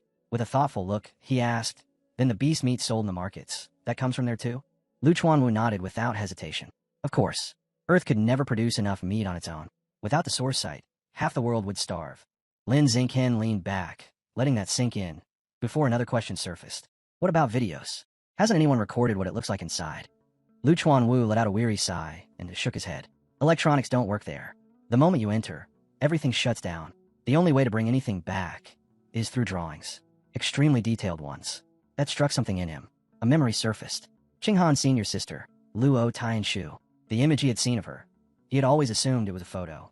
Now he realized it must have been a painting, so lifelike it had fooled even him. Before he could think further, his phone vibrated sharply. He glanced down. Hi you. Bro, where are you? The gym event's about to start. Lin Xinghen adjusted his backpack strap and replied calmly. We're on our way. He ended the call, stood up, and nodded to Lu Chuanwu. Dean, we have something to handle. We'll be heading out. Wait. Lu Chuanwu reached into his drawer and pulled out a thick blue book titled Blood Tempering Art and handed it over. This contains the complete cultivation method, he explained. Don't rush. There's a threshold. You need to reach at least ordinary tier 4 with enough chi and blood. You're already close based on your physical data, so study it over the summer. Start once you advance. Lin Xinghen took the book and casually slipped it into his bag like it was nothing more than a school notebook. Then, with a perfectly flat expression, he said, I'm already ordinary tier 6. I'll start tonight. Lu Chuanwu froze, blinked, then almost choked. What? But Lin Xinghen was already walking away. Scene transition, Tian Renj high-rise. Inside a sleek training hall, a young woman with a high ponytail slammed a heavy bag with a spinning kick, sending it swinging violently. She exhaled and wiped the sweat from her forehead, then froze as cheerful whistling echoed down the corridor. She turned. Lu Chuanwu strolled in, practically glowing, hands behind his back, moving with the swagger of a man who had just won the lottery. Her eyes narrowed. Dean, why do you look so suspiciously happy? He puffed out his chest. With my unrivaled charisma, I successfully recruited the province's #1 physical test scorer into Tian Renj. She stared at him, stunned. You're joking. That Lin Xinghen. Grinning, he flashed his phone, proudly displaying Lin Xinghen's contact as if it were priceless. She folded her arms. Dean dropped the act. What did you really do? Under her deadpan stare, his confidence instantly collapsed. All right, he blurted. I might have offered him triple the benefits the Evolution Academy gave. Her jaw dropped. His smile shrank, and the truth struck them both at once. Tian Renj had just bought a monster, and possibly a mountain of debt. The young woman let out a shrill scream. Triple benefits. Are you out of your mind? We're already drowning in debt. Lu Chuanwu panicked and darted behind her, grabbing her shoulders like a man trying to stop a bomb from exploding. Calm down, listen. I've already lined up dates with 3 wealthy widows. Extremely rich, extremely lonely, extremely generous, he said, kneading her shoulders desperately. She gave him a lifeless stare. You're unbelievable. Trying to change the topic, Lu Chuanwu cleared his throat. Anyway, how long did it take you to sense your qi and blood when you first practiced blood tempering art? She paused, recalling 10 years ago. About a week. And blood control? 2 months. Lu Chuanwu stroked his chin proudly. Not bad. As expected of the former runner-up of the Kyoto exam. Even I, a born genius, took 2 weeks just to sense my qi and blood. Her expression darkened. Please don't bring that up. Her voice softened with a trace of hurt. Ever since I gave up gene fusion to join Tien Renge, I haven't evolved in years. People laugh. They think I've faded away. He gently placed a steady hand on her shoulder. Let them laugh. A few years from now, when you break through and evolve, you'll be the one knocking every last one of them down. She gave a soft sigh. I've already tempered my body twice, yet I still can't open even a single acupoint. Then her eyes flickered as she remembered something. What about Lin Xingqian? How long do you think he'll need just to sense his qi and blood? Lu Chuanwu considered it. With his physical data, 10 days at minimum. A mischievous smile curved across her lips. Then I suppose I should properly guide our new genius junior. The city slept beneath a veil of neon light. Inside his dim room, Lin Xingqian sat cross-legged on his bed. The blood-tempering art lay open in front of him, its pages faintly glowing under the lamp. He closed his eyes and focused, then nearly laughed. So this is what they call difficult. Sensing qi and blood. That took me 3 seconds. He turned the page. Step 2. Control qi and blood to temper the body. Start small. Start with the arm. Lin Xingqian drew in a breath. Energy surged through him, gathering in his right arm. Fwoosh. A flame-like aura flared around his skin. Heat. Pressure. Power. The system chimed softly in his mind. Qi and blood detected. Tempering skin. Skin strengthening +1. Proficiency plus 0.3%. 30 minutes slipped by in silence. When he opened his eyes, they shone with satisfaction. Let's test it. He picked up a sharp knife from his drawer, tightened his grip, and brought it down hard against his arm. Clang. The blade rebounded with a metallic ring, leaving not even a scratch. Lin Xingqian stared at the knife, then at his unmarked skin, and a slow grin spread across his face. So 1 session already makes me resistant to blades. Now he understood how Lu Chuanwu had casually endured Wang Cheng's attacks without flinching. And if that was the result after just 1 session, what about 5 or 10? The thought sent a thrill through him. Without hesitation, he sat back down and continued cultivating. 3 hours later, he collapsed on his bed, soaked in sweat, his breathing heavy. His arms were fully tempered, faintly gleaming with hardened energy. But the cost was high, nearly a third of his qi and blood gone. At this rate, I could temper my entire skin within a week, he muttered impressed. Just then, ding, a notification lit up his phone. He reached for it lazily, then straightened when he saw the name. Shun Qinghan, are you asleep? I have a surprise. Come to my room. Lin Xingqian blinked. A surprise? At this hour? Curiosity crushed his exhaustion. I'm coming now, he replied, already on his feet. Stepping into the hallway, he nearly bumped into Zhang Wang, who stood there with her arms crossed and a knowing smirk. Going to see Shun Qinghan? He froze. You knew. She messaged me earlier, his mother said with a soft chuckle. Go on. Don't keep the girl waiting. She'll get nervous. Her teasing sent another wave of heat rushing to his ears. Shun Qinghan broke the kiss with a shaky breath, her face blazing. W8. I need a change. Lin Xingqian shook his head, calm and steady, leaning close with the quiet confidence that always steadied her. Don't bother, he murmured. If we keep testing, it'll just happen again. Changing now won't make a difference. Her blush crept all the way to her ears, but after a moment, she gave a tiny nod. They drew back into each other, the next kiss deeper and more urgent, heat building until they finally separated to breathe. Lin Xingqian cupped her face gently, his gaze searching. How was it this time? Shun Qinghan was crimson. He the same. Everything rushed in my head and then she hid her face, mortified. I lost control again. After repeating the process enough to be certain, Lin Xingqian leaned back, thoughtful. That confirms it. Your ability activates with mental surges. The instant your mind spikes, your body responds. Flustered beyond words, Shun Qinghan muttered something about sweating too much and scrambled off the bed, hurrying to the bathroom. A second later, her voice echoed through the door. Lin Xingqian, I forgot my pajamas. Can you bring me a set? Yeah, he answered immediately. He crossed her wardrobe and opened it. Everything inside was perfectly organized. As he sifted through the neatly folded clothes, A small pink item caught his attention. A small, cute pair of underwear with a tiny bow sap folded between the clothes. Lin Xingqian froze. His thoughts stalled. Heat rushed up his neck and into his face. Pretty. Then his senses snapped back. He hurriedly pushed it back where it was and cleared his throat. She probably doesn't wear anything under the diaper, anyway. He grabbed a light blue pajama set and forced himself not to dwell on it. Later that night, they lay side by side. Shin Xinghan drifted off almost instantly, completely exhausted, a faint trace of drool dampening her pillow. Lin Xingqian turned toward her and smiled helplessly. He reached out and brushed her cheek with gentle fingers. For a brief stretch of time, the world felt perfectly still. The next morning, he slipped out of her room in silence, easing the door shut with careful precision so he wouldn't wake her. The moment he stepped into the living room, "Ayo, Lin Xingqian," Shu Meng called from the kitchen with a warm smile. "Breakfast's almost ready. Eat before you head home." He accepted without hesitation. "Thank you, Annie." Soon he was seated at the table with Shun Xinghan's parents, Shenzian and Shu Meng. "Is she up yet?" her father asked. Lin Xingqian shook his head politely. "Not yet. She was tired. Let her rest a little longer." Shu Meng sighed softly. "If only she had your discipline." Shenzian waved it off with quiet pride. "She ranked first in the province. She's earned a break." Lin Xingqian answered with a small smile. There was nothing to dispute. After breakfast, he moved toward the door. "No need to walk me out, Annie. I'll be going." Shu Meng nodded as she watched him leave. The instant the door clicked shut, a sly smile crept on her lips, as if events were unfolding exactly as she had planned. She leaned toward her husband, barely containing her excitement. "Last night I got up to use the bathroom," she whispered. "The upstairs shower was running at that hour. Who else could it be besides our daughter and Lin Xingqian?" Shenzian paused, then slowly nodded as understanding settled in. "You're right. That was enough." Shu Meng snatched up her phone with lightning speed. "I have to call Jiang Wang right now. She needs to hear this." Meanwhile, Lin Xingqian finally reached home, tired but oddly at ease. He went straight to his room, picked up yesterday's clothes, and prepared to wash them. Just as he lifted his shirt, his mother, Jiang Wanqin, appeared in the doorway. She stopped, looked him over, and raised a huge thumbs up. "You're really something," she said with a teasing grin. Lin Xingqian blinked. "What? Huh?" She only nodded with proud satisfaction, as if confirming a private victory, leaving him rooted in place and completely lost. The scene cut sharply to a sprawling campus building shaped like a university. Inside one of the dojos, the doors slammed open.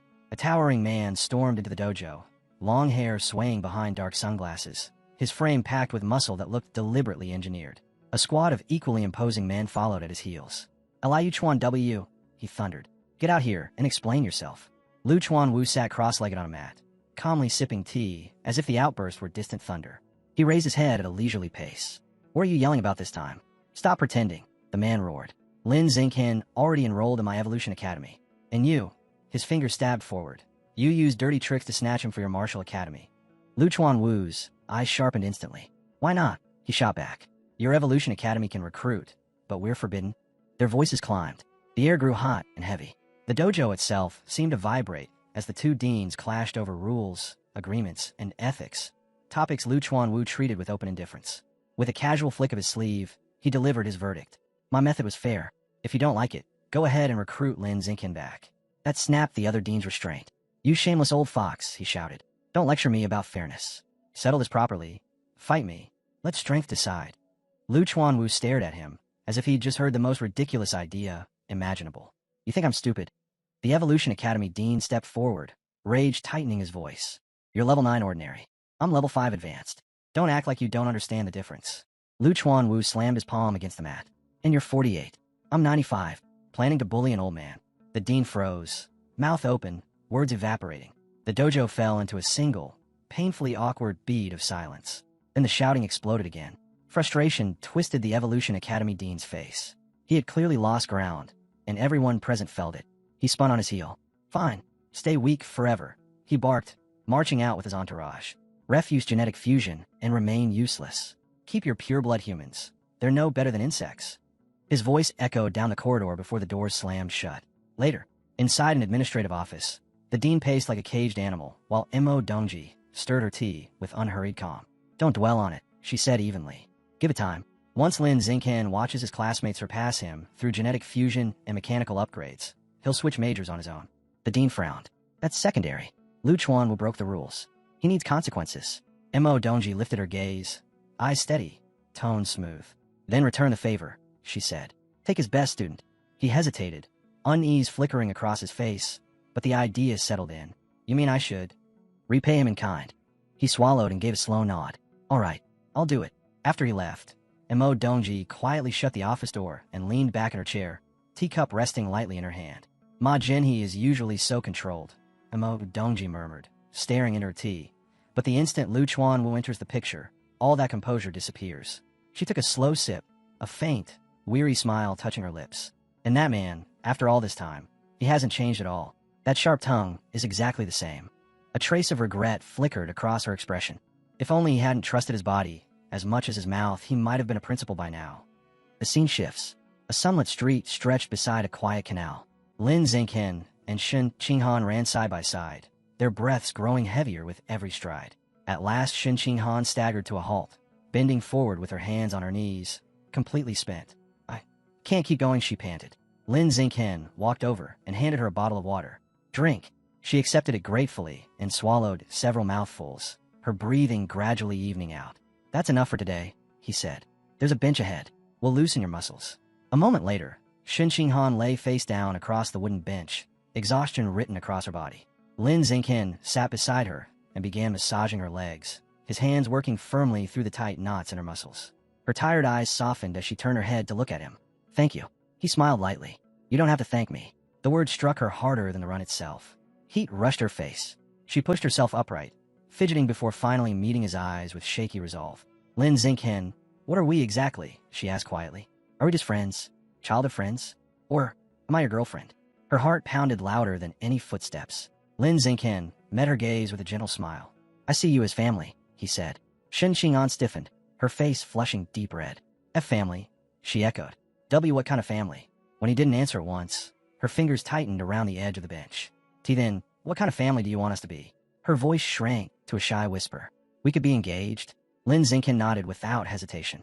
Sure. Her eyes widened as joy flooded her expression like sunlight after rain. She shifted closer until their shoulders touched. Then after we finish university, she said, gathering her courage despite her embarrassment. Oh, let's get married? He answered with the same warm certainty. Okay. They raised their hands, linked their pinkies, and sealed the promise of their future. That night at Lin Xingqian's house, he sat on the sofa with his parents, Lin Yin and Zhang Wangxin. The room was calm and quiet until a sharp knock broke the stillness. Lin Yin rose and opened the door, then stopped cold. Dean, Ma Jenny. Ma Jenny inclined his head politely. Sorry for coming so late. I'd like to discuss Lin Xingqian's academy choice. Lin Yin frowned slightly. At this hour? I thought that was already decided. Ma Jenny lifted a neatly wrapped gift box. A small token from a student. Please accept it. Lin Yin hesitated for a moment before stepping aside and letting him enter. We'll talk in the living room. Xingqian is there. Ma Jenny walked in without wasting a second. The moment he sat down, his gaze locked onto Lin Xingqian. Lin Xingqian, he began, his voice low and pressing. A 15% fusion compatibility is exceptionally rare. It promises an extraordinary future. Throwing that away to walk the path of a pure-blood human is a waste of talent. His eyes flicked briefly to the parents, then returned to the boy.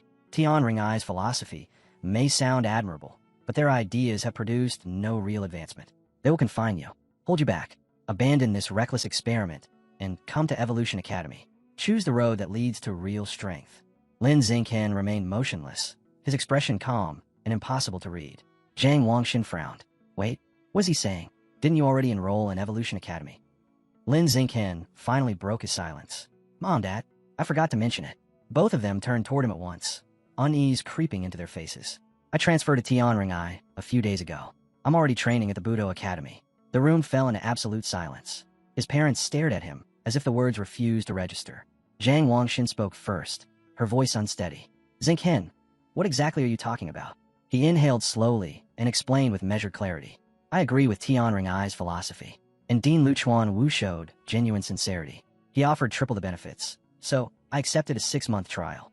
His gaze settled firmly on his parents. If there's no progress after half a year, I'll transfer back to Evolution Academy and follow the gene fusion path. They exchanged stunned looks, struggling to absorb the decision, but the structure of his reasoning began to settle in. Across from them, Ma Jinhee watched in silence. His jaw tightened, his eyes narrowing as the finality of the choice became undeniable. Triple the benefits? How could that impoverished old man even promise that? Irritation simmered beneath his composed exterior. He leaned forward, addressing Lin Xingqian with the weighty tone of an elder correcting a misguided youth. Xingqian, listen carefully to a piece of advice from someone older than you. His posture sharpened. Triple the benefits may look attractive now, but it's a short-term temptation. A minor gain in the present that will cost you enormously in the future. His voice dropped, heavy with emphasis. 6 months, Ma Jenny pressed. 6 months you'll never recover. In that time you'll miss knowledge that can't be replaced. Combat frameworks, fusion theory, foundational insights. Don't trade your future for a temporary benefit. Lin Zinchen's expression didn't shift. Thank you for the concern, Dean. He replied with quiet respect. But I believe in Tian Ring Ai's philosophy. If I don't walk this road at least once, I'll regret it for the rest of my life. Behind his steady gaze, a separate thought flickered. Triple benefits is absurd value. Ma Jinhee studied him in silence, measuring the resolve in his eyes. Understood. A long breath escaped him. If your mind is set, there's nothing more to say. He rose from his seat. I still have work to attend to. I'll be leaving. I'll see you out, Lin Zinchen said, standing quickly to escort him. The door closed with a soft click, and the house fell into an uneasy quiet. The next morning, Lin Zinchen lay sprawled on the sofa, sipping a drink and scrolling through his phone, and nearly choked. A headline filled the screen. Provincial top scholar Lin Zinchen brainwashed by Tian Ring Ai. Talent wasted. His eyes widened. What? The article spiraled into accusations, claiming he had thrown away his future. It dredged up the story of a so-called female prodigy from a decade ago, who allegedly ruined her life after joining Tian Ring Ai. He opened the comment section. A flood of contempt hit him. Idiot. What a waste. Shut Tian Ring Ai down. Pure-blood humans? That's a cult. His stomach tightened. My personal data? Leaked? A cold weight slid down his spine. If this spreads, extremists could target me. Who released this? Ma Jenny? A rival academy? Someone hostile to Tian Ring Ai? He immediately contacted the authorities to report the breach. 2 hours later, the article vanished. Lin Zinchen exhaled and sank back into the couch. Then his phone erupted. Buzz. Buzz. Buzz. Notifications stacked on the screen as his class group chat exploded. Bro, what happened? Why Tian Ring Ai? Your pictures are everywhere. They're saying you got brainwashed. His expression hardened. Now my face is circulating too. The risk just multiplied. The weight of the situation settled fully onto his shoulders. Whatever road he had chosen, he would not be able to walk it quietly anymore. That night, Han Han appeared at Lin Zinchen's door in a soft pink nightgown, her smile bright and unapologetic as she announced she would be sleeping there. She climbed into bed beside him without hesitation, settling in like it was the most natural thing in the world. Lying shoulder to shoulder, she noticed him quietly scrolling through endless waves of negative news about himself. Her tongue clicked in irritation as she muttered about how heartless people could be. Lin Zinchen answered in a flat, steady tone, saying that in struggles for power, those who cling to rules are always the ones who get crushed, while the ones who ignore them take everything for themselves. Han Han immediately suggested asking her powerful master, Yuan Dongji, for help. Lin Zinchen shook his head and dismissed the idea, explaining that this mess was between the Gene Fusion faction and the Pure Blood faction, and her master had no reason to interfere for his sake. Han Han refused to accept that. She insisted on trying anyway and sent a message. Not long after, she turned her phone toward him. Yuan Dongji's reply was only a few words, calm and absolute. The problem is solved. Han Han stared at the screen in disbelief, stunned that everything had been handled in barely half an hour. Lin Zinchen was just as shocked. He quickly searched online, only to find that every trace of negative news about him had vanished, wiped away as if it had never existed. As the reality sank in, a question gnawed at him. Why would Yuan Dongji help him? Was it because of Han Han, her new disciple, or some lingering connection to her ex-husband? Whatever the reason, the result was undeniable, and he knew he had gained from it. He told Han Han to thank her master for him. She leaned in with a playful grin and asked how he planned to thank her instead. When he asked what she wanted, she didn't hesitate for even a second. She told him to kiss her. Their faces drew closer, heat rising between them, and when their lips finally met, both of them flushed as if their hearts had skipped a beat. Later, Lin Zinchen sat cross-legged on the bed, his focus locked in. White, mist-like energy coiled around his body as he inhaled slowly, controlling every breath. A system notification appeared, declaring that his biological level had advanced to ordinary tier 7. He opened his eyes, drenched in sweat but burning with power, saying that he had finally finished tempering his entire skin. He checked his updated status. It confirmed he was 18 years old, now at ordinary tier 7, with 9 biological attributes listed beneath his name. Another line stated that the first stage of skin-body tempering was complete. Confidence surged through him. With 9 attributes, he believed he was effectively equal to someone with 10 gene fusions.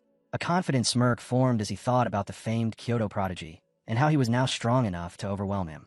That confidence was interrupted by a message from Han Han. She asked him to go with her and their friend Chu Xin next Monday to retrieve their eggs. He understood immediately. Since she planned to follow the gene fusion path, which often led to infertility, she was preserving her eggs so they could have a test tube baby in the future. Without hesitation, he replied that he would go. The following Monday, They arrived at a massive, ultramodern hospital. Inside a quiet treatment room, Han Han lay on the bed wearing only her underwear, school shirt, and stockings, looking unusually still. A nurse moved with practiced calm, giving her the ovulation induction injection before telling her to return the next day for the egg retrieval. Han Han thanked her softly, her voice barely above a whisper. As they walked down the long, sterile corridor, Lin Zicken commented that the entire process was far more troublesome than he had imagined. Han Han admitted she was still a little nervous. Hearing that, Chu Exine casually draped an arm around her shoulders and suggested they go shopping to get her mind off it. Han Han's eyes immediately lit up and she agreed. The two girls turned toward Lin Zicken and asked if he wanted to join them, but he shook his head and said he had other things to take care of. Chu Exine was visibly pleased at the thought of spending the day alone with Han Han. The two girls waved cheerfully before heading off together. Back in his room, Lin Zicken decided it was time to begin the next stage of his cultivation, muscle tempering. He sat down and entered meditation, and system notifications appeared one after another, showing his muscle strength and blood tempering art proficiency steadily increasing. He quickly realized that the burning sensation tearing through his body was far more violent than when he had tempered his skin, but he didn't flinch. This level of pain was still well within what he could endure. He spent the entire afternoon focused on tempering only his right arm. When it finally ended, he collapsed onto the bed, completely exhausted. To recover, he devoured a large amount of bread, restoring the chi and blood he had consumed during training. Once his strength stabilized, he tested himself with a hand gripper. The result left him stunned. Just tempering a single arm had increased his strength by almost 50%. A sudden knock broke his concentration. Han Han stepped inside and explained that Chu Exine had suggested they all go spend some time with you before school started, and she had already agreed for him. Lin Zicken took her hand and said calmly that if she was going, then he would go too. Instead of relaxing, her expression grew tense. She admitted that Chu Exine wanted to go to the beach. She didn't want to, but she felt bad refusing. She reminded him of her past trauma, of the terrifying and mysterious voice she once heard coming from the ocean, and confessed that she was afraid. Lin Zicken pulled her into his arms and reassured her, telling her he would protect her. He said that if she was too scared, they wouldn't even step into the water. Hearing that, her tension slowly melted away, and she finally nodded in agreement. The scene abruptly shifted to a dark, blazing cavern. Rivers of lava churned below, casting a hellish red glow upward. Suspended above, it was a massive circular platform carved with glowing runes. On that platform, a secret meeting was taking place. A towering green monster knelt as it delivered its report to the figure standing before it. A man in a flawless suit, his face hidden behind a sinister plague doctor mask. The monster reported that the task was finished, boasting that his filthy rats had already dug all 108 required tunnels. With a low, satisfied growl, he told the man in the plague doctor mask that it was time to set the biological coordinate at that location. The masked man gave a slow, calm nod in response. He raised a strange, menacing staff, its surface twisted and warped, with a single red eye glowing at its tip. Without any hesitation, he slammed the staff into the ground. A violent wave of dark energy burst outward, making the air shudder as if the world itself was flinching. To complete the ritual, the masked man dragged a blade across his own wrist. Blood poured out and dripped onto the staff, where the red eye immediately drank it in. The ground reacted instantly. Crimson and black energy surged upward in writhing tendrils, twisting like living creatures. Over the rising hum of power, the masked man calmly announced that the coordinate had been successfully set. He explained that the next step was to find a corresponding point at the source site and establish a second coordinate there. Once both points began to resonate, the tunnels would fully align, connecting everything to the source. When that happened, he said, their entire plan would finally reach completion. The group headed toward the beach, their car gliding along a scenic coastal road with the endless sea stretching beside them. Inside the car, Chu Exine casually asked Hiyu when he had gotten his driver's license. Hiyu grinned and said his father had pulled some strings and forced him into an intensive crash course as soon as summer vacation started. When he offered to get the others into the same program, they immediately agreed, their excitement feeding his pride. They soon arrived at the beach parking lot. The moment the doors opened, Hiyu sprinted onto the sand with his arms spread wide, loudly declaring his love for the sea breeze, the ocean, and most of all, the women in bikinis playing in the water. Chu Exine's face darkened. She smacked him on the back of the head without mercy, then grabbed Han Han's arm and announced they were going to change, completely ignoring his protests. Left behind, Hiyu threw an arm around Lin Zicken's shoulder and said they should get changed too, bragging about how eager he was to go diving. As they walked away, a group of guys nearby started whispering. They recognized Lin Zicken, calling him the runner-up of Nanjing Province's Gaokao. Their voices turned nasty as they muttered that he was the one who had joined Tian Run, suggesting he must have been brainwashed or was already defective, sneering that he had ruined his own future. Hiyu heard everything. His expression hardened as he stormed toward them, anger exploding out of him while he demanded to know who they thought they were to judge the provincial runner-up, shouting for them to keep talking if they dared. The group froze, shocked and visibly shaken by his sudden fury. Just as everything was about to explode, Lin Zikin calmly reached out and caught Hiyu's arm, telling him to drop it and not waste his breath on trash like that.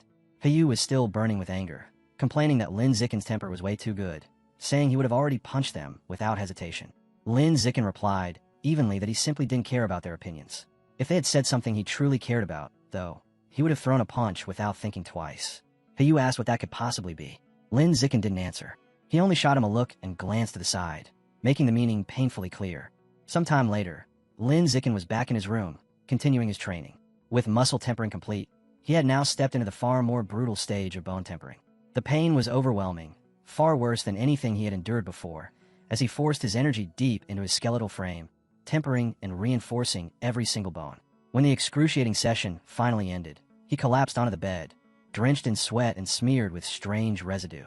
Even through the exhaustion, a fierce sense of triumph burned in his chest. He had successfully tempered all 206 bones in his body. A system notification appeared, announcing that he had evolved to ordinary creature rank 9, leaving him just one step away from becoming an advanced creature. Still lying there, he opened the blood-tempering art manual and studied it carefully. He understood that the next stage required opening the apertures within his body, but the instructions were frustratingly unclear. After staring at the pages for a long time, he shut the book, his resolve hardening. If the path wasn't laid out for him, then he would carve it himself. The scene shifted to the vast and impressive campus of Shanghai University. Lin Zikin and Han Han stood together at the entrance, having finally arrived to begin their college lives. Behind them, one of their parents called out, announcing that they had arrived. As they walked through the campus with Lin Zikin's parents, Han Han, now dressed in a stylish new outfit, suddenly lit up and pointed ahead, excited that the old ice cream shop was still there. The university town buzzed around them, and Lin Zikin smiled as he confirmed it was the same place they used to sneak off to as kids. His mother, Jiang Wang, laughed softly and suggested they stop for a treat since the day had just started. Han Han eagerly agreed. Inside the shop, Han Han ordered a big bowl of strawberry milk ice cream and ate it happily, praising how good it tasted. With a playful smile, she scooped up a spoonful and held it out to Lin Zikin. He leaned in and took a bite while his parents watched, exchanging warm, knowing smiles at the gentle scene. The calm was broken when loud voices spilled in from a nearby bar, catching Lin Zikin's attention. He glanced out the window and overheard bits of a heated exchange. A man complaining to a woman named Jason that her skirt was too long and inconvenient for him. Inside the bar, Brother Yong leaned back with Gakshin sitting boldly on his lap, her posture shamelessly flirtatious. She laughed and told him he could just slip his hand underneath if it bothered him that much, saying she wouldn't mind at all. At the same table, another man frowned and told Brother Yong to stop messing around and focus on the game. Outside the ice cream shop, two men were lingering nearby, their careless conversation drifting through the air. They were talking about a girl named Huang Jiesen.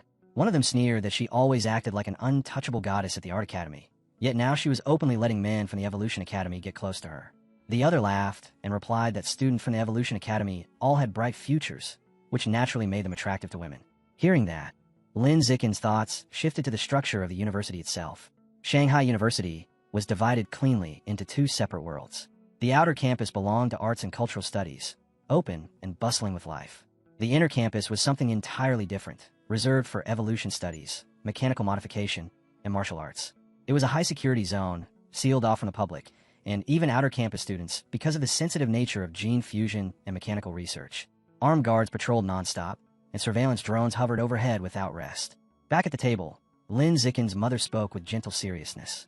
She reminded both him and Han Han that while university life brought more freedom, it also demanded discipline, warning them not to lose focus or be led astray. Her husband, Lin Yining, smiled and reassured her that the two of them were responsible enough to manage on their own. He then told them it was time to head toward the inner campus, since parents were not allowed beyond the restricted boundary. Before parting, he told his son to take good care of Han Han.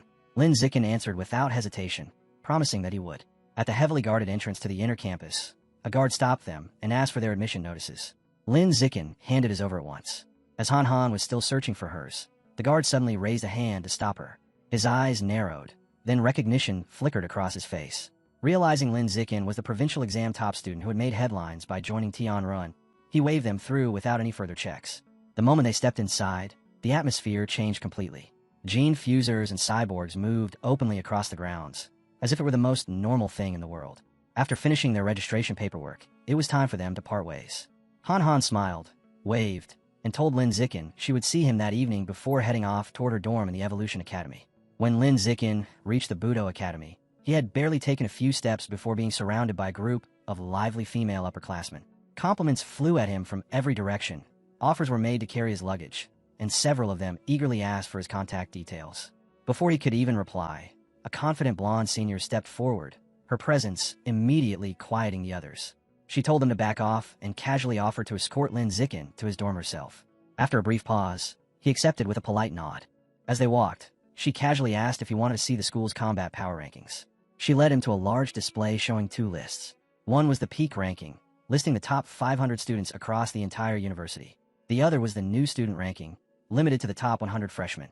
She explained that the top 3 spots on the peak ranking were all held by powerful fourth-year students from the Evolution and Mechanical Academies. By comparison, only 3 students from the Budo Academy even appeared on the list, and their positions were far lower.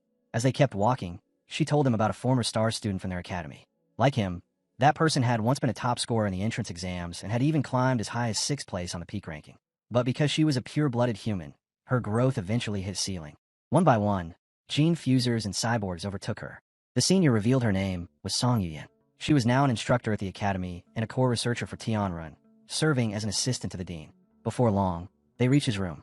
The senior opened the door and led him inside, revealing not a cramped dorm, but a spacious private apartment. She fanned herself dramatically and said with open envy that being the top scorer really did come with amazing benefits. She then complained about how hot it was outside and, with a playful smile, asked if she could use a shower. Lin Zikin completely failed to catch the meaning behind her words. He simply thanked her for guiding him around and offered to buy her a milk tea from a shop nearby instead. The senior froze, stunned for a moment by his answer. After a short pause, she agreed, though confusion flickered in her eyes as she wondered why he hadn't taken the obvious hint. After she left, Lin Zikin stood alone in his new room. He calmly decided that treating her to a drink was enough to repay her for escorting him. At that moment, his phone buzzed. Han Han had sent him a message asking to see photos of his dorm. She had already sent pictures of her own place, and they were shocking, showing an incredibly luxurious apartment with elegant furniture and even a private gym. Comparing her lavish home to his simple single room, Lin Zikin felt a brief twinge of envy, clearly sensing how much richer the Evolution Academy was. Even so, he snapped a few pictures of his modest room and sent them back. When Han Han saw them, she was stunned by how small his place was. Without hesitation, she told him to move in with her instead, adding that her bed was even bigger than the one she had back home. Lin Zikin didn't think twice. He grabbed his suitcase and his phone, saying he was heading over right away. As he left the Budo Academy dorms, Lin Zikin muttered about the ridiculous difference in funding between the academies. The room he had been given, supposedly the best his academy could offer, felt pitiful compared to the housing at the Evolution Academy. Walking along, he let out a quiet sigh, briefly wondering if the dean would really keep his promise of triple benefits. When the elevator doors opened on her floor, Han Han was already waiting, greeting him with a bright smile. She happily pulled him into her apartment, welcoming him into the cool, air-conditioned space. Lin Zikin's eyes swept across the spotless, luxurious interior, and he commented that her master, Yuan Dongji, must care for her deeply to provide accommodations like this, and Han Han nods without hesitation, saying her master treats her incredibly well. She suddenly spreads her arms wide, eyes shining as she happily declares that this is now their little home, a place where they can live freely without their parents watching over them. Lin Zikin blushes faintly and quickly tells her not to let her imagination run too far. Laughing, she says she is sweaty from moving and announces she will shower first. Without thinking much, she starts taking off her clothes right there, letting them fall into a small pile on the floor. Lin Zikin turns away awkwardly, only reminding her not to leave a mess. While she showers, a flustered Lin Zikin gathers her clothes and neatly sets them aside. To distract himself, he opens the new University Campus app he downloaded earlier. Browsing through it, he finds an in-app store where students can spend school credits on gene fusion and mechanical modification resources. He learns that credits can be earned in 3 ways: placing high on the school's power rankings, completing official school tasks, or achieving outstanding results in competitions. It becomes clear to him that for someone like him, earning credits will be far easier than making money outside. His thoughts are interrupted when Han Han calls from the bathroom, asking him to bring her clothes. He walks over and opens the door, only to find her relaxing in a large bathtub. Steam drifts through the air as she looks up at him, cheeks slightly flushed, saying how nice the water feels. With a playful sparkle in her eyes, she invites him to join her. Lin Zikin turns red, hesitates for a moment, then reasons that letting all that hot water go to waste on just one person would be pointless. He agrees and quickly undresses. In the tub, he offers to wash her back. Han Han happily accepts, smiling as she promises it will be her turn to wash him afterward. Warm water and steam fill the room as time quietly slips by. Later, after they finish bathing and eat a simple meal, Lin Zikin sits cross-legged on the bed and enters meditation while Han Han rests quietly beside him. He begins the second stage of skin tempering using the blood tempering art. This time the process is far more brutal. Pain seeps deep into him, slow and unyielding, and it takes him a full 2 hours just to temper his right hand, leaving his breathing heavy. Curious about the result, he asks Han Han for a sewing needle. Though puzzled, she hands it over. He presses the sharp tip against the back of his hand. Her eyes widen when the needle fails to pierce his skin. A system notification appears, confirming that his skin toughness is increasing. When he applies more force, the needle snaps against his hand. Han Han stares in amazement, saying the blood tempering art is so powerful, it almost makes her want to follow the pure blood path herself. Lin Zikin moved on to his next test, announcing heat resistance. Calmly, he held his hand above the burning flame of the stovetop. Another system notification appeared, confirming that his resistance to heat was steadily increasing. He noted that it took more than a full minute before he even felt the faintest hint of burning. With the blood tempering art working together with his system attributes, he concluded that he was steadily closing in on the threshold of a saintly body. Just as he began to relax, his phone vibrated. A new message had arrived from Lu Chuan-Wu, the dean of the Budo Academy. The dean asked if he had settled in and invited him to visit the Tianren headquarters to get familiar with the environment and meet the other members. Lin Zikin agreed at once. The dean told him to wait downstairs, saying someone would be sent to pick him up. Since he was not at his own dorm, Lin Zikin sent Han Han's address instead. After receiving confirmation, he let out a quiet breath and prepared to head down.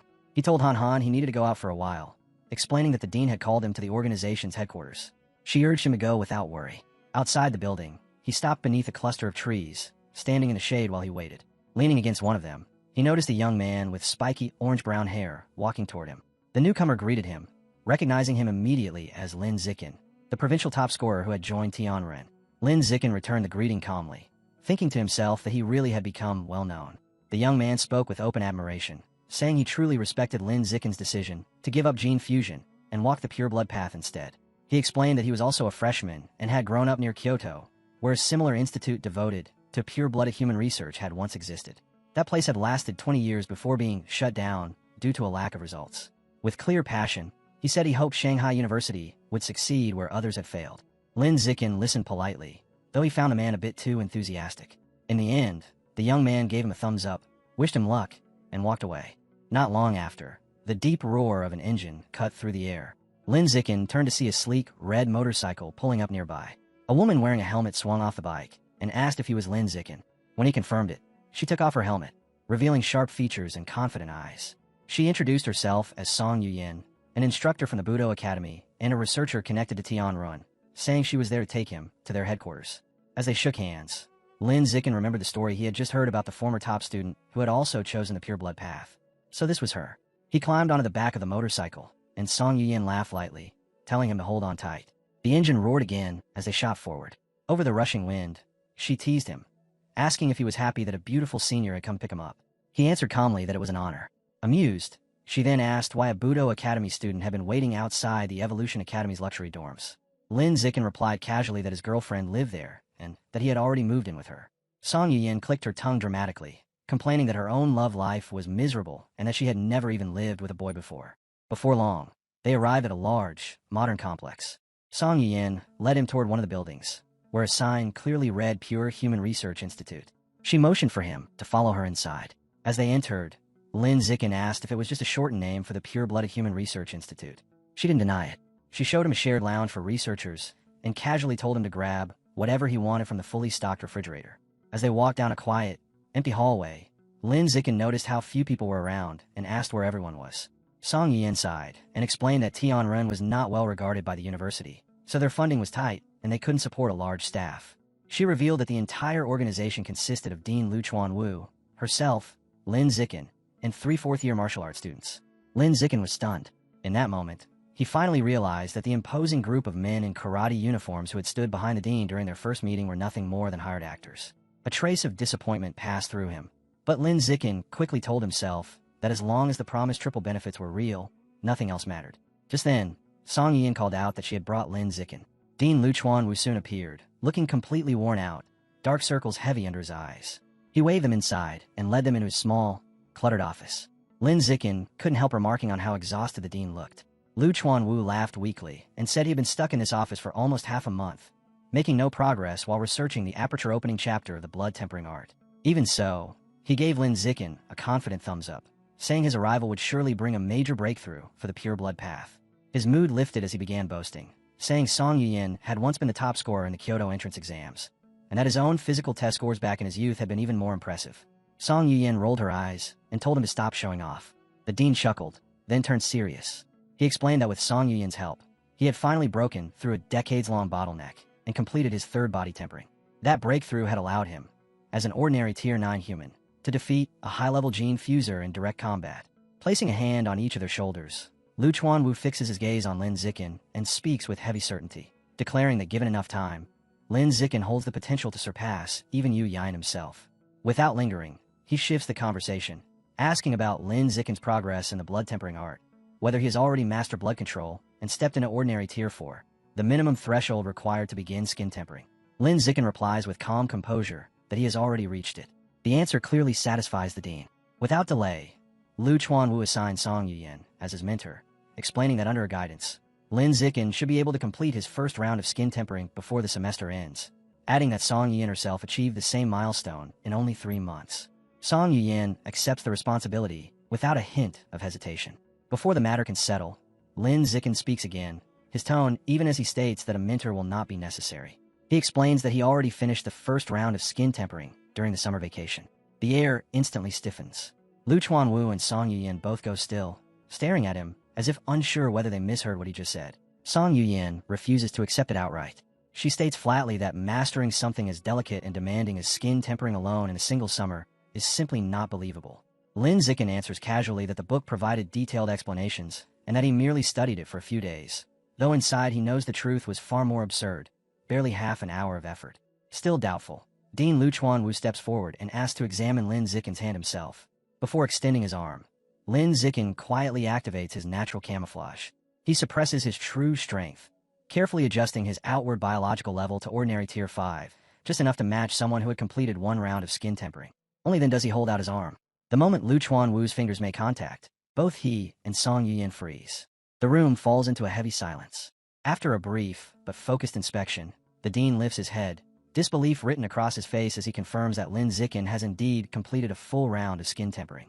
Still shaken, Lu Chuanwu asks what his current biological level is. Lin Zikin hesitates on purpose before answering that it is ordinary Tier 5. The reaction is explosive. The dean throws his hands into the air, shouting that Lin Zikin is a peerless genius and that the future of the pure blood path is finally secured. Overwhelmed by excitement, he grabs the stunned Lin Zikin and pulls him into a fierce embrace, declaring that with talent like this, breaking beyond the limits of ordinary beings is only a matter of time. Watching the scene unfold, Song Yuyin exhales quietly, reminded once again that there is always someone more gifted. A small smile forms as she admits to herself that having someone even more capable leading their cause is not a bad thing. Filled with renewed energy, she eagerly tells the dean that Lin Zikin's potential should be made public at once to draw on more talent and secure greater funding. Lu Chuanwu's expression hardens in an instant. He shuts the idea down without hesitation, stating firmly that Lin Zikin's abilities must remain hidden for now. Revealing such terrifying progress along the pure blood path would only place him in danger. Their strategy, he explains, must prioritize quality over numbers. Now that they possess a prodigy like Lin Zikin, every resource they can gather should be poured into pushing him past the ordinary biological barrier. When Song Yuyin voices concern about their thin finances, the dean answers in a steady, reassuring tone. He vows to burn through every connection he has to obtain the evolution materials they need. His plan is simple and ruthless. Wait until Lin Zikin's strength becomes impossible to ignore, secure him a powerful patron, and only then begin spreading Tianren's ideals. Song Yuyin nods, impressed by the foresight, and praises his careful planning. Lu Chuanwu accepts it with quiet, contained pride. Lin Zikin listens without reacting, privately amused by how shocked they would be if they knew the truth, that he is already ordinary Tier 9, that his flesh and bones have been fully tempered, and that he is already halfway through his second tempering cycle. The thought leaves no trace on his face. Dean Lu Chuanwu then informs him that he no longer needs to attend the basic classes at the Budo Academy. From this point on, he will work directly inside the Research Institute, with Song Yuyin assigned as his assistant. Song Yuyin's brow twitches sharply. Her hand tightens into a fist as she protests that being forced to assist a junior is nothing short of humiliation. The dean cuts her off coldly, stating that pride has no place in research and is the first thing that must be thrown away. The discussion ends there. Changing the subject, Lu Chuanwu announces that the university will hold a freshman trial the following afternoon to crown the new king, the strongest among the first-year students. He looks straight at Lin Zikin and declares that with his ability, the title is all but guaranteed. He urges him to participate for the honor of the Budo Academy, offering tenshi and blood pills as a reward. When Lin Zikin shows no interest, the dean casually adds that the winner will also receive 10 school credits. That single word finally draws Lin Zikin's full attention. Soon, the day of the freshman assembly arrives. The university auditorium fills with a sea of new faces. Lin Zikin sits beside Han Han, and it doesn't take long for whispers to ripple through the surrounding rows. Students recognize him as the provincial top scorer who joined Tian Run, while curious gazes slide toward Han Han, wondering what kind of connection their so-called goddess shares with him. Their quiet bubble is broken when a familiar figure walks up. The talkative, spiky-haired freshman from before stops in front of them and asks if Lin Zikin remembers him. Lin Zikin gives a small nod. Grinning broadly, the boy leans closer and bluntly points at the two of them, asking what their relationship is. Without hesitation, Lin Zikin reaches out and takes Han Han's hand. As her face turns crimson, he answers in a calm, steady voice that they are engaged childhood sweethearts who plan to marry after graduation. The smile on the freshman's face freezes for a heartbeat, disappointment flickering through his eyes before he forces an awkward grin and retreats back into the crowd. As the assembly continues, more first-year students stream into the auditorium. Somewhere among them, a girl with dark hair, tipped in purple and cat-like ears sits in silence. Her head slowly turns, locking onto Lin Zikin with a heavy, unsettling stare. He catches it, a faint sense of unease brushing against him, before he deliberately looks away. Meanwhile, the talkative freshman has already returned to his seat, once again chattering animatedly with those around him. At the front of the hall, a man steps up to the podium, announces the beginning of the ceremony, and calls for the freshman representative to take the stage. To the shock of nearly everyone, the spiky-haired freshman stands up. He strides forward with confidence, disbelief rippling through the hall. Students whisper in confusion, wondering why someone with dyed hair and such a noisy personality was chosen. That position is traditionally reserved for the strongest of the freshmen, and most had assumed it would go to a gene fuser. Hearing the murmurs only makes him smile wider. To Li Moyu, this is exactly the moment he wanted. Gripping the microphone, he asks the crowd if they have ever heard of Lai Jin. Lin Zikin scoffs inwardly. Who in the country hasn't heard of the famous Kyoto genius? Letting the tension stretch, Li Moyu continues, revealing that this celebrated prodigy has an equally talented younger brother. He explains that this brother was the top scorer of the Kyoto entrance exams, possessed a 16% gene fusion compatibility, and achieved the highest national physical test results, tied only with the top scorer from Nanjing province. A confident grin spreads across his face as he delivers the reveal. He is that brother, Li Moyu. He declares that he and his elder sibling swore to dominate the records of Shanghai and Kyoto universities alike. To prove he is not just boasting, he releases his biological pressure without restraint, announcing it as the power of an ordinary Tier 5. A crushing aura surges through the auditorium. Students gasp as the overwhelming gap between themselves and a true genius washes over them. Satisfied, Li Moyu smirks and tells them to remember his name. Back in their seats, Han Han leans closer to Lin Zikin and whispers with a teasing edge that his arrogance is unbearable and that he clearly has no idea Lin Zikin could defeat him with a single finger. Lin Zikin quietly tells her to keep a low profile. She grins and nods, playing along. Once Li Moyu steps down, the announcer calls for the next speaker. Zhou, the president of the student council, walks onto the stage. A young man with dark blue hair, he accepts a script from the announcer and turns to face the crowd. Introducing himself, he says he has 3 important points to make. First, he explains that student discipline throughout the university is handled by the student council, an organization that holds considerable authority. Second, he announces that next semester the student council will recruit 10 new members from the freshman class, with only one requirement: strength. He urges everyone to spend the coming months proving what they are truly capable of. Finally, his voice turns cold as he delivers a blunt warning. The inner campus of Shanghai University, he says, is a brutal world where strength decides everything. Upperclassmen bullying freshmen is common, and mercy is never guaranteed. He tells them without sugarcoating it that once they step inside, no one will protect them, so they had better prepare themselves mentally. After finishing his points, Zhou does not step down. His expression darkens, and the atmosphere shifts. Before leaving the stage, he says he wants everyone to experience firsthand what the power of an advanced being feels like. Without another word, he releases his biological pressure. The change is immediate. An invisible force crashes into the auditorium like a crushing tide. The air turns heavy, as if the space itself is pressing down on them. Freshmen gasp as their lungs struggle to pull in breath. Some cry out as pain surges through their bodies, legs trembling and buckling under the overwhelming weight. The entire hall is forced into silence, swallowed by the sheer, oppressive power pouring out from the stage. Lin Zikin sits beside Han Han as the terrifying pressure from the student council president finally recedes. He notes calmly that although the aura of an advanced being is indeed formidable, from this distance it poses no threat to him at all. Having already reached ordinary tier 9, he barely felt it. Around them, the other freshmen slowly recover, letting out shaky breaths and whispering that it only lasted 5 seconds. Even so, fear lingers in their eyes as they murmur about how frightening the power of an advanced being truly is. Once Zhou steps off the stage, Yuan Dongji takes over. Her voice rings through the hall as she announces that the freshman trial will begin immediately after the assembly. The rules are simple. At the center of the gym stand a large stage, and the first student who can remain alone on it for more than 1 full minute will be crowned this year's new king.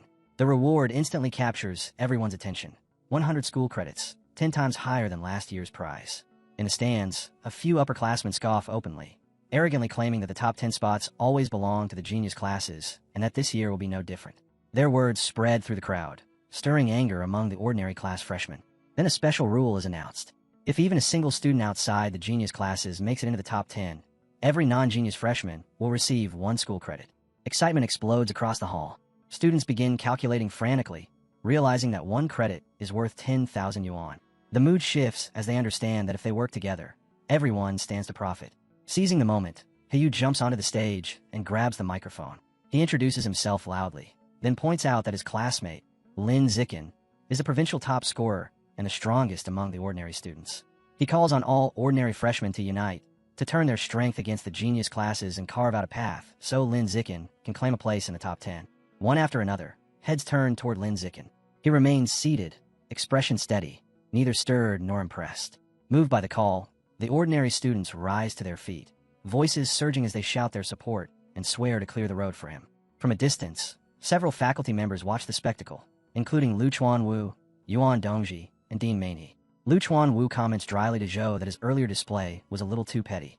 Manhwa cuts in, asking whether it was really necessary for Lu Chuanwu to vent his frustration on Li Moyu's younger brother, just because Wu Tiancheng defeated him. With thinly veiled sarcasm, he adds that when it comes to pettiness, no one in the university can compare to Lu Chuanwu. Lu Chuanwu replies calmly that his pettiness is reserved only for the person involved and never extended to their family. He then shifts the attack, casually asking if Manhwa heard that his daughter performed exceptionally well in the entrance exams. Manhwa answers without emotion that his daughter ranked 3rd in the Kyoto entrance exams. Zhou, standing beside him, remarks that with such results, she should join the student council, promising to personally nurture her as a future leader. Manhwa nods and asks Zhou to take care of her. Zhou responds smoothly that he treats every student with genius potential the same way. Down in the arena, heated speculation spreads over who will become the new king. Most students place their bets on the 2 brightest stars, Li Moyu and Ma Shiwei. One insists Li Moyu is the obvious favorite, noting that his biological level has already reached ordinary tier 5. Another counters that although Ma Shiwei's scores were slightly lower, she successfully fused with Shadow Cat genes during the summer, meaning her real combat power might not be inferior. A third laughs it off, arguing that her fusion was only partial and the boost should be limited. Their argument is cut short when Lu Chuanwu's voice suddenly echoes across the arena. He declares with confidence that neither Li Moyu nor Ma Shiwei will become the new king. A wave of shock runs through the crowd as everyone turns to look at him. With a grin filled with certainty, Lu Chuanwu announces that the true new king will come from Tianrun, and that person is Lin Zikin. Manhwa erupts instantly, snapping back in anger. He demands to know how such a claim could be possible, pointing out that Lin Zikin's physical test scores did not even place him in the top 10. He sneers at the declaration, accusing Lu Chuanwu of spouting baseless nonsense. Lu Chuanwu remains unshaken, calmly asking if Manhwa truly doubts him before proposing a wager. Ma Jinhee accepts in a burst of fury, shouting that he is not afraid. The wager is set at 100 school credits, and he sharply warns Lu Chuanwu not to back out afterward. Hearing this, Lu Chuanwu turns to the surrounding staff and casually invites anyone else who wishes to join the bet. A powerful-looking gene fuser even asks the senior professor and school director, Chin, if he is willing to stake 1,000 credits. To everyone's astonishment, the director agrees without the slightest hesitation. Watching it all, Ma Jinhee grows more uneasy. He cannot understand how the old man can be so confident. For a moment, he suspects some hidden scheme, perhaps even an attempt to pressure Li Moyu into throwing the match. He quickly rejects the thought, reminding himself that his own daughter is also competing. Still, anger twists his face as he struggles to make sense of Lu Chuanwu's certainty. One deeply disturbing idea slips into his mind. Could Lin Zikin truly become the new king? He immediately crushes the notion as absurd. Just then, a figure clad in a sleek red and black cyborg suit walks up to Dean Ma Jinhee. It is the dean of the Mechanical Academy. She remarks that the provincial top scorer, Lin Zikin, was originally from the Evolution Academy and asks whether Ma Jinhee truly feels nothing about Dean Lu Chuanwu taking him away. Ma Jinhee waves it off, saying his academy produces plenty of talents like that. The cyborg dean gives a faint smile, clearly unconvinced, and adds that she also heard Ma Jinhee quietly claim the only 3 senior students from Tianren for himself, suggesting that his indifference is simply carefully masked retaliation. Meanwhile, on the balcony above, Lu Chuanwu watches the unfolding scene with barely hidden delight. He tallies the bets in his mind, calculating that 9 people wagering 100 credits and 1 betting 1,000 will bring him a massive payout. His spirits rise further as the trial officially begins. In an instant, a sea of ordinary students floods onto the central stage, shouting as they surge toward the genius classes with sheer numbers and momentum. The floor plunges into chaos as bodies crash together and voices roar from every direction. Lin Zikin remains at the rear, calmly watching the disorder. He notes that many of the genius class students rely too heavily on their gene fusion compatibility, lacking solid combat fundamentals. Suddenly, his danger perception attribute activates. His vision sharpens, revealing the power levels across the field. Li Mayu and Ma Shiwei stand out immediately, both at ordinary tier 5. The rest of the genius class members in the top 10 are no lower than ordinary tier 4. After the first wave of clashes, cheers erupt from the ordinary students. Several genius class members are already sprawled on the ground, defeated. Someone shouts triumphantly that the geniuses are not as frightening as they seemed. Fired up by early success, the remaining ordinary students roar and charge again, yelling for the genius class members still sitting in the stands to come down and fight. Their challenge is answered when a towering, muscular student with white hair drops from above.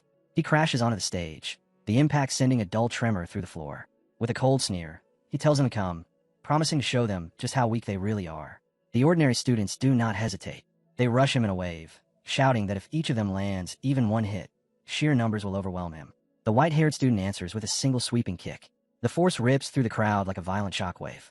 Bodies are hurled backward, skidding and tumbling across the stage as the attackers are knocked unconscious in an instant. Standing alone among the fallen, he scoffs that ants will always be ants, and no matter how many gather, they will never wound an elephant. The remaining ordinary students freeze in stunned silence. Rage and humiliation surge through them as they turn toward Lin Zikin, shouting that the man's arrogance is unbearable and urging Lin Zikin to go up and put him down. Hearing their cries, Lin Zikin steps forward without delay. His voice stays calm as he says that since it has come to this, he will take the stage himself. He walks out with his hands casually tucked into his pockets, his expression relaxed, as though the chaos around him means nothing. His opponent drops down in front of him with a heavy crash, the floor cracking under his weight. The man's eyes gleam with excitement as he grins, saying he's been waiting for this, eager to face the top physical test scorer from Nanjing Province. He proudly introduces himself as Lu Qi, the top scorer from Yintian Province. Lu Qi begins listing his achievements like trophies: a 5.69 second 100-meter dash, a 4.52-meter vertical leap, a one-handed lift of 1,150 kilograms. Each number strikes like a hammer, meant to crush confidence before the fight even starts. With a smug tilt of his head, he asks Lin Zikin to state his own results, clearly expecting them to fall short. Lin Zikin answers evenly that there is no need to announce his numbers. Lu Qi will feel the difference soon enough. Before the words can even settle, Lin Zikin moves. A single kick snaps out, clean and lightning fast. The impact sends a massive body flying across the stage. Lu Qi slams into the ground and lies still, defeated in an instant. For a brief moment, the arena is silent.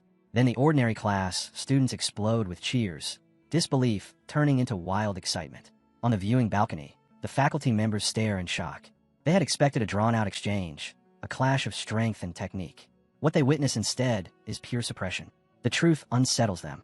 Beneath Lin Zikin's calm exterior is a ruthlessness that leaves no room for resistance.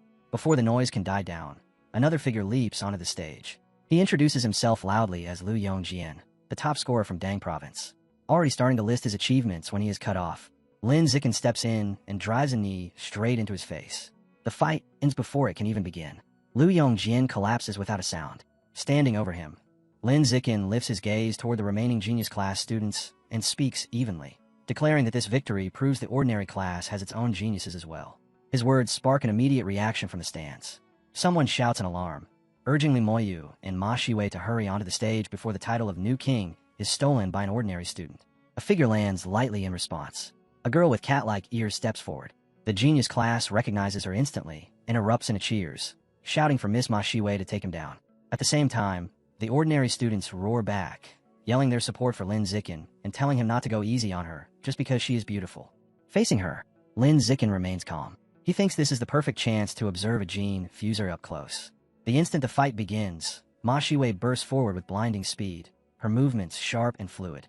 A high kick snaps toward his head. Lin Zikin simply leans back, letting the strike slice harmlessly through the air. He notes that her agility must come from her shadow gene fusion.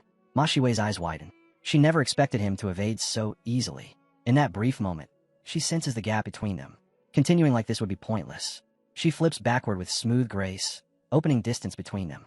Fixing him with a steady stare, she asks for half a minute, explaining that she needs time to fully activate her shadow cat genes before they can truly fight. Lin Zikin nods without hesitation, telling her to take her time. To him, this is a rare chance to witness gene activation firsthand. As Ma Shiwei prepares, her body changes dramatically. She drops to all fours as a long, fur-covered tail bursts from her back. Her fingernails stretch into sharp claws, and a powerful aura surges outward, wrapping around her as the shadow cat genes fully awaken. From the stands, the faculty watch with impressed expressions. One of them remarks to Dean Ma Jinhee about his daughter's astonishing gene integration, openly praising the depth of her talent. Ma Jinhee nods proudly, declaring that her ability surpasses even the top scores from other provinces. But the pride fades quickly. His expression tightens with worry. Her fusion is still new, and forcing her body this far risks severe backlash. He exhales slowly, admitting to himself that she is as stubborn and reckless as ever. With her transformation complete, Shiwei launches herself at Lin Zikin, shouting that he is far too arrogant for daring to wait. She vows he will pay for it, as she attacks with savage intensity. A powerful kick rips through the air, forcing Lin Zikin to dodge by the narrowest margin. As he slips past her attacks, he calmly evaluates her strength, noting that her power has surged from ordinary tier 5 to just short of ordinary tier 6. Shiwei's shock deepens. Even with that boost, she still cannot touch him. Frustration explodes as she launches a furious storm of claw strikes and rapid kicks, pouring everything she has into the assault. Lin Zikin glides through it all with smooth, effortless steps, avoiding every blow as though he can see them before they happen. After several exchanges, his expression tightens. A faint blue aura gathers around him as he decides he has seen enough. The data he wanted on Shadow Cat Gene Fusers is complete. He stops retreating. When Shiwei lunges again, Lin Zikin steps forward and answers with a single punch. It crashes into her face with devastating force. Her body is hurled backward, slamming into the pile of already defeated students. Gasps ripple through the arena as people rush toward her, staring in disbelief and murmuring that her once pretty face is now swollen and bruised from just that one blow. Shiwei struggles upright, crying as she clutches her face, pain tearing through her. Dean Ma Jinhee storms down from the stands and pulls her into his arms. He spins on Lin Zikin with fury blazing in his eyes, demanding what kind of man would strike a girl so hard. Lin Zikin answers calmly, his tone unwavering, that on the path of evolution there is no difference between men and women, only between the strong and the weak. From the crowd, Li Moyu voices his agreement, declaring that only strength matters. Taking advantage of the moment, he leaps dramatically from the stands onto the stage. The impact cracks the floor, and the genius class erupts in cheers, shouting that he is their last hope, the one who will avenge Shiwei. Li Moyu looks at Lin Zikin and admits that he is good at hiding his power, pretending to be ordinary before revealing himself as a provincial champion. Then a sinister smile spreads across his face, as he says Lin Zikin is not the only one who has been holding back. Li Moyu releases his power. His body expands, muscles swelling as his frame grows larger. A violent aura bursts outward, rolling across the stage. On the balcony, the faculty stiffen in shock as the truth becomes clear. Li Moyu is a gene fuser too. The Dean of Mechanical Engineering narrows her eyes and identifies the genes at once. Demon-Eyed Giant Ape, a fusion that requires overwhelming physical strength just to survive. As Li Moyu's transformation stabilizes, his biological pressure continues to climb, surging straight into ordinary tier 6. The aura pouring off his body grows heavier with every passing second. On the balcony, Lu Chuanwu goes rigid. The color drains from his face as the realization hits him like a hammer. If this continues, he is about to lose the bet. 900 school credits. Nearly 19 million yuan. For the first time since the trial began, real fear flashes in his eyes. The scene abruptly shifts. In a quiet corner far from the arena, Wang Shou'er and Lu Gang stand before another student, listening in heavy silence. Their superior gives the order without hesitation. They are to retrieve a high-level demon seed from a nearby park and force Li Moyu to consume it. Lu Gang stiffens, voicing his fear. Targeting someone from the Kyoto Li family is no small matter, and the consequences could be catastrophic. Their superior scoffs, brushing the concern aside. He states that their organization stands far above the Li family and could wipe them out without effort if it wished. The threat leaves no space for argument. When he asks whether they will carry out the mission, silence stretches between them.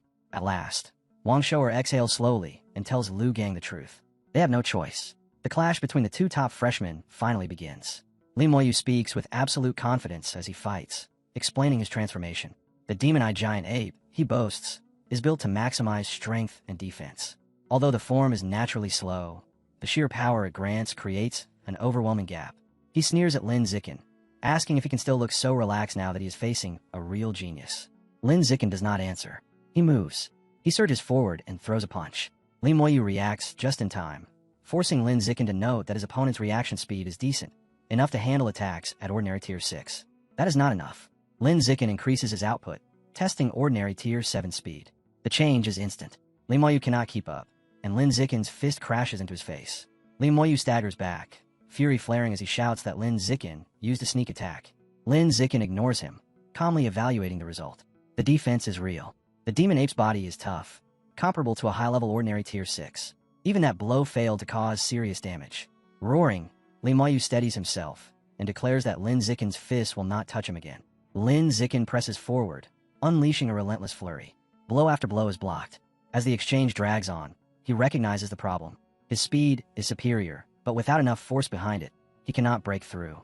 Li Moyu, slower but massively durable, can afford mistakes. Lin Zikin cannot. One clean hit could end everything. To an outsider, the outcome already seems decided. They clash again. Heavy punches tear through the air as Lin Zikin slips and weaves at close range. The test is finished. He is what he needs. Lin Zikin suddenly jumps back, opening distance. It is time for the final attribute. Li Moyu grins, admitting he underestimated Lin Zikin's speed, then mocks him openly.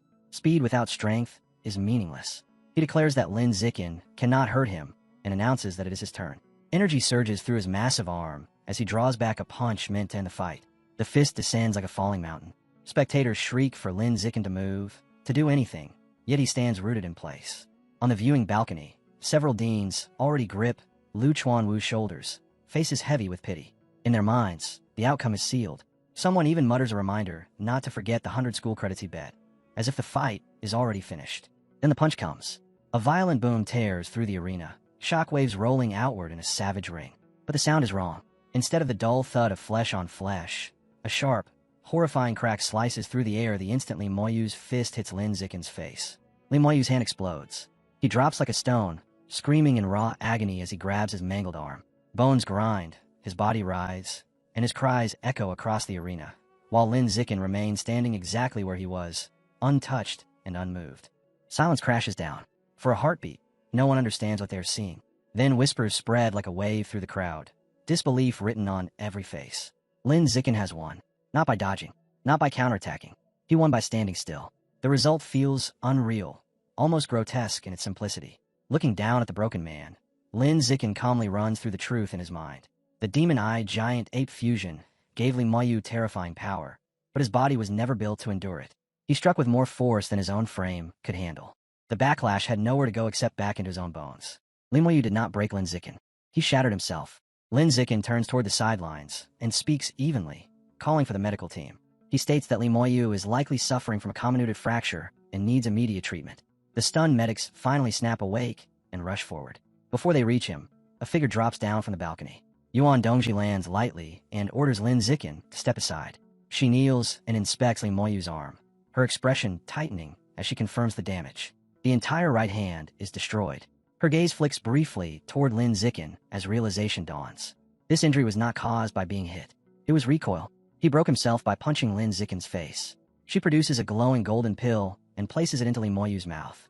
As she does, a single thought turns over in her mind. How terrifyingly hard must Lin Zikin's body be to cause this? Suspicion stirs, and Yuan Dongji releases her mental power, probing Lin Zikin directly. The instant that invisible pressure touches him, Lin Zikin reacts.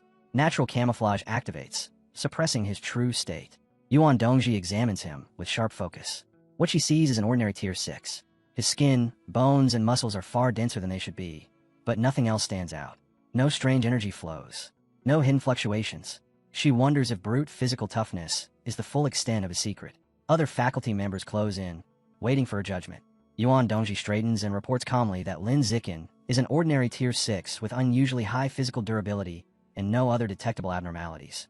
Lin Zikin keeps his face blank, but inside, he releases a quiet breath. His camouflage held.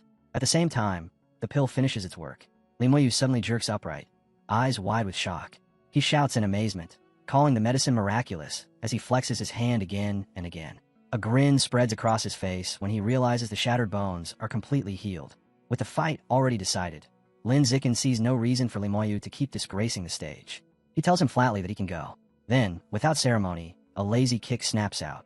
Li Moyu is launched straight out of the ring. He slams into the floor below, humiliation burning hotter than pain. Glaring up, Li Moyu roars that once his gene fusion advances further, he will come back and crush Lin Zikin. The stands erupt. Ordinary students and genius class students instantly fall into a shouting war. The ordinary class jeers mercilessly, mocking the so-called elites and calling their geniuses nothing but arrogant failures. The genius students shout back that Li Moyu lost to Lin Zikin alone, not to them. Their protests are swallowed as the ordinary class surges louder, claiming Lin Zikin's victory as proof that their entire class stands above the geniuses. On the stage, the timer reaches 0.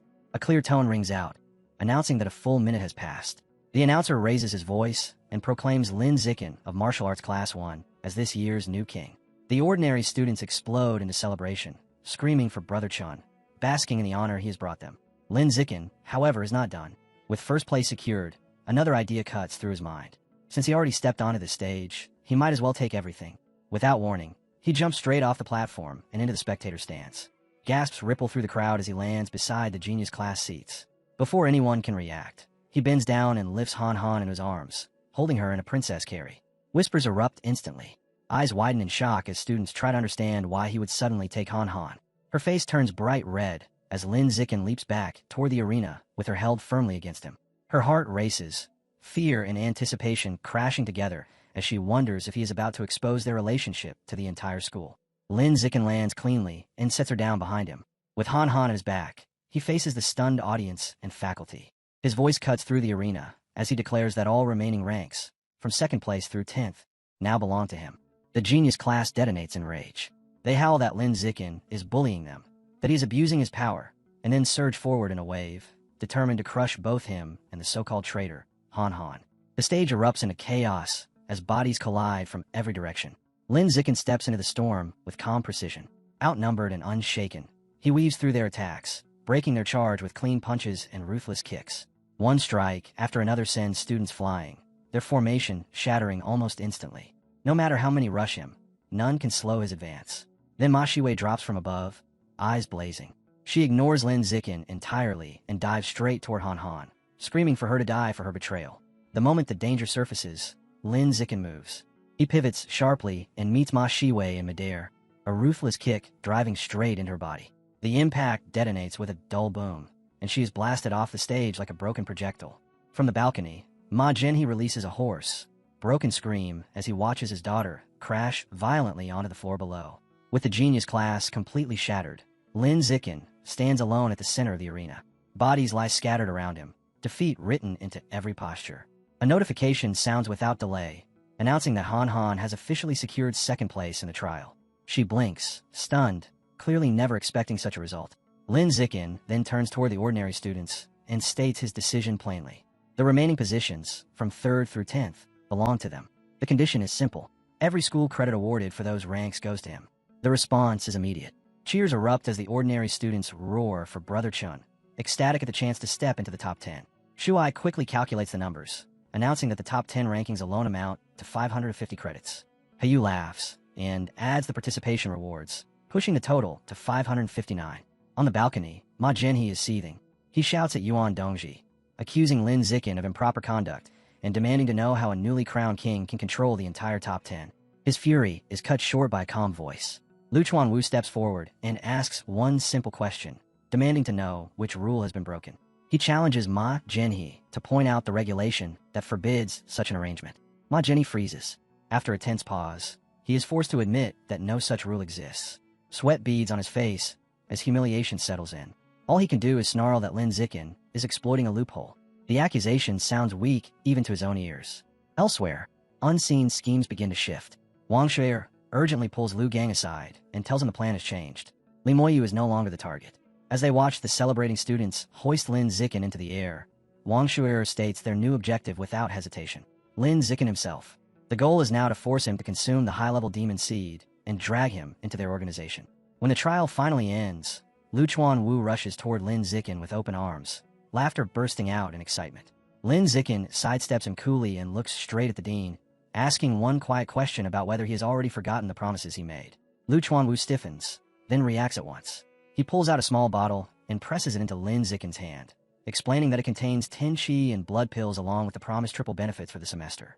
Barely able to contain his excitement, he adds that 300 school credits have already been transferred to Lin Zikin's account, laughing as he notes that Lin Zikin just helped him win another 1,900 credits from the other faculty members. Leaning in closer, Lu Chuan-Wu lowers his voice and asks the question he's been holding back, wanting to know Lin Zikin's true strength and level. Lin Zikin leans in as well and whispers a carefully measured truth. He says he is at ordinary tier 6 and has completed one round of skin tempering, tempered a few facial muscles, and was born with naturally hardened facial bones. The reaction is immediate. Lu Chuan-Wu jerks back as if struck, shouting in disbelief that Lin Zikin has already mastered muscle tempering. Emotion surges through him. He grabs Lin Zikin's hands, eyes shining as he declares that Lin Zikin will definitely evolve into an advanced creature with a pure human body before graduation. With almost frantic urgency, he urges him to stay on the pure blood path no matter what. Lin Zikin replies calmly, agreeing without the slightest hesitation. Later, alone in his room, Lin Zikin sits on the bed, rolling a small red qi and blood pill between his fingers. Curious, he places it into his mouth to test its effect. Heat spreads through him almost at once, a faint mist rising from his skin as the energy is absorbed. A system notification flashes, showing an increase of only 108 points.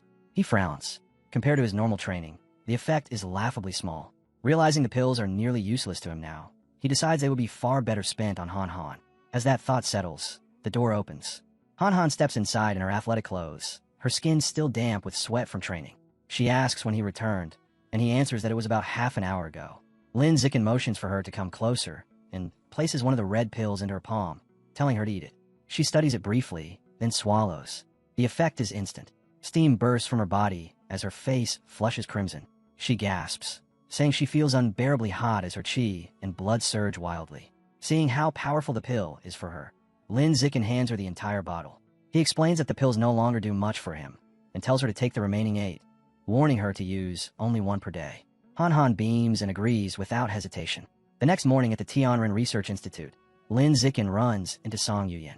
She is in the middle of training and greets him with a grin, teasing him by calling him the new king.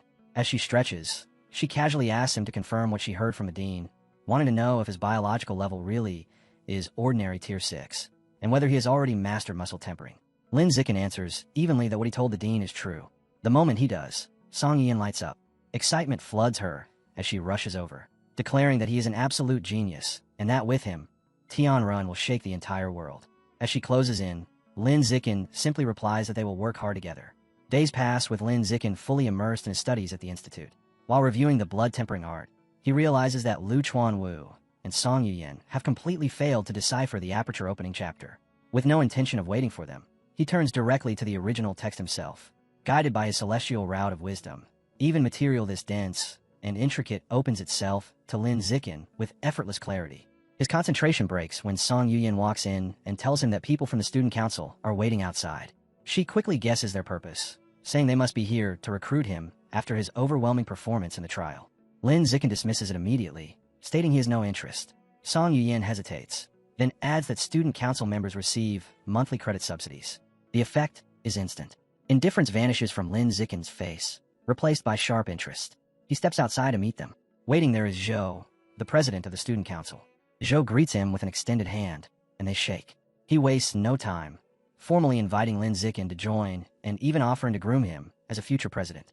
He speaks at length, laying out the benefits in vivid terms. Exclusive meals, influence over school affairs, elevated status, and above all, generous monthly credit subsidies. Faced with the promise of steady income, Lin Zikin smiles and accepts without hesitation. Zhou raises a hand at once, stopping him. There is one condition, he says. Lin Zikin must abandon the pure-blooded human path and choose gene fusion instead. Lin Zikin pauses, confusion flickering across his eyes as he asks why. Zhou answers with open arrogance. The student council only accepts future elites. In his view, the pure blood path is a dead end. He dismisses Dean Lu Chuanwu and Song Yuyan outright, calling them failures clinging to a road that leads nowhere. Zhou warns him bluntly that without gene fusion, even Lin Zikin's talent will eventually sink into mediocrity. Lin Zikin responds calmly, asking if gene fusion is a requirement for joining the student council. When Zhou confirms it, Lin Zikin gives a simple answer. He says he will not be joining. Then he turns and walks away, leaving them staring after him in silence. As he leaves, he weighs the council's benefits against what he already receives from Tianren. The result is obvious. Behind him, the student council members scoff. One mocks him, asking if the new king has something wrong with his head for clinging so stubbornly to the pure blood path. Another sneers that he will regret this sooner or later. Someone mutters that the visit was a waste of time, saying Tianren's brainwashing must be thorough. Zhou waves it off coldly, calling Lin Zikin a genius with no future, trash in his eyes, and tells the others they will simply recruit different talents. Later, back at the Tianren Research Institute, Song Yuyan is visibly furious. She slams her fists onto a desk, venting about the student council's arrogance and narrow-mindedness. Before she can go further, Dean Lu Chuanwu walks in, looking completely worn out. Song Yuyan greets him with biting sarcasm, praising his devotion to the pure blood cause and mentioning how he works day and night and even sold his body to secure investments. Lu Chuanwu grimaces and asks if she really has to include that last part every time. He suddenly turns serious and fixes his gaze on Lin Zikin, warning him that women are obstacles on the path of evolution and that he should keep his distance from them. Sitting back down, Lu Chuanwu explains that the university offers special housing arrangements for the families of recognized geniuses. He even offers to arrange jobs for Lin Zikin's parents and asks whether he wants to bring them to the city. Lin Zikin replies that he will talk it over with them during the weekend. Before wrapping up, Lu Chuanwu adds one more thing. Lin Zikin has been granted early access to school missions. With his current strength, there is no need to wait until next semester. Song Yuyan adds that she regularly takes off-campus missions every week to earn credits, and suggests that Lin Zikin could join her in the future to build experience. She even offers to bring him along on an aberrant beast extermination mission. Lin Zikin thanks her. Afterward, he opens the school app and starts browsing. The officially listed missions are mostly trivial, each paying only 1 or 2 credits. He switches to student-posted tasks and pauses when he sees a bizarre request for a female gene fuser training partner with beast ears and long legs, offering 5 credits a month. Amused, he skips past it and moves on to the off-campus missions instead. That is where the real rewards are. Plenty of options appear. 30 credits for capturing a group of robbers.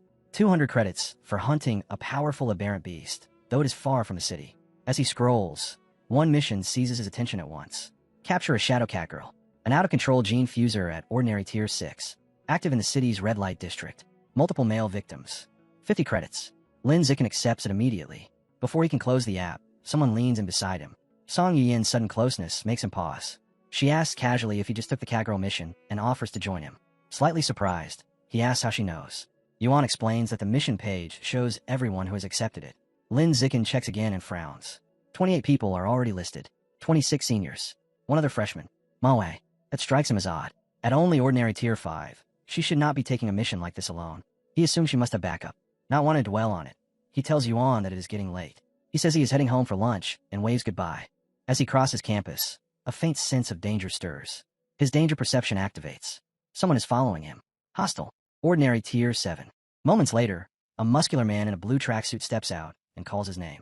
The man storms over, fury blazing in his eyes, accusing Lin Zikin of deliberately targeting Manhwa.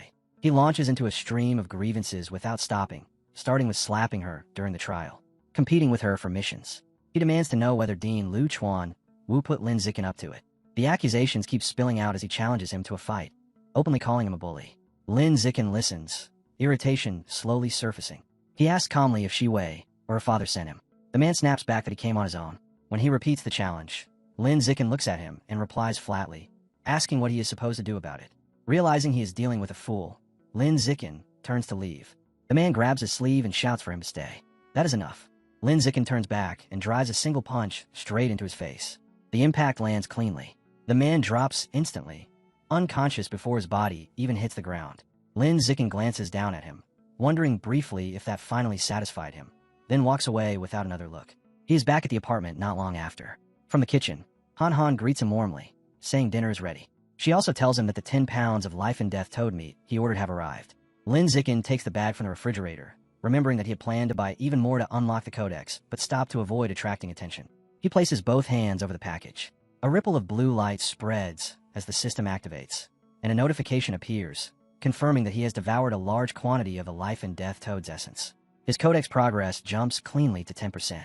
Not long after, a confused Han Han walks in and finds him stuffing the remaining meat, now dark and spoiled, into a garbage bag. He tells her calmly that it has gone bad. She frowns, insisting it looked fresh when it arrived. Lin Zicken explains that once he absorbs all the essence, the physical matter decays rapidly. Her shock deepens. She stares at him and asks if that is his special ability. He nods, explaining that he can absorb essence from aberrant beasts and gain fragments of their traits. Understanding hits her all at once. She blurts out that she finally sees why he chose the pure blood path.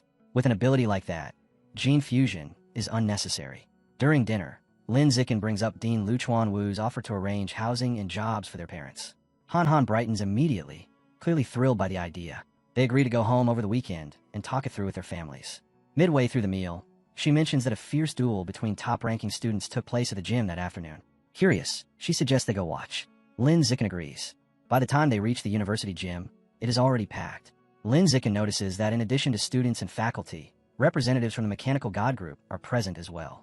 Han Han excitedly points toward the VIP area, drawing his eyes to a woman wearing a massive white cyborg suit, the famous mechanical genius they have seen countless times online. At the center of the arena, two fighters face off. One is a towering, bull-like gene fuser, muscles swelling with brutal strength. Opposite him stands a sleek, elegant cyborg, polished metal reflecting the arena lights.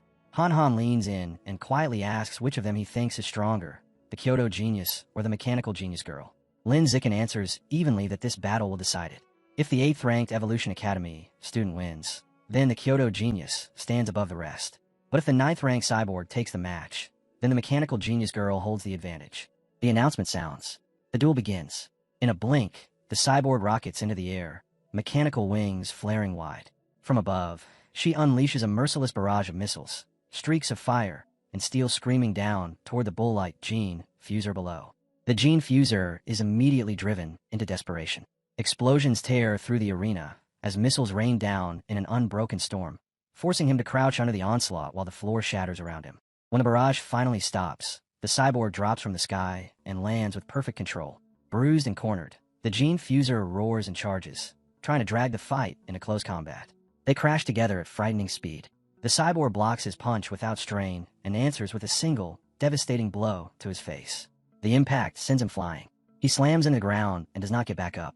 The cyborg lifts her fist in victory as the crowd erupts. Elsewhere, in a private office, Yuan Dongji receives a video report from a subordinate. The woman informs her that source site number 36 has gone silent for months. They cannot tell whether the enemy has abandoned it or is preparing something far more dangerous. Yuan Dongji asks for an update on Ganshue. The reply is immediate. Ganshue is adapting at an abnormal rate and is close to breaking into advanced Tier 2. The assistant hesitates, then cautiously asks about Luo Changshu's origins, noting that her special constitution does not seem human. Yuan Dongji cuts her off coldly, warning her not to ask questions that are not her concern. The assistant apologizes at once. Yuan Dongji dismisses her and switches her monitor feed. The duel finishes playing on the screen. Watching the result, Yuan Dongji's eyes narrow. With such a decisive victory, the Mechanical God Group is stronger than she expected. Mechanical modification clearly has overwhelming adaptability. Yet a trace of unease remains. She acknowledges the fatal flaw. No matter how powerful cyborgs become, they cannot enter a source site. All machinery and electronics fail there without exception. Turning off the screen, she concludes that in such a place, even the strongest cyborg would become nothing more than useless scrap. Sometime later, Lin Zicken and Han Han return from a weekend with their families. Both households gather for a celebratory dinner, the atmosphere warm and relaxed. They talk through the university's housing and job arrangements, and after some discussion, both families agree happily. With that settled, Lin Zicken turns his focus back to what comes next. The Catgirl mission. Disguised, Lin Zicken moves through the neon-soaked streets of the red light district, merging into the flow of people as he reviews the mission file. The target is an ordinary Tier 6 gene fuser with terrifying speed, infamous for luring and killing men. The report also notes her mastery of disguise and her heavy reliance on drugs. As Lin Zicken reads, he understands at once why no one has completed this job. The district is enormous, and the target is patient, intelligent, and cautious. Hunting her will not be easy. To begin, Lin Zicken activates the Eye of the Sky together with his danger perception, sweeping the entire area in a wide, invisible net. A faint golden glow flickers behind his sunglasses as his vision pierces through layers of motion and hidden intent. The crowd around him stiffens. Some people instinctively step away, unsettled by the unnatural light in his eyes. Others whisper that he looks striking, yet carries a gaze that feels disturbingly eerie. Standing out like that draws trouble fast. A large, muscular man steps forward aggressively, demanding to know who Lin Zikin is staring at. Lin Zikin does not answer. He releases a pulse of biological pressure and tells the man to move. The force hits him like a hammer, blasting him backward as the surrounding crowd scatters in shock. Lin Zikin glances at the unconscious body, then withdraws his senses. No targets. The scan finds nothing. He decides to move on. That is when he spots familiar faces nearby. Shiwei is there, flanked by two students he instantly recognizes as ordinary Tier 7 seniors. Backup. Their eyes meet briefly. One of the women notices him first and nudges Shiwei, quietly pointing him out. Shiwei clicks her tongue and looks away in annoyance. The senior murmurs that they should avoid him. Shiwei agrees without hesitation, and the three of them turn and leave. Lin Zikin watches them go, mildly curious about their sudden retreat. Away from him, Shiwei speaks in a low voice. Since Lin Zikin accepted the mission, he must be hunting the cat girl too. That means they need to act faster. Their male companion scoffs with confidence and tells them to leave it to him. He boasts that his demon dog gene fusion grants him an extraordinary sense of smell. Finding the cat girl before Lin Zikin will be effortless. He closes his eyes and concentrates. A faint pink, scent-like aura spreads as he inhales deeply. Moments later, his eyes snap open. Grinning, he declares that he is locked onto her trail. Pointing across the street, he says the target is inside a bar. Shiwei does not hesitate. Determined to beat Lin Zikin to the prize, she and her companions rush across the road. The female senior smirks, vowing they will capture the target first and make sure everyone knows it. The three of them push into the crowded bar, following a trail only one of them can see. Shiwei scans the room and demands to know where the target is. The demon dog gene fuser points toward a woman sitting casually on a couch, wearing glasses. Shiwei frowns, unconvinced. The woman looks no different from an ordinary college student. Her companion shakes his head, insisting the scent is an exact match to what was taken from the cat girl's belongings at the public security department. Shiwei exhales slowly, a master of disguise, just as the report warned. Seeing no reason to wait, the female senior snaps that they should take her now. The three surge forward. At that moment, the woman lifts her head. A twisted smile curls across her lips. In the next instant, she explodes into motion, shattering the glass table and bolting for the exit. Someone screams as the bar erupts into chaos. She's escaping.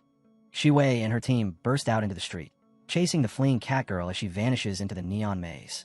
The crowd scatters as the pursuit rips through the district. Shiwei's heart sinks. The cat girl is fast. Too fast. She shouts that they might not be able to keep up. The demon dog gene fuser laughs it off, telling her to relax. As long as her scent exists, she cannot escape.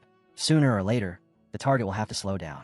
Trusting his confidence, they follow the invisible trail until it leads them straight into a dead-end alley. The demon dog stops suddenly and points ahead, confirming the target is right there. He urges them to finish it quickly. The cat girl turns. She smiles.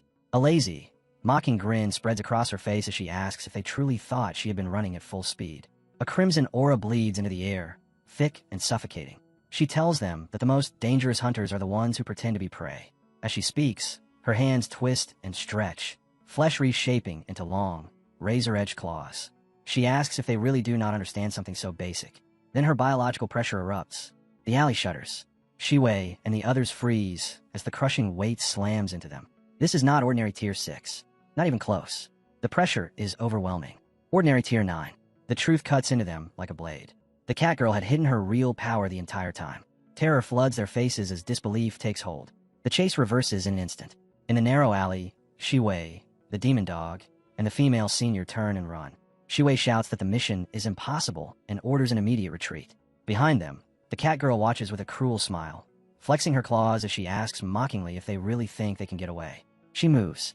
With terrifying agility, she runs straight up the side of a building, overtaking them effortlessly. She drops back down in front of them, landing in the alley and blocking their escape. Calmly, she tells them there is nowhere left to go. Her eyes lock onto the demon dog. Leaning closer, her voice low and dangerous, she says she noticed in the moment he entered the bar. His legs begin to tremble under her gaze. With no other option, Shiwei throws a smoke grenade. It detonates at once, flooding the alley with thick purple smoke. She yells that the smoke will scramble the enemy's senses and orders everyone to run. Riding the sudden chaos, the three of them barely claw their way out alive. They don't slow down until they burst onto a crowded street, chest heaving, legs shaking. The demon dog is the first to break, gasping that the mission was a death trap, that the intelligence was completely wrong and nearly got them all killed. The female senior snaps back immediately, telling Shiwei to contact her father, Dima Genhee, and report everything so the mission data can be fixed before anyone else dies. Still rattled, Shiwei pulls out her phone and nods as she prepares to make the call. Then her fingers stop. A terrifying realization slams into her mind. Lin Zikin accepted the same mission. Cold panic grips her chest. If Lin Zikin walks into that cat girl without knowing the truth, he will be killed. She refuses to accept that. The words spill out as she declares she won't stand by and watch him die. Her fingers fly through her contacts in desperation, only to realize she doesn't even have his number. There is no time to hesitate. The only person she can reach is Han Han. She immediately switches and calls her instead. Back in the alley, the purple smoke thins and drifts away. The cat girl clicks her tongue in irritation, annoyed that her carefully laid trap let its prey escape. She mutters about her terrible luck, then suddenly pauses. Someone is still there. At the far end of the alley, Lin Zikin stands quietly, completely at ease. The instant she sees him, her annoyance disappears. Her eyes light up as she sizes him up, finding him handsome, exactly her type. A smile curls across her lips as she decides this must be fate. If the others slipped away, then he will be her new prey. With claws flashing, she lunges straight at him. Lin Zikin doesn't even blink. He calmly gauges her strength. Ordinary tier 9. Not bad. As he channels his energy and steps forward to meet her, shock flashes across her face. He's faster than her. The realization barely forms before his fist ignites with a sharp glow and slams straight into her face. The impact is savage. Her body is hurled backward, crashing into the wall at the end of the alley as stone fractures under the force. She collapses to her knees in the rubble, blood on her lips, staring at him in pure disbelief. Her mind screams in confusion. How can a young man with no gene fusion possess power like this? In an instant, she understands the truth. She cannot win. Fighting him is death. She turns and runs. Terror floods her when she realizes he is still beside her, keeping pace without effort. His voice slices through the air as he tells her she can now experience his full power. Lin Zikin leaps and drives his foot down in a crushing kick to her head. The blow sends her flying again, smashing her into another wall, her body buried deep into the stone. He doesn't relent. Lin Zikin steps in and unleashes a merciless barrage of kicks against her pinned form, each strike booming through the alley like thunder. Even then, she refuses to die. Her biological pressure flickers, weakened, but not yet gone. He gets ready to finish it. Bending down, he grabs a chunk of broken rock and lifts it high. Then he stops. A violent wave of crimson energy erupts from her body. Her muscles bulge unnaturally as her frame twists and expands. Lin Zikin's gaze sharpens in alarm. In sheer desperation, she is broken through again. She is evolving, an advanced creature. The transformed cat girl raises her head and locks eyes with him, feral fury blazing in her stare. Inside, she understands exactly what just happened. Activating her shadow cat genes saved her life and made her stronger, but it also dragged her deeper into her beast instincts. The power came at a price. Her control is unraveling, and genetic backlash is closing in. Burning with rage, she snarls and demands to know who Lin Zikin really is. Instead of replying, Lin Zikin smiles. Calm and almost careless, he apologizes, saying he must have mistaken her for someone else. Then he turns around and walks away. She freezes, staring at his back in disbelief. Fear creeps through her as her thoughts spiral. His strength is unfathomable. His actions make no sense. He doesn't fight when he should. He doesn't kill her when he easily could. And worse, her body is breaking down. The forced evolution is tearing her apart from the inside. Genetic backlash is inevitable. One more clash would end her. She decides. Run. She kicks off the ground and rockets into the air. For a split second, relief sparks in her mind. Then a sharp whistling sound cuts through the night. Startled, she looks down. Too late. A metal pipe blasts straight through her forehead. Blood sprays as the impact slams her body hard against the wall. Her vision shatters. Before a scream can escape her lips, Lin Zikin is already there. He tears a loose pipe from the wreckage and drives it into her chest. He yanks it out and stabs again. And again. Chest. Stomach. No mercy. Her body finally goes limp. The red aura fades. The terrifying biological pressure she once radiated collapses into nothing. Lin Zikin steps back and lets the pipe slip from his hand. It clatters to the ground, slick with blood. He studies her lifeless body for a moment, then turns away, thinking calmly that this time, she is truly dead. With the fight over, Lin Zikin calmly pulls out his phone and takes a photo of the cat girl's corpse. He notes that it's needed as proof to submit the mission through the school app. Once that's done, he contacts the public security department and reports the location so the body can be collected. With the official matters finished, he turns to what actually matters. He places his hand on the corpse. Red energy surges as his system responds, confirming that he has devoured a massive amount of the Shadow Night Cat's life essence. His guidebook progress leaps to 36%. The increase catches him off guard, and he quickly realizes the reason. The genetic backlash she suffered must have compressed and concentrated the beast genes inside her, greatly amplifying the yield. Elsewhere in the city, Shiwei and her companions move through the streets in heavy silence. Shiwei stays on the phone with her father, Dean Ma Jinhee, urgently explaining that the mission data was completely wrong and nearly got them killed. She tells him the target was never an ordinary Tier 6, but an ordinary Tier 9. The news hits him hard. From his office, Ma Jinhee orders her to submit a full report and promises he will personally confront the mission system director over this disaster. Back on the street, the female senior urges them to return to campus immediately to avoid any possible retaliation. Halfway through her warning, she suddenly grabs Shiwei's arm and thrusts the phone toward her face. The mission status has changed. The cat girl has already been captured, completed by Lin Zikin. Shiwei goes numb. She stares at the screen, unable to understand how a freshman could have taken down an ordinary Tier 9 monster by himself. After the weekend passes, Lin Zikin and Han Han walk side by side across the university campus.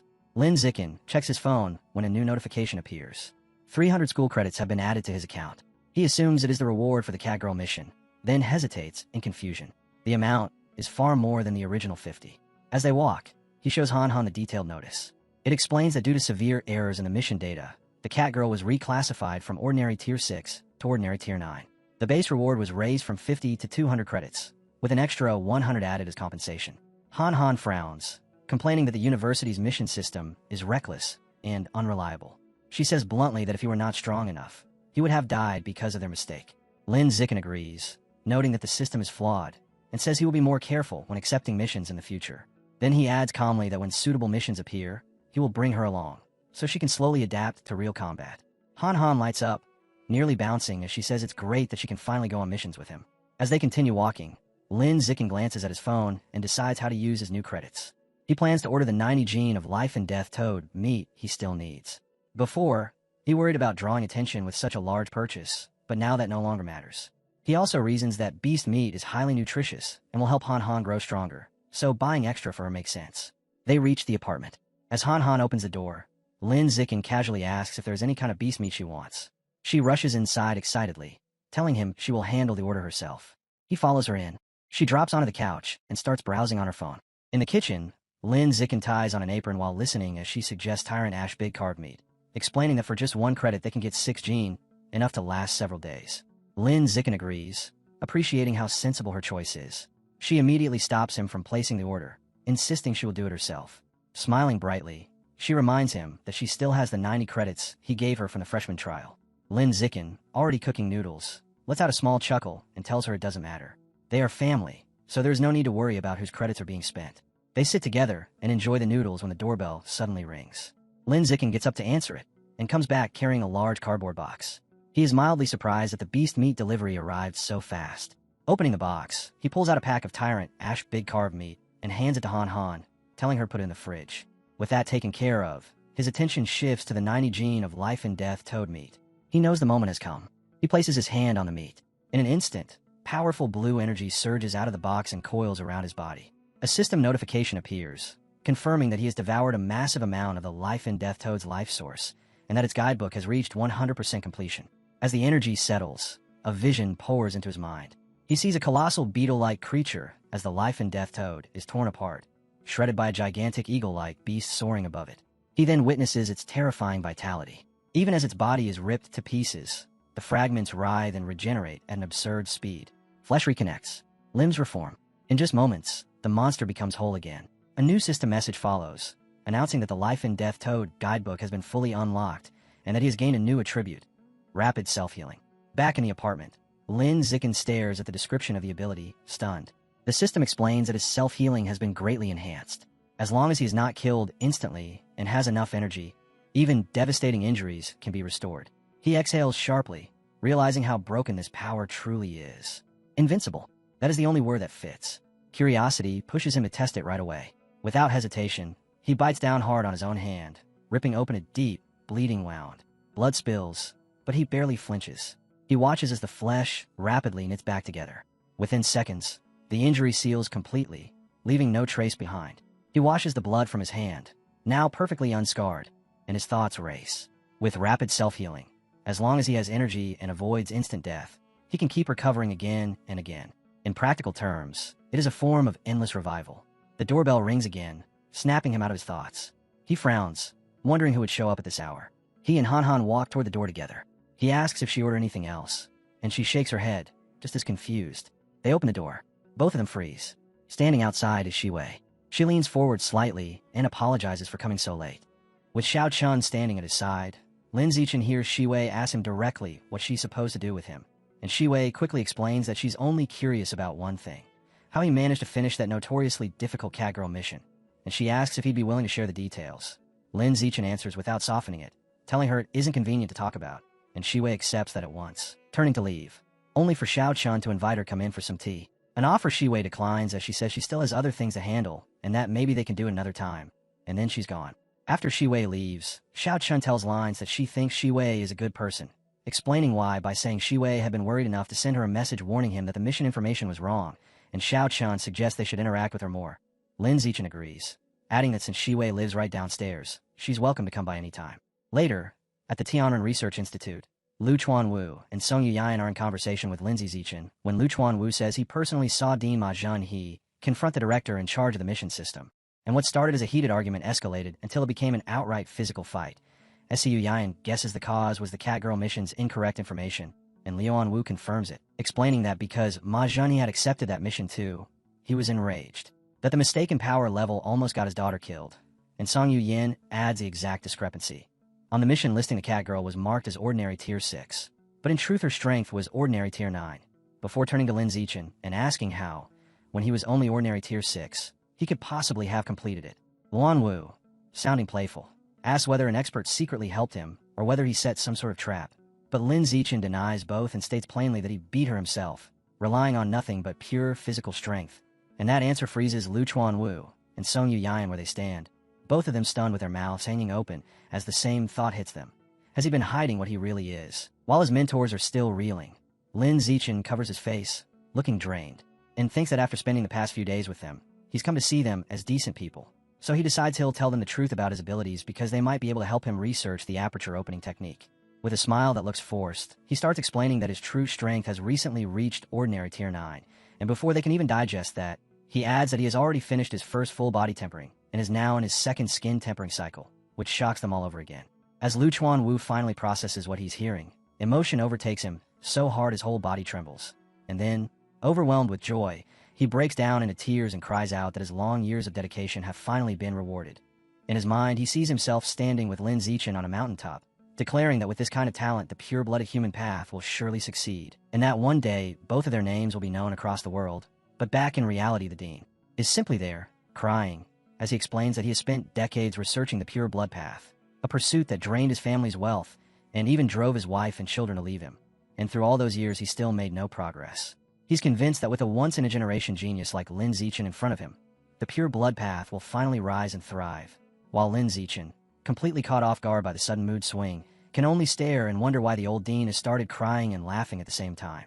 Once he manages to pull himself together, Liuan Wu steps in close and rests a hand on Lin Zichen's shoulder, still marveling at Lin Zichen's outrageous talent, and he says that if it weren't for the fact Lin lacks source power, he might have even suspected he was a stranger from the source land. That strange term makes Lin Zichen blink in surprise, so Lu Chuanwu lays out his thinking.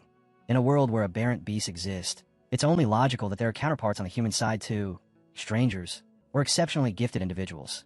Yet Siyu Yin reacts with open shock, saying she's never even heard of this before.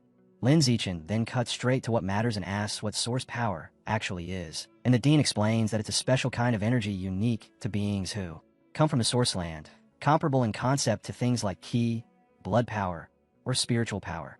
Still curious, Lin Zichen asks how this power is used, but Lu Chuanwu admits he can't give a clear explanation because in his entire long life he's only ever encountered two such strangers, and Song Yuan immediately scoffs at him, accusing him of bluffing and pointing out that since he's stuck at Ordinary Tier 9, he can't even enter the source land himself. That pushes Lin Zichen to ask whether there's a biological level requirement to get in at all, and Lu Chuanwu confirms it bluntly. Threshold is a Heil being, and anyone below that who tries would be reduced to ash. Bracing himself against the accusation, Lu Chuanwu adds that he met those strangers here on Earth, not inside the source land, and he begins with the first, a female disciple he accepted decades ago, and as the Dean speaks, Lin Zichen suddenly experiences a vision of Luo Chan Shu battling monsters, which makes the connection snap in a place for him. The mysterious senior sister Xiao Chun mentioned must be one of these terrifyingly powerful strangers. Lu Chan-woo continues without stopping, saying the second stranger was someone he encountered in the ancient ruins where they uncovered the blood-tempering art. And after letting that sink in, he turns stern and warns all of them that this information is never to be revealed. Su Yan immediately promises, eager and emphatic, that she'll keep her lips sealed, and Lu Chuan-woo says he trusts them. But then he fixes Lin Zichin with a sharper warning. Lin's true strength must stay hidden, because dangerous heretics are everywhere, pervasive even inside the university, and if word gets out he'll become a target. To make that easier, he proposes a practical solution. If Lin Zichin wants to accept missions that match what he can really do, then he should take them using Song Yu Yan's account. And since she's also ordinary tier 9, Lin can fight at full power without exposing the fact that his growth has been unnaturally fast. Lin Zichin agrees, and with his interest fully hooked now, he asks the dean whether he knows anything about the source land itself. And Lin Zichin's face immediately turns grave as he explains that everything connected to the source land is top secret, and even he knows very little. He tells Lin Zichin not to worry about it until he evolves into a high being, but despite that caution, he says he can share one crucial piece of information. Lin Zichin tells them that for humans, most creatures from the source land are enemies, and those beings are always looking for chances to invade Earth. Then he explains, some powerful individuals believe the creatures want to invade because Earth has something they desire. But right in the middle of that heavy talk, the dean's phone cuts in with a ridiculously cheerful ringtone, and he answers it with a flirtatious baby, before turning back to his students to say an old friend has invited him to dinner, after which he hurries out in a rush, telling them to contact him if they need anything. The moment he's gone, Yuan tosses out a sarcastic remark about how hard the dean is working, assuming he's headed off to lock down even more investments. And then she pivots to Lin Zichin and asks the real question on her mind, how he's been hiding his biological level and tempering progress so perfectly that even powerful people couldn't see through his disguise. Lin Zichin apologizes and says it isn't convenient for him to explain, and in his own head, he knows exactly why he can't. His system's natural camouflage is his trump card, and there's no way he can reveal it. Yuan immediately puts on a pleading look and tries to coax the secret out of him anyway, even offering to trade a secret of her own in exchange. But Lin Zichin, visibly flustered, insists again that he truly can't tell her, and when she realizes he won't budge, Yuan lets out a sigh and drops it. Yet almost instantly her mood flips, a competitive gleam flashing in her eyes as she cracks her knuckles and suggests that since they're both ordinary tier 9, they should settle it with a sparring match. Lin Zichin's face brightens into a grin as he agrees, thinking that a fight against a peer will be the perfect chance to get a clear read on his own strength, and Yuan snaps into a fighting pose at once, laying out her current progress in detail. She's in her second skin tempering, she's completed her second muscle tempering, and she's already 1/5 of the way through her second bone tempering. Then she tells him to come at her with everything he's got. Inside the Tianren Research Institute, Song Yuan and Lin Zichin square up to spar, and Song Yuan asks if he's ready, telling him to attack first so she can test his power while she defends, as she settles into a defensive stance and openly invites him to strike. Lin Zichin surges forward and whips a powerful high kick into her, and the impact forces her to slide backward, and inside her mind she's stunned. Despite him supposedly only finishing the first skin tempering, he's already strong, enough to hurt her, and even with her secondary muscle tempering, she can feel how absurd his strength is, to the point she's afraid he'll surpass her soon. Still, she decides she has to show off her seniority while she's still the stronger one. So even as she coughs from the pain, Suin forces herself to act tough and starts lecturing Lin Zichin, claiming she's dissatisfied with that kick because he didn't aim for a vital point, preaching that real combat is about life and death. And Lin Zichin, seeing she's clearly hurting, plays along with a deadpan face and agrees. Once she regains her composure, Song Yuan declares that the official exchange is starting now, and she challenges him to last 5 minutes against her. As Song Yuan charges in, Lin Zichin accepts the challenge and steps straight into her offense, and the two of them collide in a fierce, high-speed exchange where fists and blows trade back and forth so quickly it becomes a blur. When Lin Zichin starts firing off a dense barrage of punches, Seiyu Yin is pushed into defense, and panic flickers through her thoughts as she realizes that even with her power fully unleashed, he's meeting her blow for blow, so evenly that she starts to fear she might actually lose. The match drags on through that relentless tempo until Li Zichin decides it's time to wrap it up. And when Suyin throws a punch, he chooses to pretend to be defeated so she won't lose face, letting the hit land, then hurling himself backward, as if completely overwhelmed before crashing down onto the floor. Song Yuan immediately helps him up and praises his potential, yet inside she's drenched in nervous sweat, shocked to realize she had to draw on 90% of her strength just to barely win, and terrified that in another year, she won't be able to match him at all. To move past that, Suyin shifts the topic and points out that since he's completed the first stage of skin tempering, he can start trying to open his apertures, and she offers to teach him her newest research method for doing it. They sit down cross-legged as she explains the theory, stating that the human body contains 366 apertures, and that, according to the blood-tempering art, the easiest ones to open are the 4 that surround the heart. And following her instructions, Lin Zichen tries to use his chi and blood to strike those points at a frequency of 10 impacts per second, but almost immediately he snaps his eyes open in frustration when he realizes he can't break through them at all. Seeing how distressed he is, Seiyu Yayan comforts him, suggesting that maybe his physical strength still isn't high enough yet, or maybe her method itself still needs further refinement. The scene cuts to a dark basement beneath the Liu family ancestral home, where Lu Chuan-Wu stands in front of a massive ancient bronze coffin, and with barely contained excitement he reports to the presence inside, calling her pavilion master, that he's found a peerless genius who might finally open his apertures through the pure-blooded human path. Lu Chuan-Wu promises that once this student succeeds, the master will be able to rely on the student's daily delivery of shay and blood to sustain her life, so she won't have to keep suffering inside that cramped coffin anymore. Yet after a long, heavy pause, only a weak sound finally seeps out from within the coffin, and Liuan Wu's expression tightens with concern as he realizes it took her that long to respond, because she must have burned through an entire day's worth of energy just to make that sound. As he walks away, worry gnawing at him, he thinks the pavilion master is growing weaker by the day, and he can only hope Lin Zichen evolves into a high-level creature before she collapses completely. Lin Zichen returns to their apartment carrying groceries and announces that he's back to cook, but Xiaochen stops him right at the door with a grave expression and says there's something important she needs to talk about. She explains that her master, Yuan Dongji, wants her to undergo gene fusion earlier than expected, and that her master has already chosen the dark blue jellyfish gene, insisting it's suitable for her. And at that, Lindsay takes it in, his mind automatically forming an image of the creature as he processes what she's telling him. He understands that while a standard dark blue jellyfish counts as a low-tier beast, the Jellyfish King variant can grow all the way into a high-level existence, and its biggest edge is a kind of mental strength that completely outclasses other creatures of the same rank. So Lin Zichen tells her it actually sounds like a solid plan, but Xiaochen admits what's really scaring her. Her master isn't using an ordinary gene at all, but the Jellyfish King gene, and she's afraid her frail body won't be able to handle such high genetic material, and might end up mutating.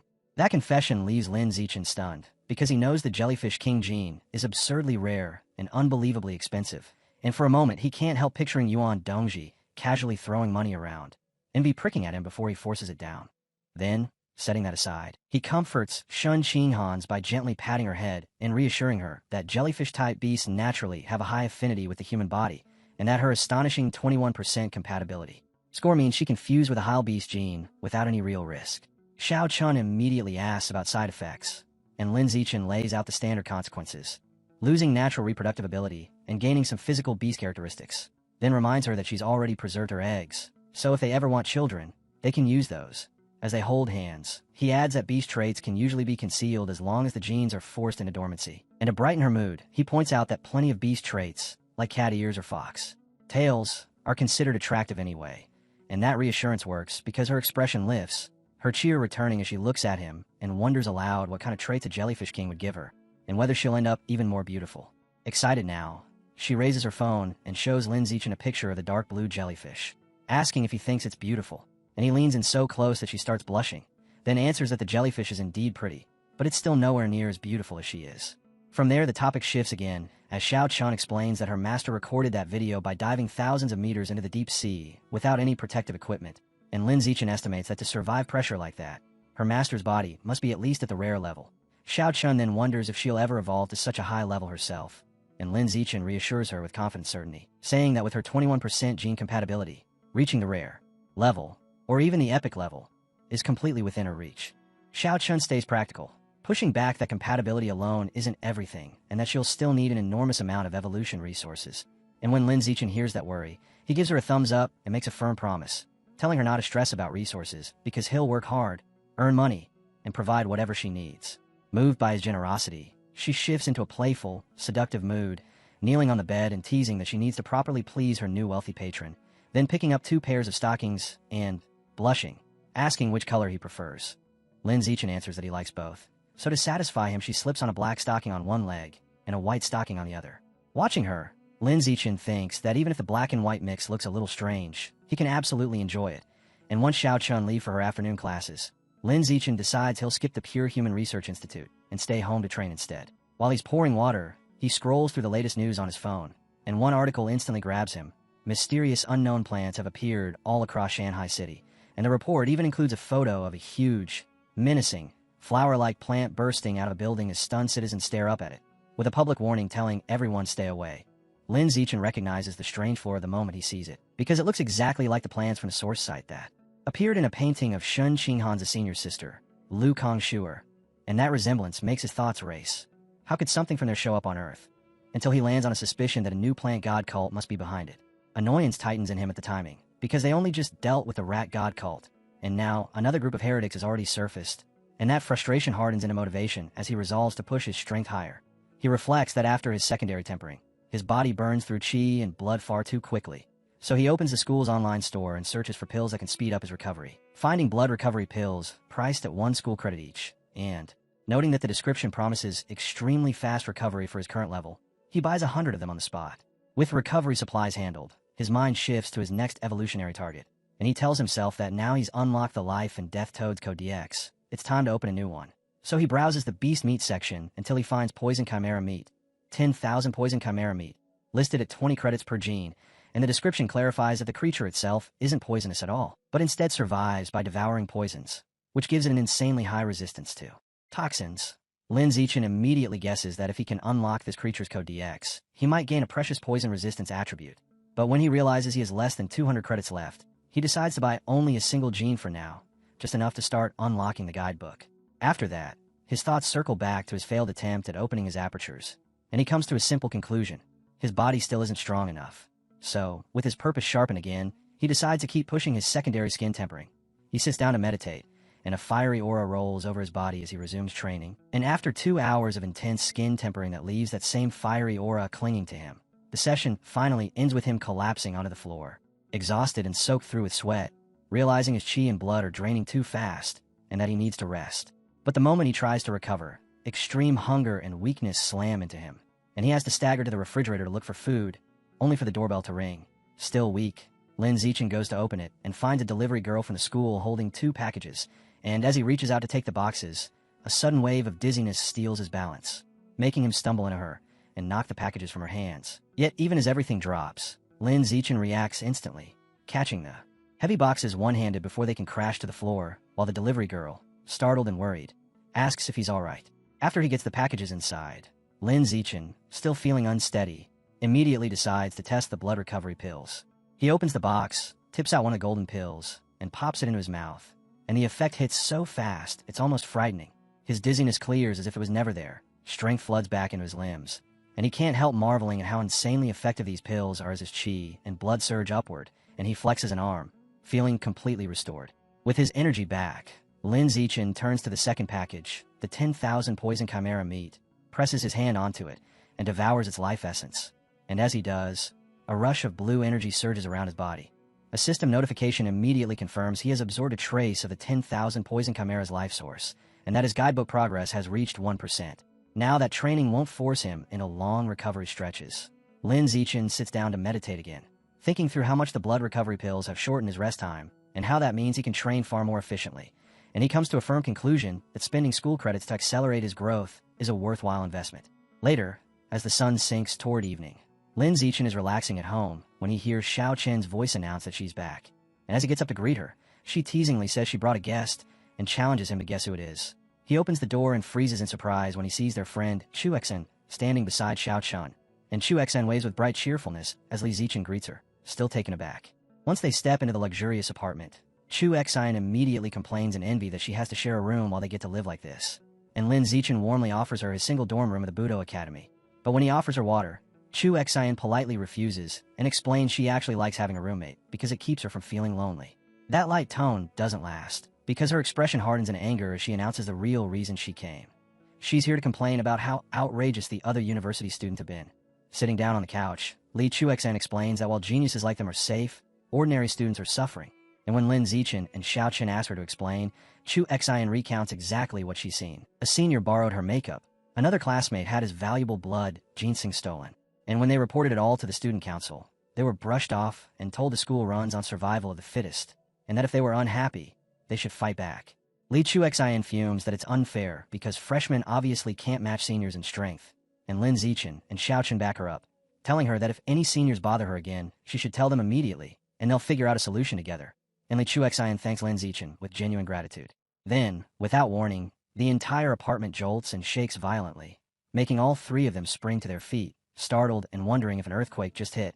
And as the shaking eases, Lin Zichen's danger perception attribute triggers, giving him a vague but unsettling premonition, even if he notices it isn't especially strong. The scene cuts to a lavishly decorated room where a man wearing a red-horned mask speaks with another man in a plague doctor mask, addressing him as Lord Divine Envoy.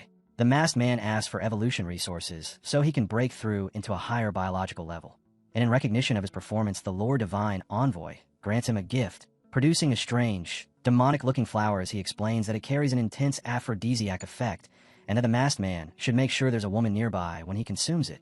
Grateful, the masked man thanks him, then reports that a gifted genius has appeared among the new students at Shanghai University. And he even brings up a plan to make this genius swallow a high-level demon seed so they can recruit him.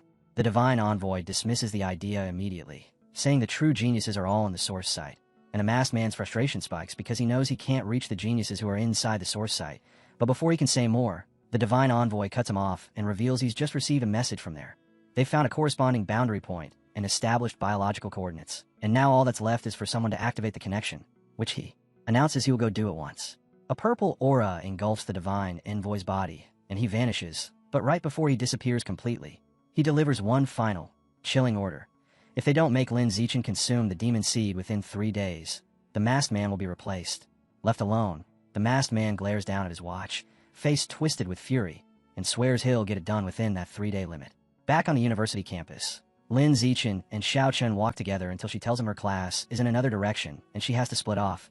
And just as they're about to part, someone calls out Lin Zichen's name, making both of them turn in surprise, and they see 2 former high school classmates, Lu Gang and Wang Shuja, hurrying toward them with anxious, distressed looks. Wang Shuja explains that a stronger third-year senior has been bullying them, and Lu Gang adds that since Lin Zichen is the new king of the freshmen, that senior would definitely back down if Lin stepped in.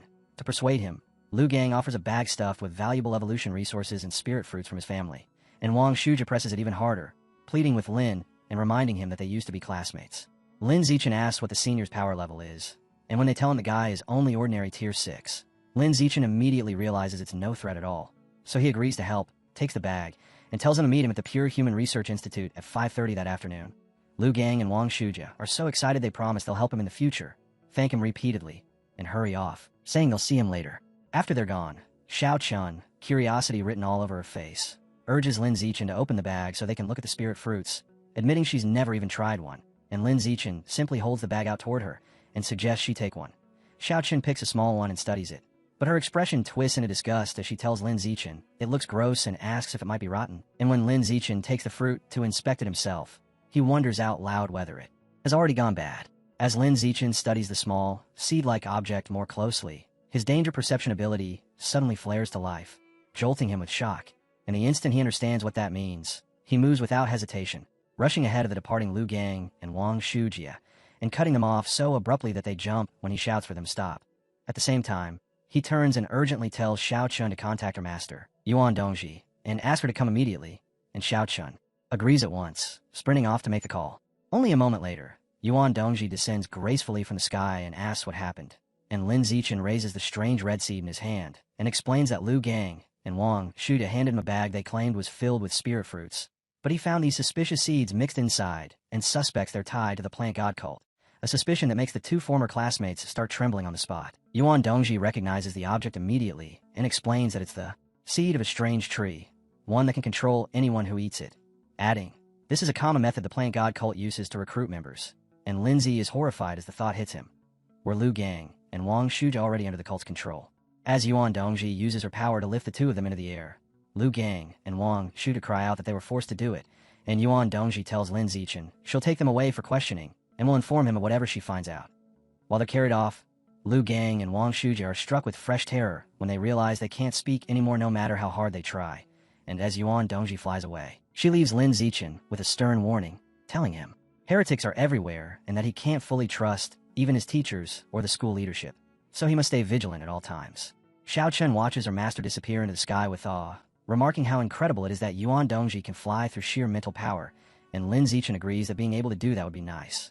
Then Xiao Chen's admiration snaps in anger as she blurts out how disgusting Lu Gang and Wang Shuji are for trying to hurt Lin Zichen, and Lin Zichen agrees they'll have to be more cautious from now on, before tossing the contaminated spirit fruits into a recycling bin. The next day, the investigation confirms that Liu Gang and Wang Shujia are indeed members of the plant god cult, and it turns out they were forced to eat a demon seed by a safety officer during their high school entrance exam. And because of that, both of them are expelled from the university and will face criminal charges that will ruin their lives. Sometime later, Lin Zichen and Xiao Chun are with their parents, who have moved into university housing. And through this period, Lin Zichen has been training relentlessly.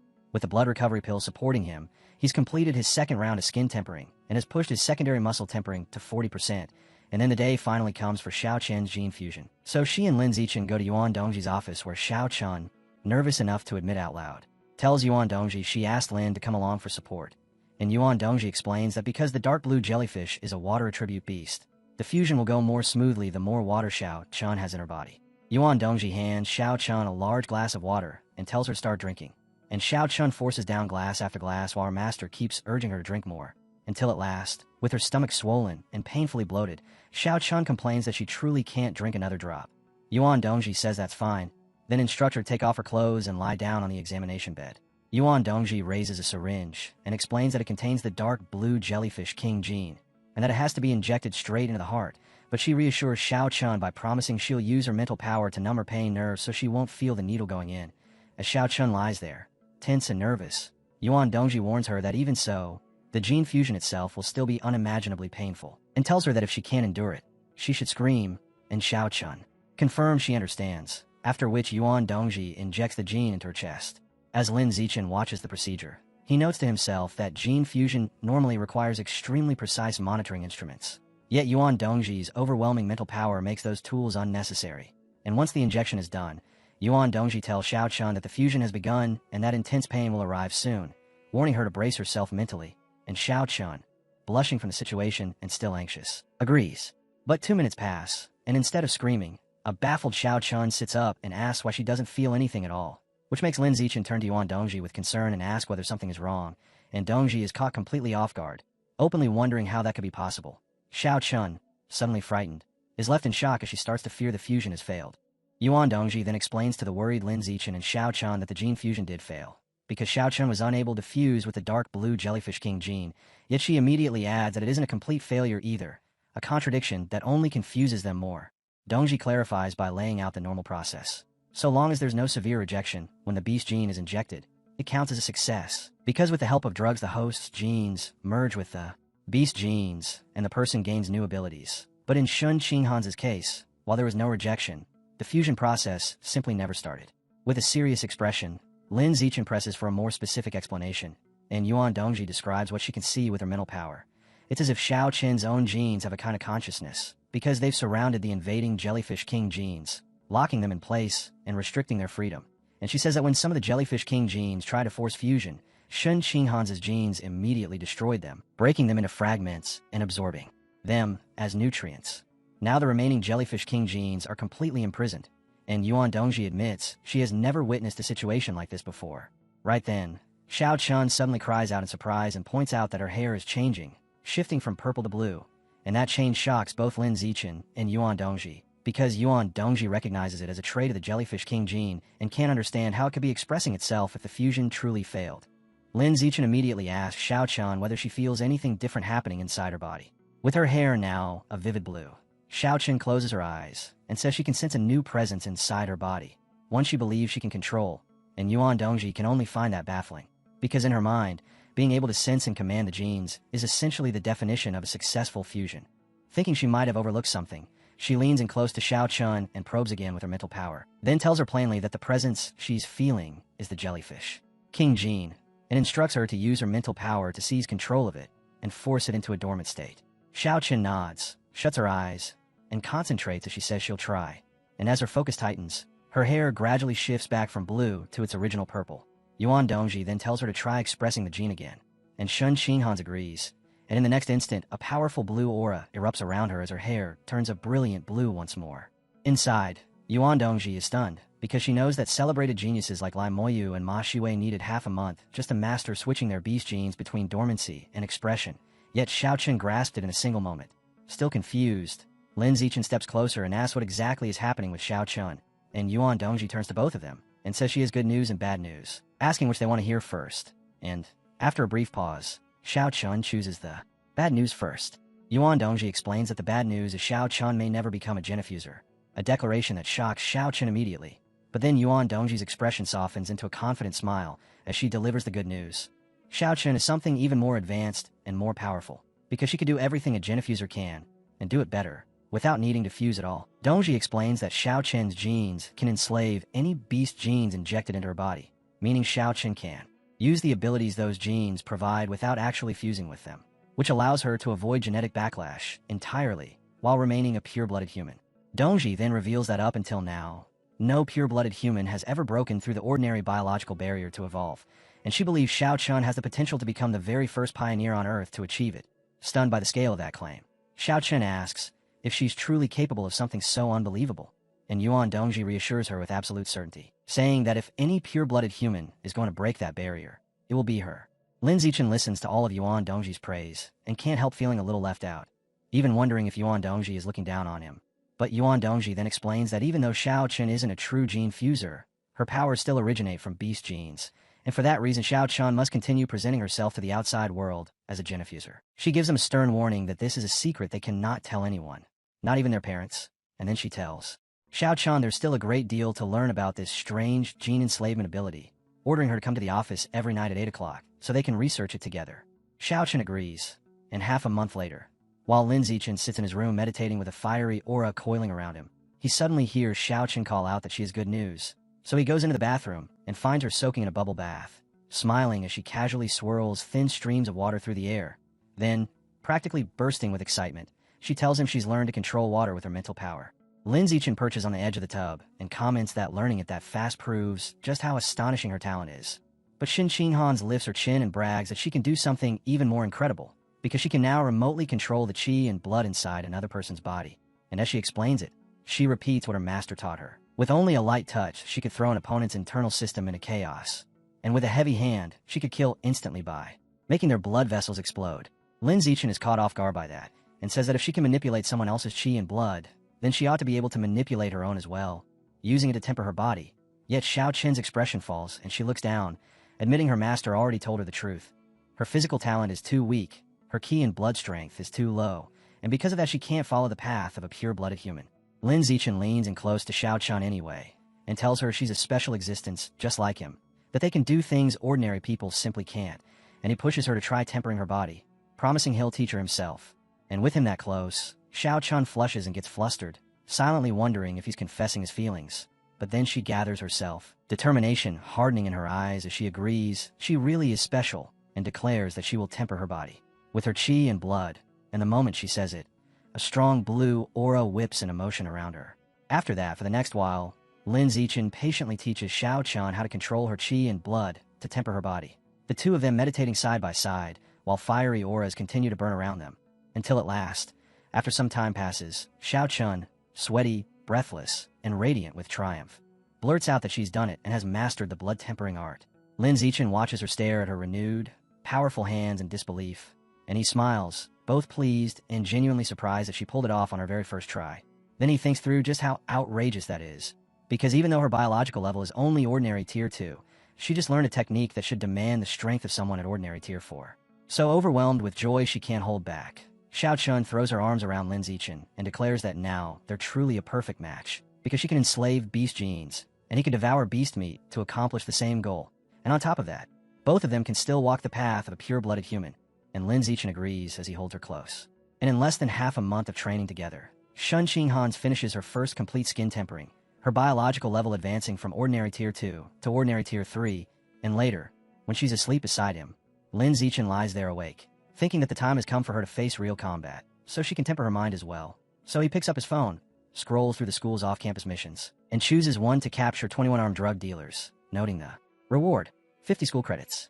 At 9 o'clock at night, Lin Zichen and Xiao Chun arrive at the Shanghai City Public Security Headquarters, where a friendly officer with a goatee brings them over to the group and introduces them as students from Shanghai University who are here to assist with a case. Then, with obvious enthusiasm, he points directly at Lin Zichen and announces that he's the famous top scorer from Nanjing Province. The other officers immediately recognize the name, greeting Lin Zichen warmly while tossing out compliments about his talent and his good looks.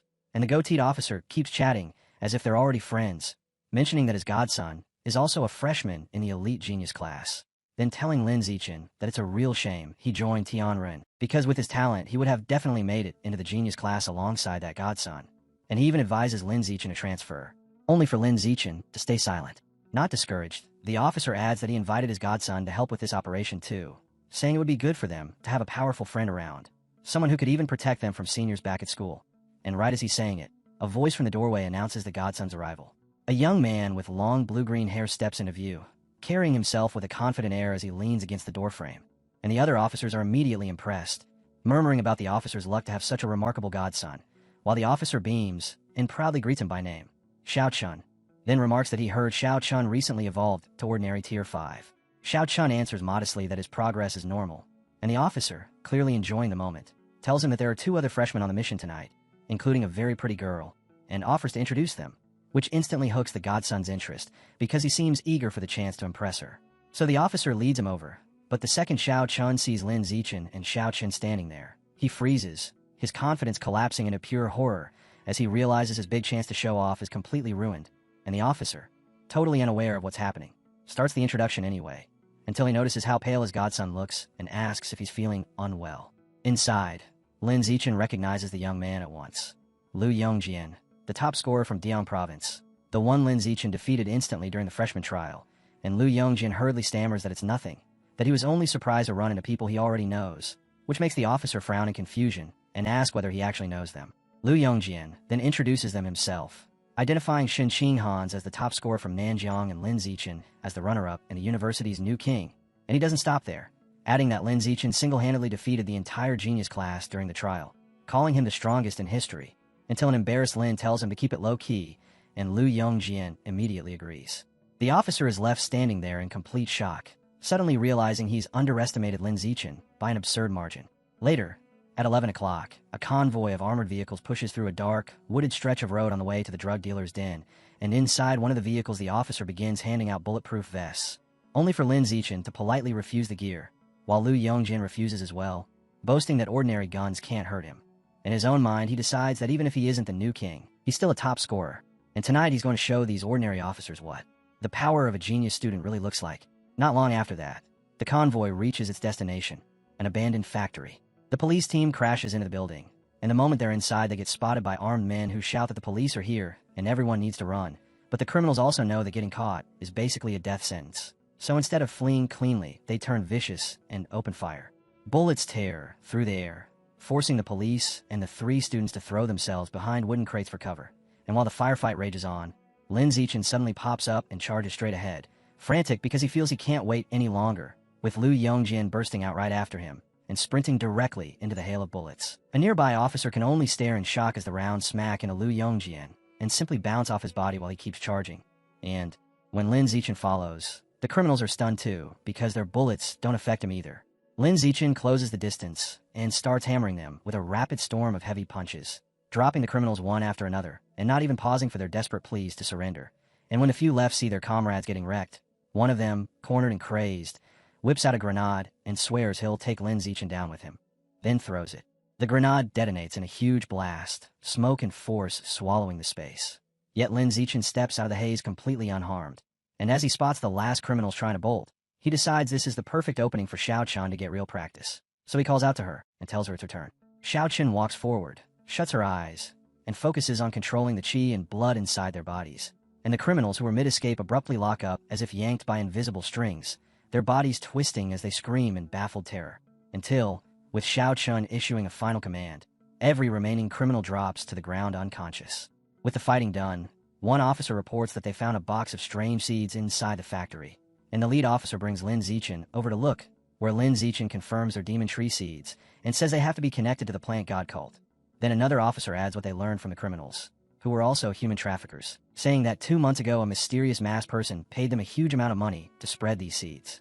Now that the mission is over, Lin Zichen tells the officer that he and his girlfriend are heading out, and the officer offers him a ride back. So they sit in the police car as Lin Zichen thinks to himself that, for safety's sake, it's best not to get tangled up with dangerous heretic cults at all. But then something on the ground snaps his attention into place, because he notices a rat beside a pile of white powder, and the rat is holding one of those red seeds. And the moment Lin Zichen understands what he's seeing, that the rat is actually planting a demon tree seed, he jolts with suspicion and immediately connects it to the rat god cult. He turns to Xiao Chun and urgently tells her to contact her master, Yuan Dongji, because the rat god cult might be working together with the plant god cult to spread these seeds. And Xiao Chun, startled, agrees, while at the same time Lin Zichen calls the lead officer to report what he saw, thinking anything involving heretics is better handled by the public security team. Time moves on, and half a month later, Xiao Qini's out on another mission, this time capturing armed smugglers. 3 days after that, Lin Zichen teams up with Song Yuyan to take on robbers wearing advanced mechanical suits. And, as their first semester at the university rolls to an end, life simply keeps moving forward. Back at their apartment, Lin Zichen sits on the bed and realizes he's already finished the second stage of his body tempering. And right then Xiao Chun, now sporting blue hair, wraps her arms around him from behind, bursting with excitement as she announces that she's completed her first stage of body tempering too, leaving Lin Zichen genuinely surprised that she managed it that quickly. Xiao Chun immediately turns around and praises him, saying her own talent is extraordinary as well. Yet she can't hide her confusion as she asks why she only reached ordinary tier 6, when he previously said she should have been able to reach tier 9, and Lin Zichen thinks it through and suggests the most likely reason is her weak innate physical talent. Because even if her ki and blood control is powerful, the boost she can squeeze out in terms of physical enhancement still has a ceiling. That answer hits Xiao Chen hard, and she slumps into dejection and starts crying, terrified that she'll never be able to catch up to him, while Lin Zichen is momentarily thrown off by how seriously she takes it, thinking to himself that it would be bizarre if she actually could catch up when he has a special system like his. Later, at the Research Institute, both Lin Zichen and Song Yuan are irritated and stuck in their studies, and Lin Zichen blurts out his frustration, wondering how he's supposed to open his body's apertures at all. So say Yuan tries to lighten the mood by sharing some juicy gossip about the university leaders and their messy private lives. After that, Lin Zichen switches gears and asks Song Yuan how many school credits he currently has, and she tells him that by using her account to complete high-level missions, he's already racked up 2,400 credits, which makes a satisfied smile spread across Lin Zichen's face as he quickly calculates that this is enough for what he wants, 99 gene of 10,000 poison chimera meat, the amount required to unlock its guidebook. He tells Song Yuyan to help him place the order, and she asks, curious, why he needs that much, but he only replies that it isn't convenient to explain, so she accepts that, and, respecting his privacy, places the order for him anyway. When the meat gets delivered to the Research Institute, Lin Zichen decides it's safer not to start there, so he carries the huge box back to his apartment to begin absorbing it, then sets his hand on the meat and releases a surge of intense blue energy that whips up around him as his system confirms he has devoured a massive amount of the 10,000 poison chimera's life essence, pushing the guidebook's progress straight to 100%. A ghostly silhouette of the terrifying beast rises behind him, and a system notification declares that he's acquired a new biological attribute, immunity to 100 poisons, which greatly boosts his resistance to all toxins. And to see if it's real, Lin Zichen immediately injects his own arm with a paralyzing neurotoxin. 2 hours later, he calmly flexes his muscle with no effect at all, and he concludes with quiet satisfaction that the immunity completely neutralized the neurotoxin. Not long after that, Lin Zichen accompanies Xiao Chun to a medical building so she can undergo her second gene injection with her master, and inside a sterile room, Xiao Chun lies back on an examination table, while Yuan Dongji explains that before a second gene can be injected, she first needs to examine the current status of the Jellyfish King gene inside her. Then, Yuan Dongji places a hand on Xiao Chen's chest, and her expression instantly turns into absolute shock. Yuan Dongji stares at her in disbelief and demands to know how Xiao Chen's biological level could possibly have jumped that fast, racing from ordinary tier 2 all the way to ordinary tier 6.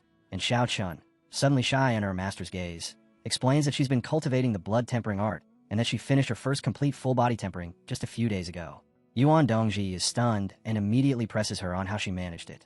So, Xiao Chun tells her she relied on the water control ability from the Jellyfish King gene, using it as support to manipulate her own chi and blood. And Yuan Dongji, practically overflowing with pride, reaches out to stroke Xiao Chen's shoulder as she calls her a true genius and predicts she'll grow into one of humanity's strongest fighters. With that said, Yuan Dongji decides it's time to probe her student's limits, and she raises 5 syringes filled with different aberrant beast genes, explaining that she'll inject all 5 to find out exactly how many genes Xiao Chun can enslave, then adds that these 5 represent the 5 core elements. Dongji tells Xiao Chun she's beginning the injections, and Xiao Chun quietly agrees. The first gene goes in, an Earth attribute, the Armored Earth Dragon, and Yuan Dongji watches, startled, as Xiao Chen's own genes instantly pounce on it and annihilate it. Then the next 3 injections follow in sequence, the ones representing fire, wood, and metal, and Yuan Dongji can only watch as each of them suffers the exact same outcome, completely destroyed by Xiao Chen's overwhelmingly dominant genes. By the time she reaches the final syringe, Yuan Dongji has already grasped the pattern, and sure enough, only the last gene, the water attribute life and death toad, manages to survive inside her, because Xiao Chen's genes don't destroy it. They successfully enslave it instead, and Xiao Chen immediately turns around, thrilled, and demonstrates her brand new ability to Lin Zichen. Yuan Dongji studies the result and proposes a theory. Xiao Chen might only be able to enslave water attribute genes. And to verify it, she injects 3 more genes, each one a different kind of water attribute. Then once the procedure is over, Yuan Dongji asks her student how she feels. Xiao Chen frowns and complains that she feels uncomfortable, like she's eaten far too much, and Yuan Dongji realizes what that means. The 3 new genes didn't take it all. They were destroyed and absorbed. So she concludes that, at least for now, Xiao Chen can only enslave 2 types of aberrant beast genes.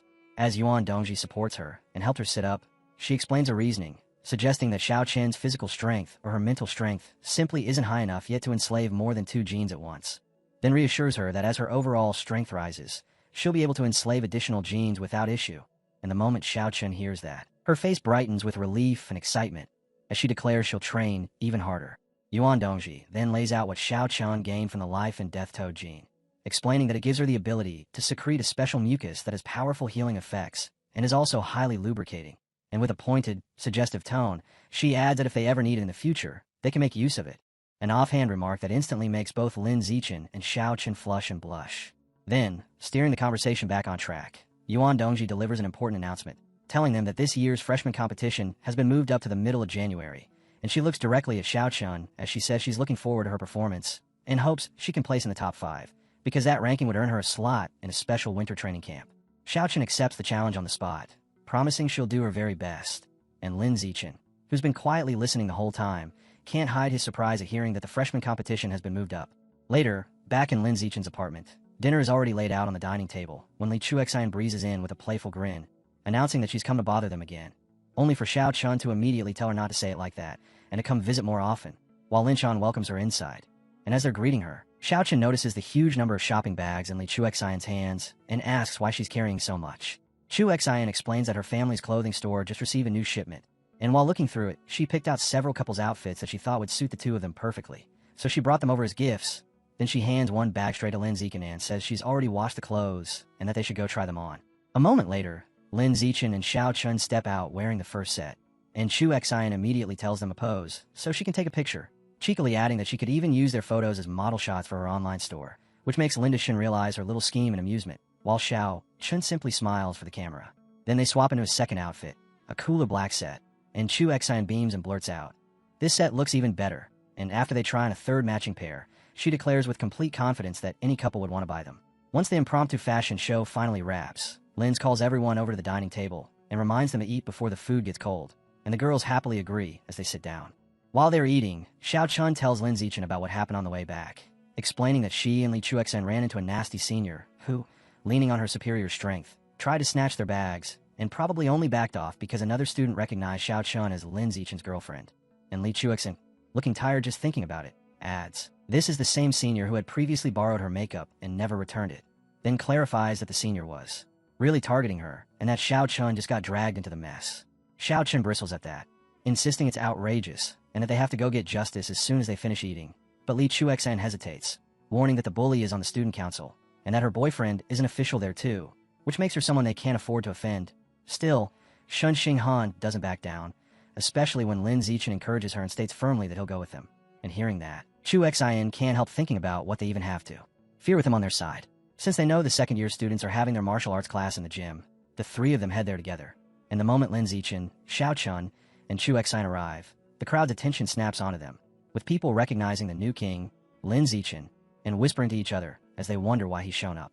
Xiao Chun quickly points out the bully, a senior with reddish-pink hair, named Li Ziki, and Lin Zichen walks up and asks her directly whether it's true she borrowed makeup from his friend and still hasn't returned it, only for Li Ziki to answer with dismissive laziness that she'll give it back when she's finished using it, then scoff that Li Chuexan is just being petty, and Li Chuexan, anger flaring, fires back that Li Ziki always takes her brand new makeup and only returns it when the products are nearly empty. Li Zi immediately denies it, and one of her friends jumps in to back her up, and as Chuexan grows more and more upset, Lin Zichen steps between them to cut off the argument, pressing Li Ziki on what reason she could possibly have, then turning his head to a nearby teacher and asking for a clear explanation of the school's so-called survival of the fittest rule, because he wants to know whether it really means the strong are allowed to trample the weak. The teacher explains that the university operates on a dual rule system. The weak are allowed to challenge the strong unconditionally, but but the strong cannot initiate a fight unless they first obtain the weak student's consent, and he adds that strength is defined either by combat power rankings, or, if a student isn't ranked, then by year level instead. Finally, he lays out the last condition for a formal challenge, saying both sides must wager an equal amount of school credits, with the winner taking everything. And if the two can't come to an agreement on the wager, then the default stake becomes 1 credit. That final rule catches Lee Ziki off guard, and at the same time a confident smile forms on Lin Zichen's face as he instantly grasps what it means, because he calmly points out that under those rules he can challenge her unconditionally right now. Lee Ziki immediately tries to twist it into an accusation, taunting Lin Zichen by asking whether a boy with such an obvious physical advantage is really planning to bully a girl like her. Yet inside she's tense and uneasy, fully aware that her biological level is only ordinary tier 5, and that she'd be completely outclassed against him. And Lin Zichen sees straight through the bluff and turns to Xiao Chen instead, telling her that she will be the one to challenge Lee Ziki, which catches Xiao Chen by surprise. But the moment she understands what he's doing, Xiao Chen's face tightens into seriousness and she agrees, while Li Chuexen panics and tries to stop it right away, warning Lin Zichen not to fall for the senior's taunts and begging him not to let Xiao Chen fight, because in her own mind she's spiraling, remembering how Xiao Chen was always down at the bottom of their class with her, and thinking that sending her in now is basically sending her to get beaten up. Xiao Chen, however, simply reaches out and rests a calm, reassuring hand on Li Chuexen's shoulder, telling her not to worry, and with a steady, confident look she declares that she can win, leaving Li Chuexen blushing at her friend's sudden coolness, as she can only stare and shake in admiration. Then Xiao Chen springs forward, landing lightly and gracefully on the dueling floor, and she introduces herself as Xiao Chen from the first-year genius class, before formally challenging Li Ziki of the second-year evolution class too, which makes Li Ziki bristle in annoyance, as she wonders where this freshman gets the nerve to believe she can win. Around them, students in the crowd start murmuring about how beautiful and cool Xiao Chen looks, brushing off the idea of her opponent as if she's just a pretty face, and Li Ziki drops onto the dueling floor and suggests raising the stakes, confidently putting forward a wager of 10 school credits. A teacher confirms that both sides have agreed. Xiao Chen accepts and matches the wager with 10 credits of her own, and with that settled, the two fighters set their stances, confirm they're ready, and the teacher officially starts the match. The instant the fight begins, Xiao Chen's hair flashes from purple to a vivid, brilliant blue as she launches forward at incredible speed, and Li Ziki jolts in shock and blurts out at how fast she is, only for Li Ziki to freeze in the next heartbeat, her whole body shaking uncontrollably as confusion floods her mind and she wonders what is happening. Li Ziki feels dizzy and can't move at all, and Xiao Chen doesn't waste the opening. She steps in and snaps out a single, vicious high kick that slams into Li Ziki's face, and the impact launches the senior backward across the gymnasium until she crashes hard onto the floor. In the stands, Li Chuexen and the surrounding students sit frozen in total shock, with Li Chuexen blurting out in disbelief, wondering when her friend became this strong, while Li Ziki's friend screams her name and rushes over, dropping beside the unconscious Li Ziki and immediately fumbling out her phone to call a man named Jin Mingu, urgently telling him that his girlfriend just got kicked and might have a concussion and that he needs to get to the gym right now, and a voice on the other end confirms he's already coming. Cradling her defeated friend, the girl lifts her head and glares venomously at Xiao Chen's group, spitting that they're in big trouble now. Elsewhere, inside a high-tech facility, genius class students train in massive transparent pods filled with energy, and onlookers watch in awe as top students like Lai Moyu and Liu Yongjian put up outstanding performances, with Shiwei also scoring high. Once the session ends, a teacher tells the class the training was intense and they should go rest, but before dismissing them, he drops a new announcement. The freshman competition has been moved up to January 18th, sending a ripple of surprise through the room. The news lights a fire under Li Moyu, who immediately declares he can't wait to finally beat Lin Zichen, boasting with confidence that he's already gone through multiple gene fusions and is now close to ordinary tier 7, and that compared to him, Lin Zichen, who has none, must be far weaker now. Other students nod along and echo the sentiment, saying Lin Zichen, choosing to remain a pure-blooded human, is basically wasting his talent, until Shiwei cuts them off with a stern look and tells them not to judge other people's choices, prompting a quick wave of apologies from the group. Shiwei then glances around and notices something else that feels off. Shun Xinghan, who's usually the model student, isn't here for the first advanced training session, and she finds that strange enough to ask the second-year teacher where Xiao Chen is, only to be told that Shun Han requested leave for an urgent personal matter. Before that explanation can even settle, another student suddenly bursts into the room yelling that Lin Zichen and Xiao Chen are making trouble downstairs, and that Xiao Chen just beat up a popular girl from the second-year evolution class, and the entire class perks up at once. Intrigued, everyone, including Li Moyu, rushes out to see what's going on. Back down in the gymnasium, a furious girl is holding Li Ziki, who's crying with her face visibly bruised, and Li Ziki is completely distraught as she screams that her face is ruined, while her friend points at Xiao Chun and yells that she's vicious for kicking someone in the face that hard. Standing in front of them, Xiao Chun looks shaken herself and stammers out an apology, explaining that she didn't control her strength properly. But as Xiao Chun tries to apologize, Chu Xian takes her hand and tells her not to, insisting it isn't her fault that her opponent was simply less skilled. And when they try to leave anyway, Li Ziki's friend suddenly grabs Xiao Chun by the arm and shouts that they can't just walk away. Lin Zichen instantly steps in and slaps her hand away from Xiao Chun, warning her that if she keeps harassing them, he'll use force. Li Ziki's friend curls her lip and sneers, mocking him for being the so-called new king, then jabs at him with a dare, telling him to go ahead and punch her in the face too, and Lin Zichen doesn't hesitate for even a breath. He drives a fist straight into her face and dryly remarks that he's never heard a request that strange before, while the system immediately notifies him that he's gained 1 school credit. Right after that, a towering, heavily muscled student arrives, Student Council Discipline Officer Jin Minggu, Li Ziki's boyfriend.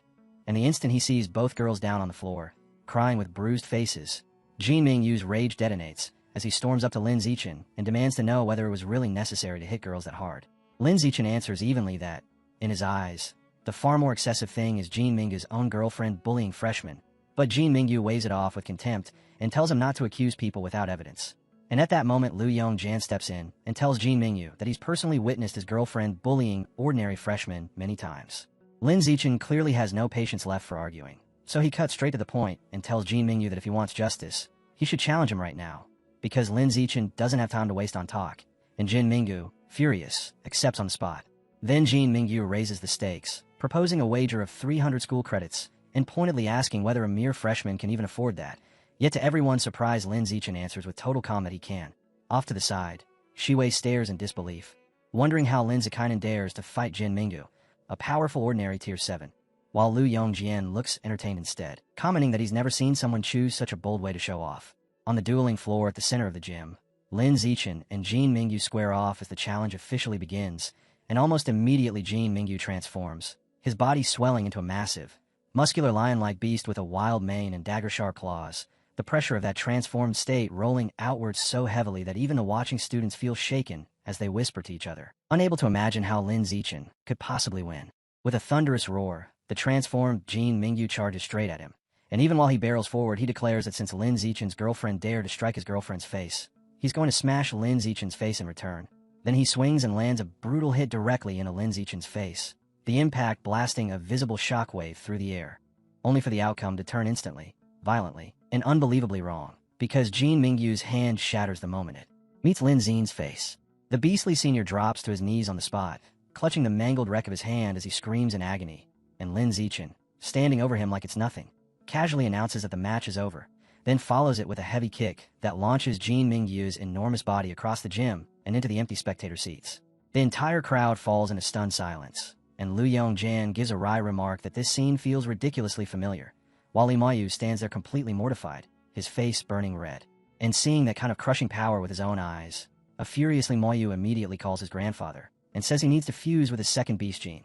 Then, the very next day, driven by the need to become stronger, Lin Zichen steps up and addresses the entire student body. He announces to everyone that from this point forward he'll accept paid requests to fight on behalf of others, making it clear that he doesn't care whether the client is a freshman or a senior, because as long as they pay him in school credits, he'll help them challenge anyone they want.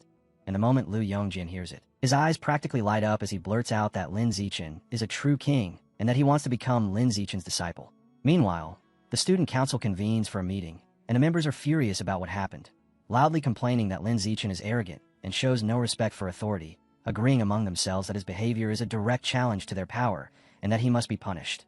One of the women then turns to the president and asks what he thinks about Lin Zichen's new proxy fighting service, and the president, Zhou Hong, answers with a dark expression, remarking that Lin Zichen is like a newborn calf that doesn't yet fear the tiger. Not long after, through Li Chuexen, Lin Zichen lands his first proxy job, and he sits down to discuss it with the client, a pink-haired girl named Hu Yingli, with Xiao Chun and Li Chuexen there as well. Hu Yingli explains that she's being bullied by a senior, Hong Jimin, who's been stealing her expensive clothes and bags, and she says the reason the bully dares to act like that is because her brother, Huang Jiawei, sits on the student council. They settle the price at 11 school credits, with Li Chuexan getting a 1-credit referral fee, and soon after that Lin Zichen goes to confront Huang Jane, who tries to throw her weight around by bringing up her brother, only for her entire attitude to flip into fear the second she recognizes Lin Zichen. the infamous new king. Later, in a dorm room, a terrified Huang Jurwei pleads with Lin Zichen not to hurt her, especially not in the face, and Lin Zichen simply turns to Shenninghan and tells her to deal with the bully. Shenninghan cracked her knuckles and says she understands, and as Xiao Chen locks eyes with her and stares her down, Huang Jurwei panics and yells for her to stop, insisting she can't be hit, then makes one last desperate threat, crying that if she loses even a single hair, her brother will make Xiao Chen pay for it. Right then a booming voice cuts through the room, demanding to know who dares to touch his sister, and Huang Jurwei, ordinary tier 7, storms in with 2 other students, while Huang Jane scrambles to his side and immediately starts sobbing, lying that she did nothing and that Lin Zichen came to bully her for no reason. Huang Jurwei rounds on Lin Zichen in anger and accuses him of going too far, yet instead of launching into a fight, he tries to shut the whole thing down, saying they'll let it slide this time, but warning Lin Zichen not to cross them again, and Lin Zichen says nothing at all. Huang Jurwei's friends don't understand why he's suddenly being so reasonable, and they mutter in confusion, assuming he must be scared of the new king, and they sound disappointed as they realize there probably won't be a fight. Except Lin Zichen has no intention of leaving. With a cold look, he gives Xiao Chen a single order to continue, and Xiao Chen answers immediately, then charges straight toward Huang Jurwei.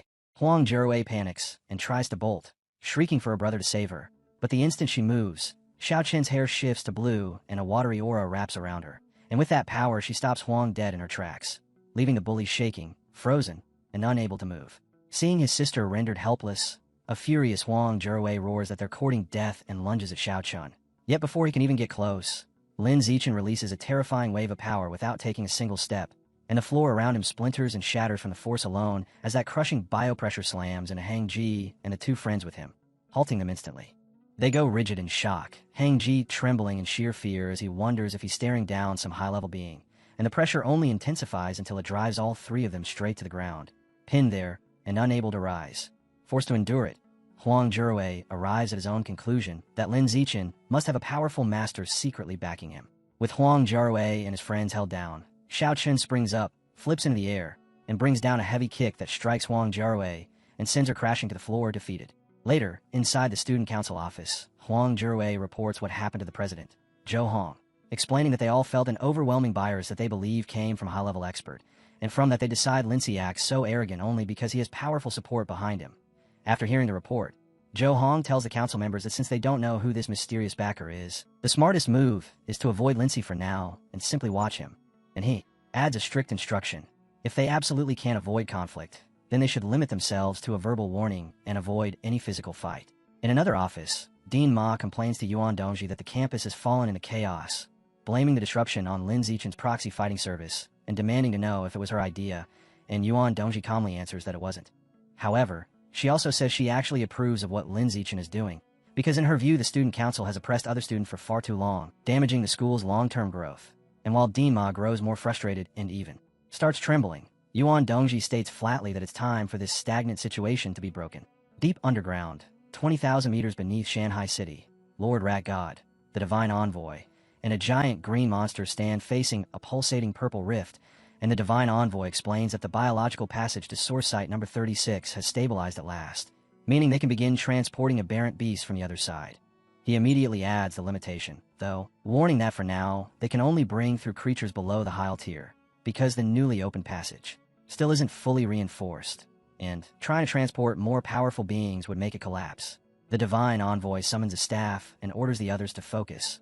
Then, as the transport is about to begin, he launches into a ritual, using the staff to sketch glowing purple runes in the air and drive them toward the portal, channeling his strength as he shouts for the rift to open. And the instant he does, the passage surges, swelling with immense, dark purple energy. From the depths of the opening, grotesque monsters start pouring out in waves, among them multi-headed dragons and gigantic ape-like beasts, until an entire force, 200,000 aberrant beasts, has been transported and stands there in formation. The Divine Envoy, watching the numbers swell, asks whether the transfer should continue, but as that army finishes assembling, the purple portal suddenly shudders, rumbles, and begins to cave in on itself, prompting the envoy to announce that the passage has turned unstable and must be sealed at once. And with a sharp motion of both hands, he commands the rift to close. Yet at the very instant the tear is about to stitch itself shut, a clawed hand shoots out and violently rips it open again, catching everyone off guard, and the giant green monster along with the Lord Rat God immediately demand to know what is happening. As a white-haired figure starts to push through the reopened gap, the Divine Envoy's expression hardens, and he warns that they have to brace themselves for a brutal fight. And then, stepping out of the portal, a stunning woman with fox ears and 9 long, flowing white tails drops lightly to the ground, landing with effortless grace. Identified as the 9-tailed demon fox, who scans her surroundings with open curiosity and wonders aloud whether this is the legendary planet Earth. In the wake of everything that's happened, Lin Zichen's proxy fighting business explodes in popularity, and with the attention from his earlier bouts fueling the hype, he suddenly finds himself receiving more than 10 requests a day. In just half a month, he and Xiao Chun clear over 200 jobs and rake in more than 3,000 school credits, and the campus quickly splits over what to make of him, with some students hailing him as a hero scrubbing the school clean of its bullying culture, some even dropping to their knees in gratitude, while others wave it off and call him nothing but a merchant chasing credits, though Lin Zichen pays none of it any mind, keeping his eyes fixed on one thing only, the massive pile of credits he's stacking. Later, inside a classroom, Xiao Chun freezes when she sees her classmate Lu Yongjin walk in with his face battered, bruised, and swollen, and with Shiwei there as well. She explains what happened. Lu Yongjin, in his own foolishness, tried to launch a proxy fighting service of his own, only to be beaten down by the student council. Lu Yongjin, burning with anger, curls his hand into a tight fist and swears he'll have his revenge once he's grown strong enough. But Shiwei steps in to cool him off, warning that his talent isn't necessarily above the student council members he's challenging. Her words visibly sink in, draining him until he's left looking dejected. Without wasting time, Shiwei starts applying medicine to the bruises on his face, telling him to stop spiraling and concentrate on healing because the upcoming freshman competition is what matters now. And as she works, Lu Yongjin hisses and complains that the medicine stings. When the day of the freshman competition arrives, the stadium is packed to the brim with a roaring crowd, and Lin Zichen and Xiao Chun carve through the early rounds with ease, pushing cleanly into the top 8. Up in the stands, the school's deans, including Ma Zhenhe and Yuan Dongji, observe the matches, and the dean of mechanical engineering remarks on Shun Qinghan's astonishing improvement, while Ma Zhenhe agrees that her growth is nearly unbelievable, only to add that it's unfortunate timing because she's about to face his daughter, Shiwei, and likely won't reach the semifinals. Down on the arena floor, the match between Xiao Chun and Shiwei finally begins.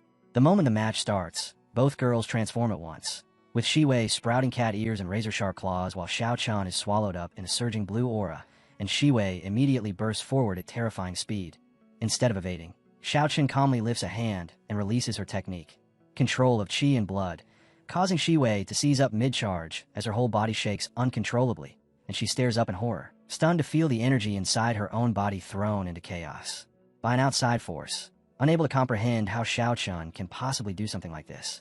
Xiao Chun doesn't waste the opening, stepping in with a single high kick that slams into Shiwei's side and sends her skidding and flying across the arena, ending the fight on the spot as Shiwei is knocked out.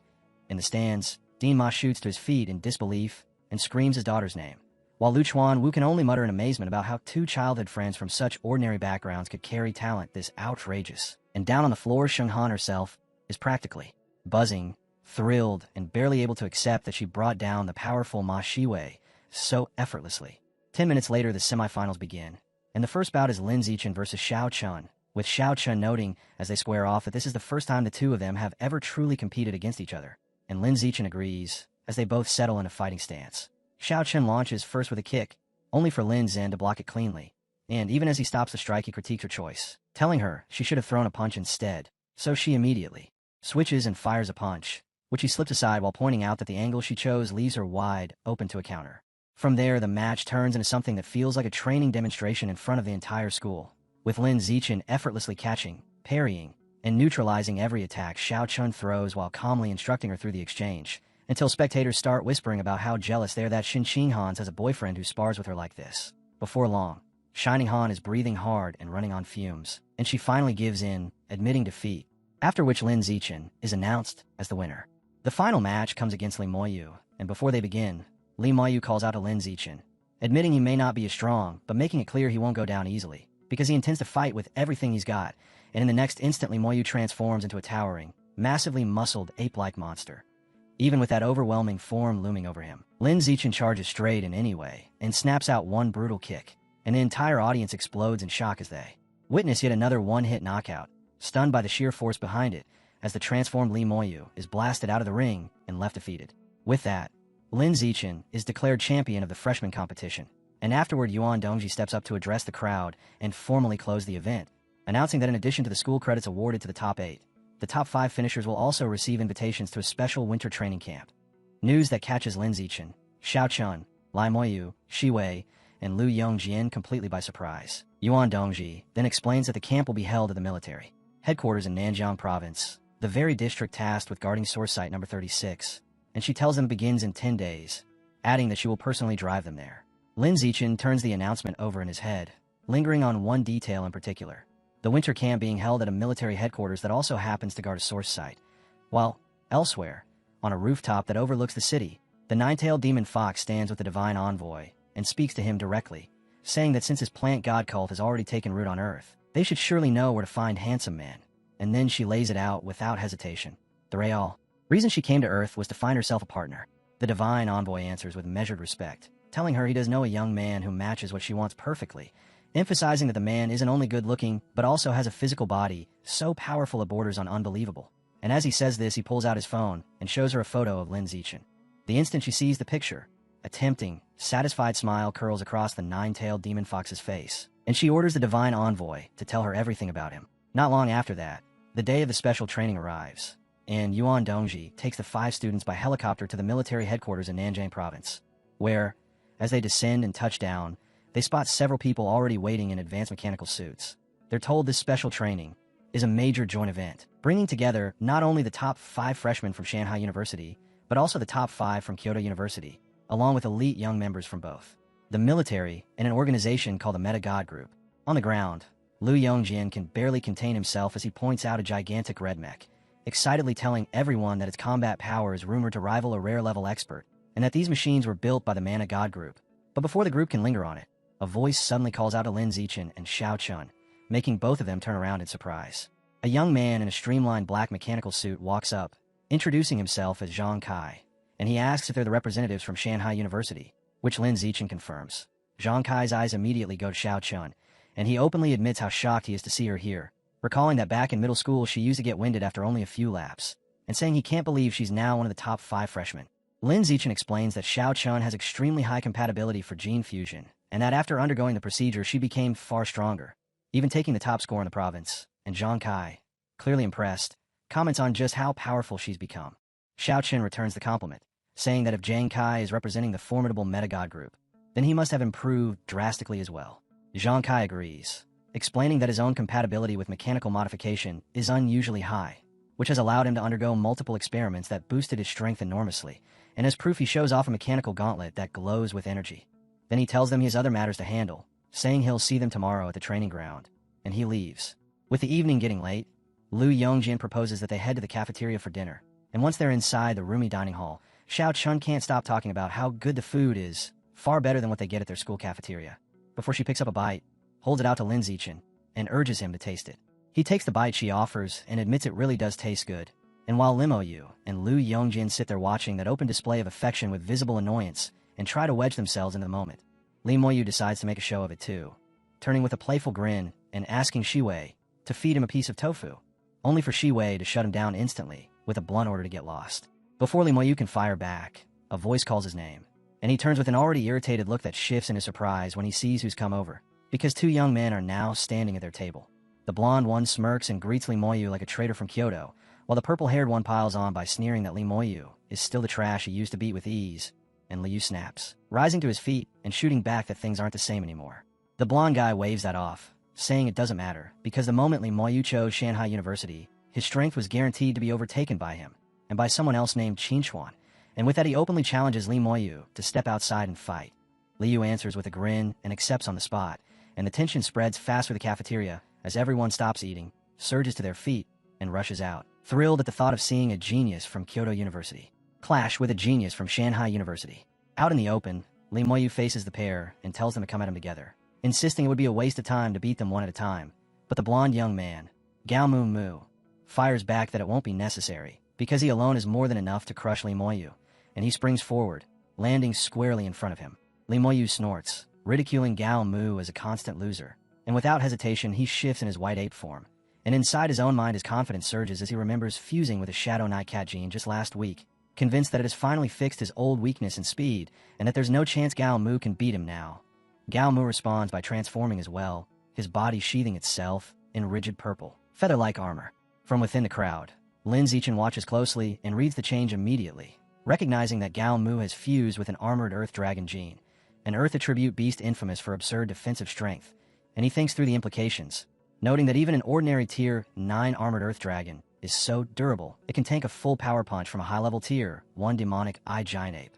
The fight kicks off with Lai Moyu swinging a huge punch, only for Gao Mu to stop it cold with his armored forearm, the collision blasting out a shockwave, and Li Moyu immediately follows with a raging flurry, hammering him again and again. But Gao Mu doesn't budge an inch, his defense swallowing every hit as if the blows mean nothing at all. As the seconds pass, Li Moyu's frustration twists into alarm, because he can feel it clearly now. His opponent is monstrously tough, and his attacks aren't making any difference. Watching the deadlock from the crowd, Xiaochen leans toward Lin Zichen and says it looks like neither side can hurt the other, so the match will probably drag into a draw, but Lin Zichen doesn't agree. He says it with absolute certainty. This won't end in a draw. Gao Mu is going to win, because Gao Mu is still suppressing his real strength, and Lin explains that there's another beast gene inside him that he hasn't even activated yet. Almost as if he's answering that analysis out loud, Gao Mu flashes a confident grin, fully aware that while he's still conserving energy, Li Moyu is already fighting flat out with everything he has, and Li Moyu, enraged and still unable to crack that iron-hard defense, clamps his jaw tight in frustration before shouting that Gao Mu is nothing but a coward, hiding in his shell like a turtle just to drag the fight into a boring draw. At that, Gao Mu's expression twists into a sharp-toothed, sinister smile, and he decides he's finished playing, announcing that it's time to show Li Moyu his true, complete power. As he speaks, the air around him seems to hum and tremble, and then his body swells as muscle piles on muscle, his clothes splitting as he pushes into a deeper transformation, taking on the terrifying, heavily muscled traits of a demonic giant ape. The crowd falls into stunned silence as the realization hits all at once. Gao Mu has fused with the exact same beast gene Li Moyu uses, and Li Moyu goes rigid, face draining pale as he shouts that it can't be possible, his thoughts spinning wildly as he tries to understand how someone like Gao Mu, with such ordinary talent, could fuse two different high-level beast genes in such a short time without dying. Gao Mu, savoring every second of the fear on his rival's face, admits that yes, his innate talent might be inferior to Li Moyu's, but then he lifts his chin and boasts that Kyoto University's gene fusion technology is vastly beyond anything Shanghai University can offer. Before Li Moyu can even fully absorb that, Gao Mu surges forward and drives a crushing punch packed with enormous force, and when their fists slam together, the impact detonates with a thunderous boom, cracking and shattering the stone beneath their feet as dust erupts and whips through the air. They immediately trade heavy strikes, and amid the pounding exchange, Gao Mu jeers at him, yelling that abandoning Kyoto University to come to a place like Shanghai was the biggest mistake Li Moyu ever made. They plunge into a savage, high-speed barrage, fists blurring as their raw strength rattles the entire arena. But the onlookers start to see the decisive difference. Even if they're equal in brute power, Gao Mu also carries the layered defense of the armored Earth Dragon gene, and that means Li Moyu has no path to victory in a straight brawl. And just as the crowd anticipates, it ends decisively, with Li Moyu sprawled across the shattered ground, beaten, bloodied, and completely unconscious, while Gao Mu stands above him and delivers one last vicious humiliation, leaning in to ask the unresponsive Li Moyu whether he knows why his own family only backs his brother, Li Yijin, and then answering for him with a sneer, because Li Moyu is, and always has been, utterly useless. Even then, Gao Mu doesn't let up, continuing to ridicule the fallen body, calling him trash for having been so easily beaten earlier by nothing more than a local freshman named Lin Zichen. Gao Mu stops looking down at his defeated opponent and turns his gaze toward the Shanghai University group, then shouts over, demanding to know which one of them is Lin Zichen. Lin Zichen steps out immediately without the slightest hesitation, calmly stating that it's him, and Gao Mu gives him a slow once-over before throwing down a challenge, saying he's heard Lin Zichen has been dominating Lai Moyu lately, so he wants to fight right now, and if Lin Zichen can win, he'll pay a hefty prize, 10 high-grade chi and blood pills. The moment the reward is mentioned, Lin Zichen's mouth curls into a confident, almost predatory smile, and he accepts without another word. As Lin Zichen moves to step out, Lu Yongjian grabs his shoulder, concern written all over his face as he tries to offer one last warning, telling him Gao Mu is extremely dangerous because that gene combination gives him frightening offensive power and rock-hard defense, though it does come with a weakness, very low speed. So Lu Yongjian urges him not to clash head-on, insisting he should use his superior speed to grind Gao Mu down because that monstrous form can't last forever. Lin Zichen only nods, saying nothing as he walks into the fighting area, and Gao Mu immediately starts running his mouth, sneering at him, and asking why anyone would choose to stay a pure-blooded human in this era, calling it a tragic waste of potential. Inside, Gao Mu grins to himself, convinced that if he crushes Lin Zichen here, he'll make Liu see the truly unbridgeable gap between their levels. Lin Zichen looks utterly unimpressed by any of it, and with flat impatience he tells Gao Mu to shut up and get on with it.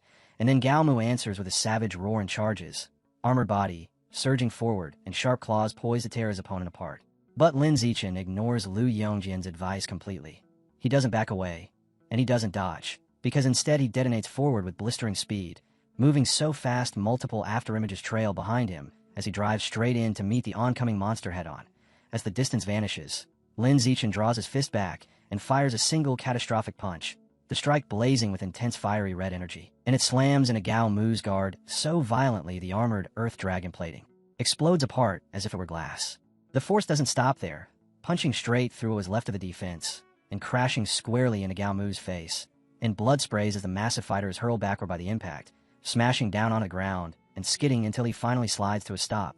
Then he lies there without moving. Gao Mu has been dropped in a single instant, and for a heartbeat the entire arena goes dead quiet, until the Shanghai University students suddenly explode with noise.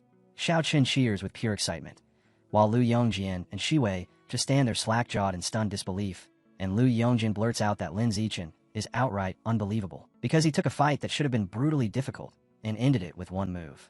Out in the crowd, Gao Mu's Kyoto companion is shaking with fear as he stares at the scene, thinking to himself that his own strength isn't really much higher than Gao Mu's, and that if he had to face a monster like Lin Zichen, he probably wouldn't survive more than 2 punches. Right then, a new figure suddenly vaults over the heads of the spectators, instantly dragging everyone's attention upward, and it's a soldier who speaks as he moves, saying he had expected this year's training competition to come down to a battle between the military and the Mecha God group, but that he's genuinely surprised a genius like Lin Zichen has appeared out of Shanghai University. He lands lightly in the arena, then introduces himself as Zhao Yuanzhong, a 19-year-old representing the military, and with a stern, serious look, he issues a formal challenge to Lin Zichen for a match.